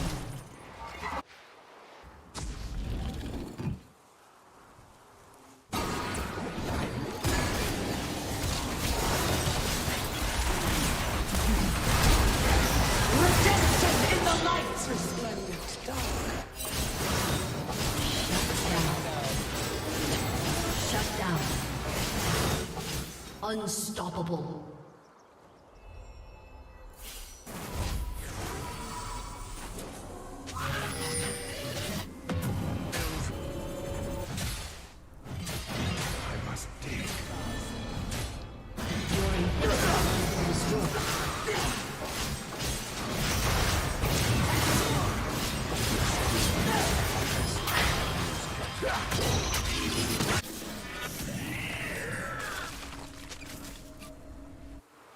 The enemy's inhibitor is respawning soon.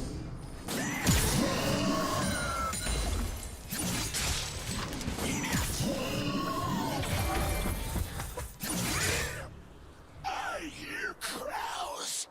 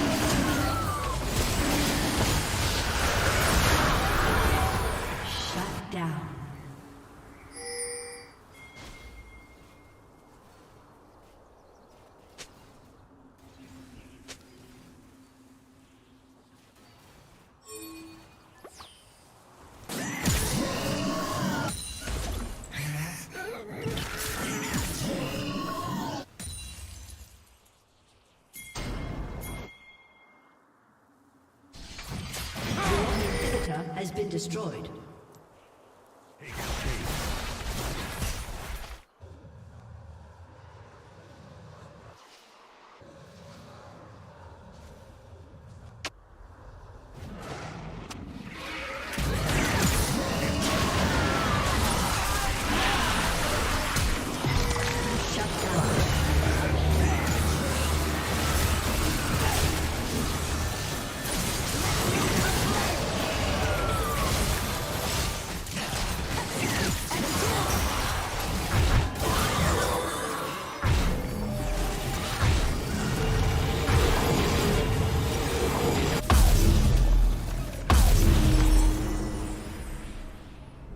Your inhibitor is respawning soon.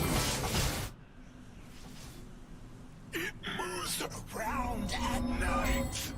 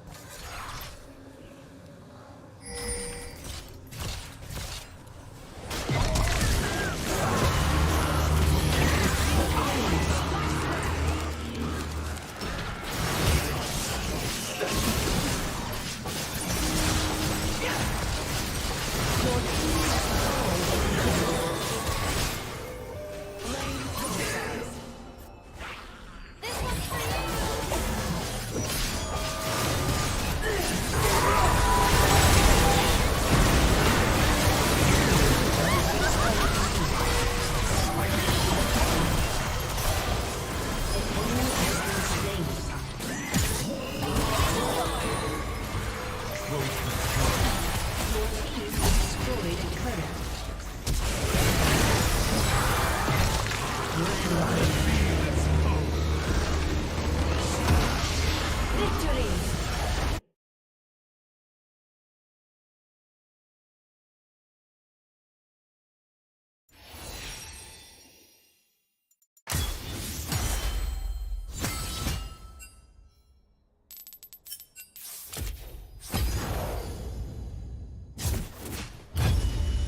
This range on a 7-3 center, and he greens it to put us up by 4. Now their point guard's trying to ISO me here on the perimeter. I'm getting good bumps on him. He's still working, tries the dot corner, Philly's all over it, bobbles the catch out of bounds, and we get ourselves another stop. But the first quarter's back and forth, as you can see. It's 12-12. Sid's gonna find Sand. Sand's gonna pull up off dribble and knock down the 3 to put us up 15-12. Now Sid's gonna end up getting ripped here. They're pushing it in transition. I probably could have fouled him right there to stop the break, but I didn't. And just like that, they get a 3 of their own. Lag jumps, gets a contest on the point guard. I strip down the rebound. I'm gonna push it myself, throw it up to Sand. It's a little bit of a bad pass, but he finds Lag. Lag finds Sid. Sid pulls up from deep. He can't get it to go, but Lag's snatching that rebound down. He's patient, bullies the center, and gets an easy 2. Now, beautiful team defense here yet again on the strong side. We talked about this earlier in the video, but it's a very basic concept. Running triangle out of this corner, but the timing and the communication has to be there. Beautiful defense overall. Lag ends up getting the block. Now, good IQ and recognition from Philly and Lag here. As Philly hits Lag, he realizes he has the point guard on him, so he just takes the backdoor cut, and that guard is never going to stop him, even if he gets into the paint. The only chance he has is to steal the passing lane, which is pretty difficult, especially on such a small player. They end up getting a pick and roll, getting an easy dunk for their center. Back on the other end, dot corner, I pull up wide open, knock down the 3 ball. Pick and roll down on the other end. The guard's going to get bumped, but he's going to come middle yet again, get bumped again.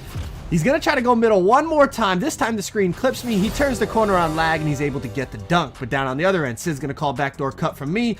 I wrap up, split the 2 defenders, and get the easy dunk to get the 2 points right back. Now the guard has takeover, so I'm bumping him right around half court, making his life very, very difficult. Now I know he's going to look to be aggressive. He's got takeover, but I'm right there. I force the contested shot. The center rips down the rebound. They're going to call timeout to make sure this guy doesn't throw the same turnover that he threw back in the first quarter.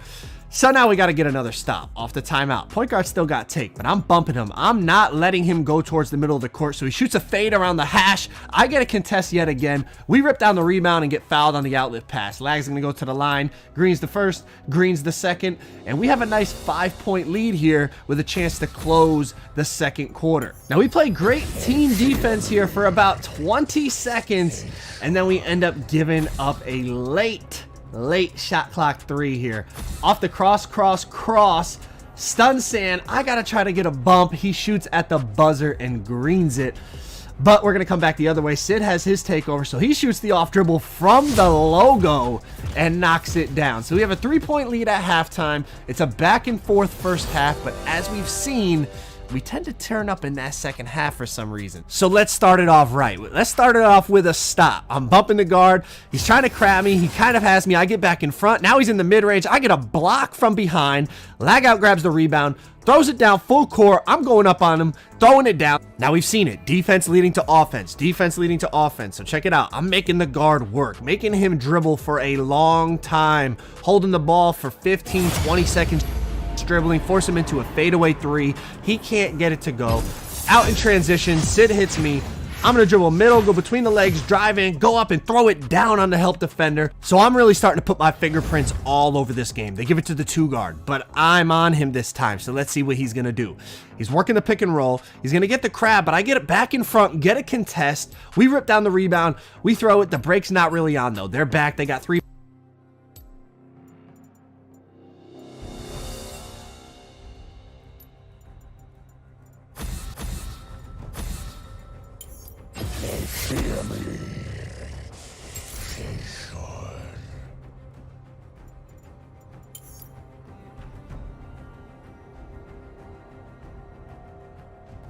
Back, 4 back, 5 back. So we're gonna reset. Lag at the top of the key. Now check this out. Ball fake, finds Sid, pulls up, a little bit of a contest, can't get it to go. Lag rips down the rebound, goes up, misses, offensive rebound, kicks it out to me. 1 dribble pull up, mid-range, bang. We got a 10-point lead. Now, off the press here, what I've been doing is I've been trying to take away the pass to the shooting guard, making him give the ball to the center, but it's mind games, right?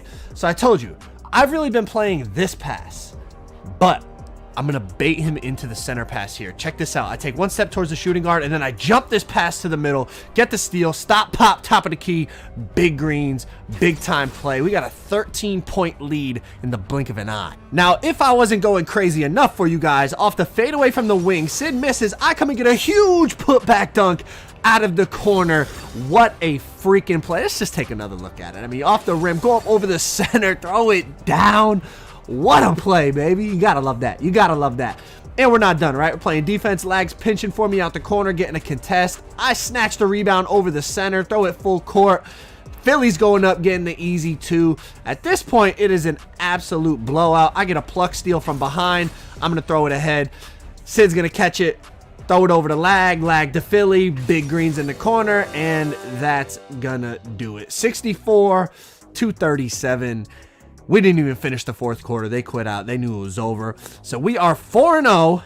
Moving on to game number 5. So game number 5, we find ourselves going against a team called Grizz Nation. Now, I never really heard of them, but basically anyone you play in these leagues, they're going to have some type of game plan. So we come out and we're letting Lag do what Lag does. Hit him in the paint. He's got the smaller defender on him. Let him mash his head in and get us the early lead. And we're not stopping there. Sand's going to do big cross, hit Lag on the pop, over to Sid. Sid's wide open. He pulls up and knocks down the 3. Back on defense, the guard's trying to work the pick and roll. I jump, get a beautiful contest. High rebound, Lag snatches it down. He's going to throw it up to me. I'm going to catch, drive baseline, and get the easy dunk. A little bit more defense from us here. They're going to cut off the baseline. Lag reads it, steals it. Off in transition we go. Sand's got the wide open take for himself. And we got a 9-3 lead. Off the crab dribble, Sand in the mid-range, 11-3.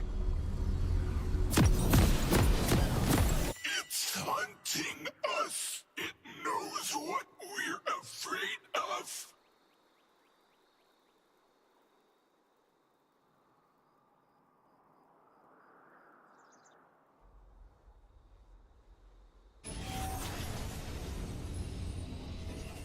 Welcome to Summoner's Rift.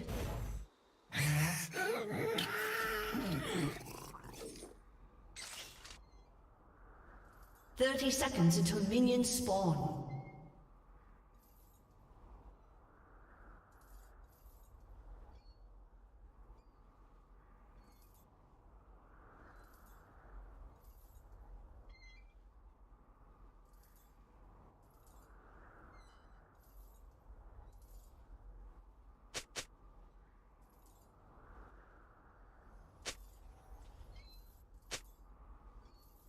Minions have spawned.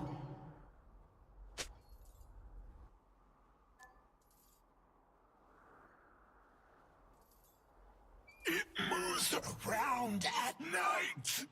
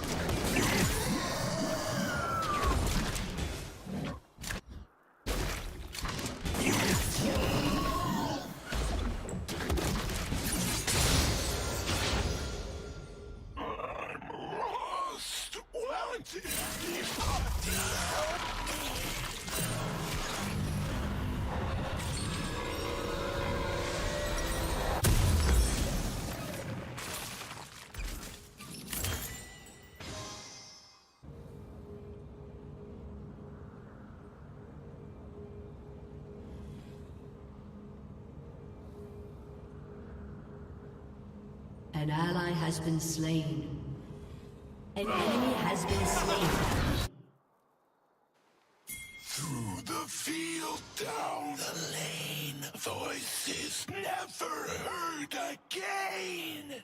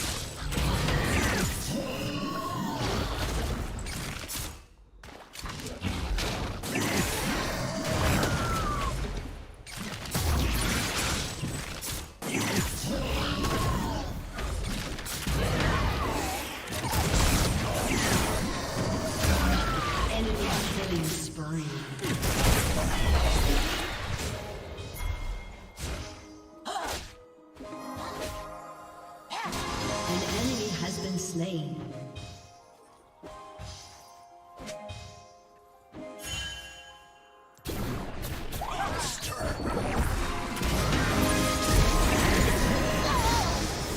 You have slain an enemy.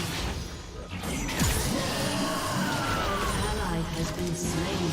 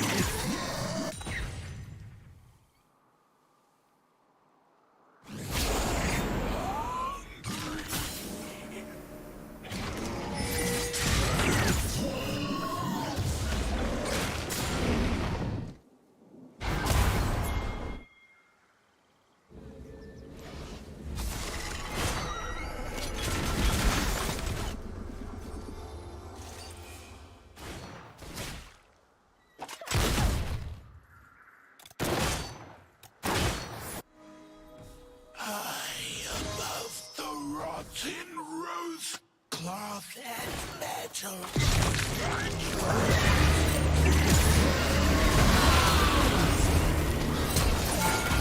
Shut down.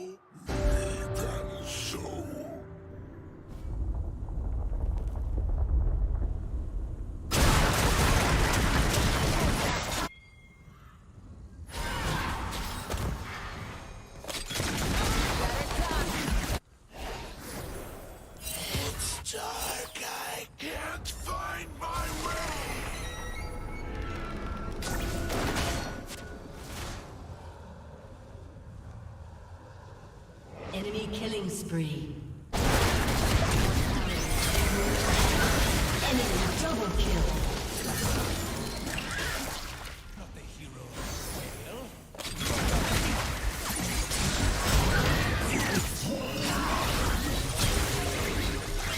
An enemy is unstoppable. Your team has destroyed a turret.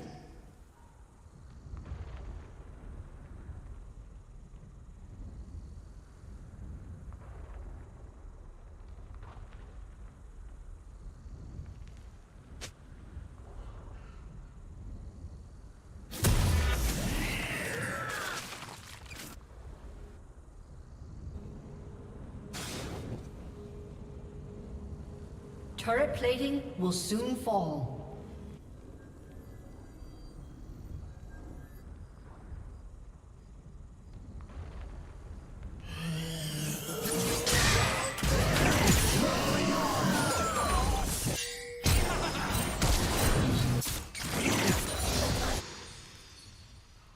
An ally has been slain.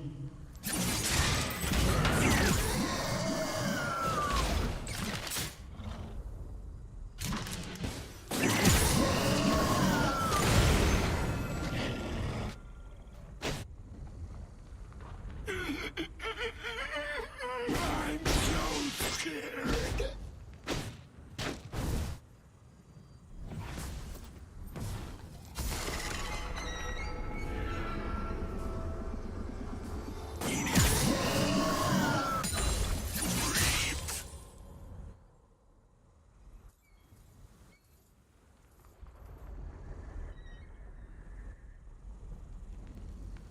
It's in the house. An enemy is dominating.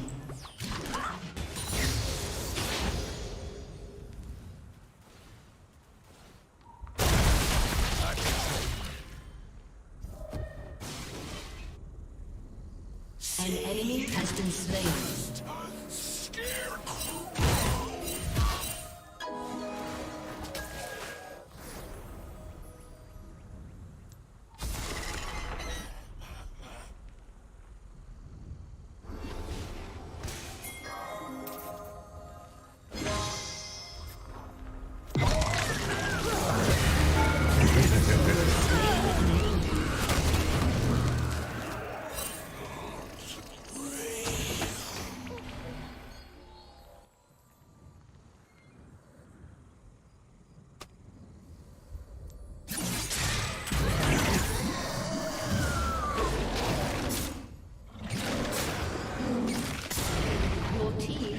destroyed a turret. Six is just a fable. A story to scare children.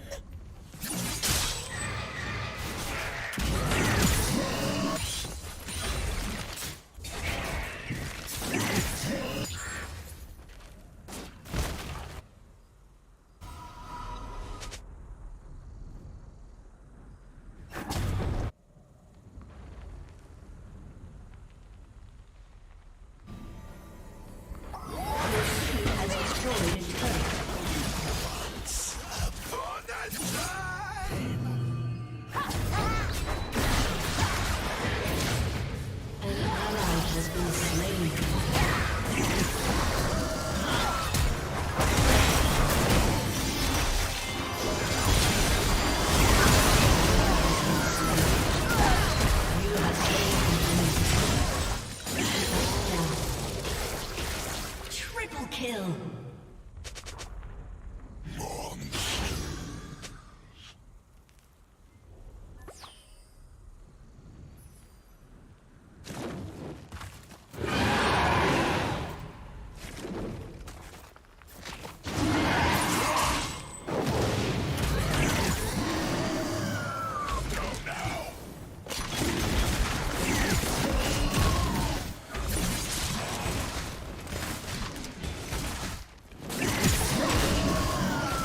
Your turret has been destroyed.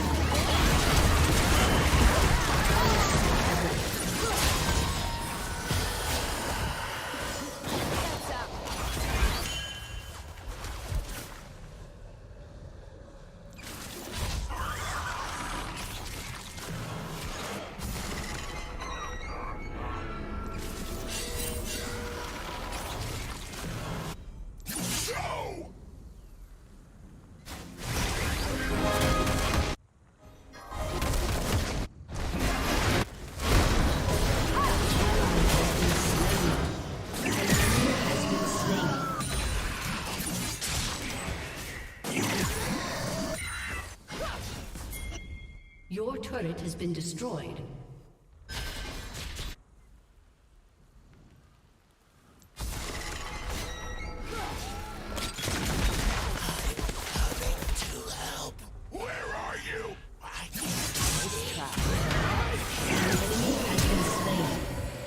An ally has been slain. Double kill. Dominating.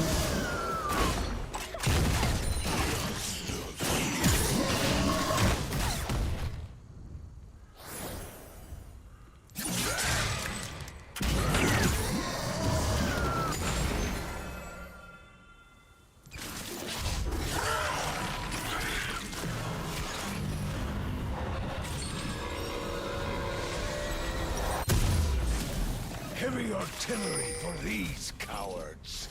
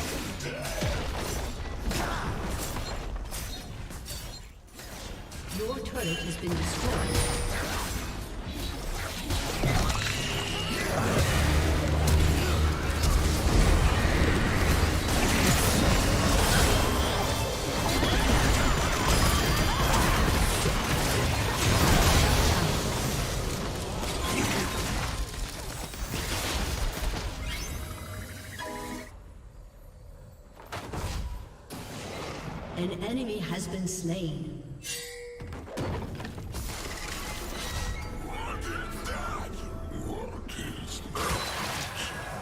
That's better.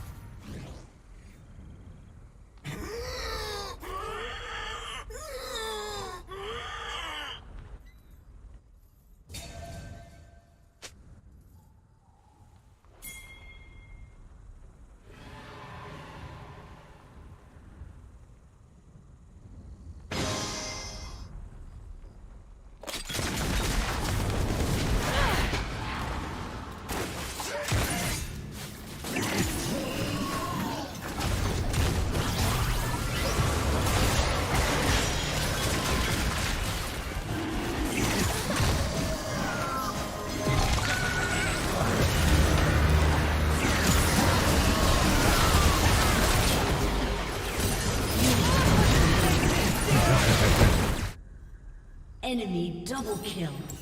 Shut down. An ally has been slain.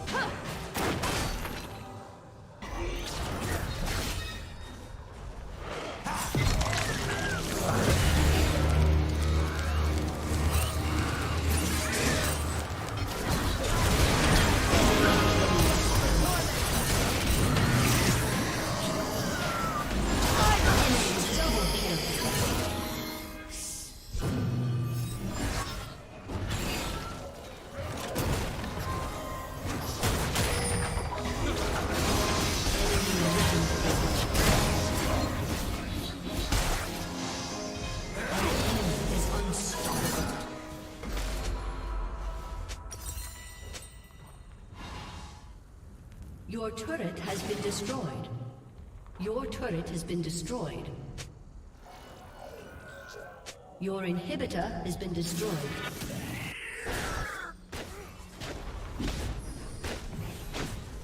Your turret has been destroyed. Enemies dominating.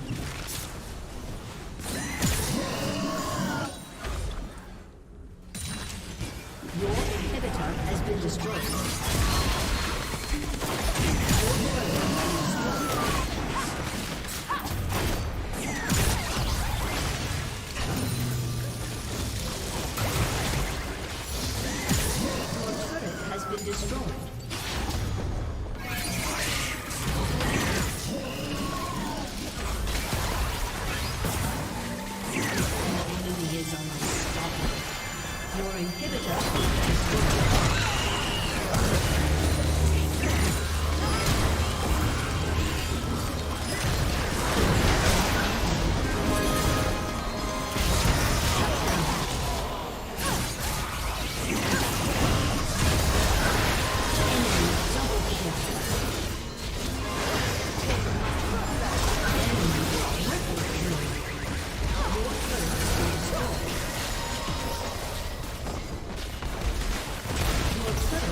Destroyed.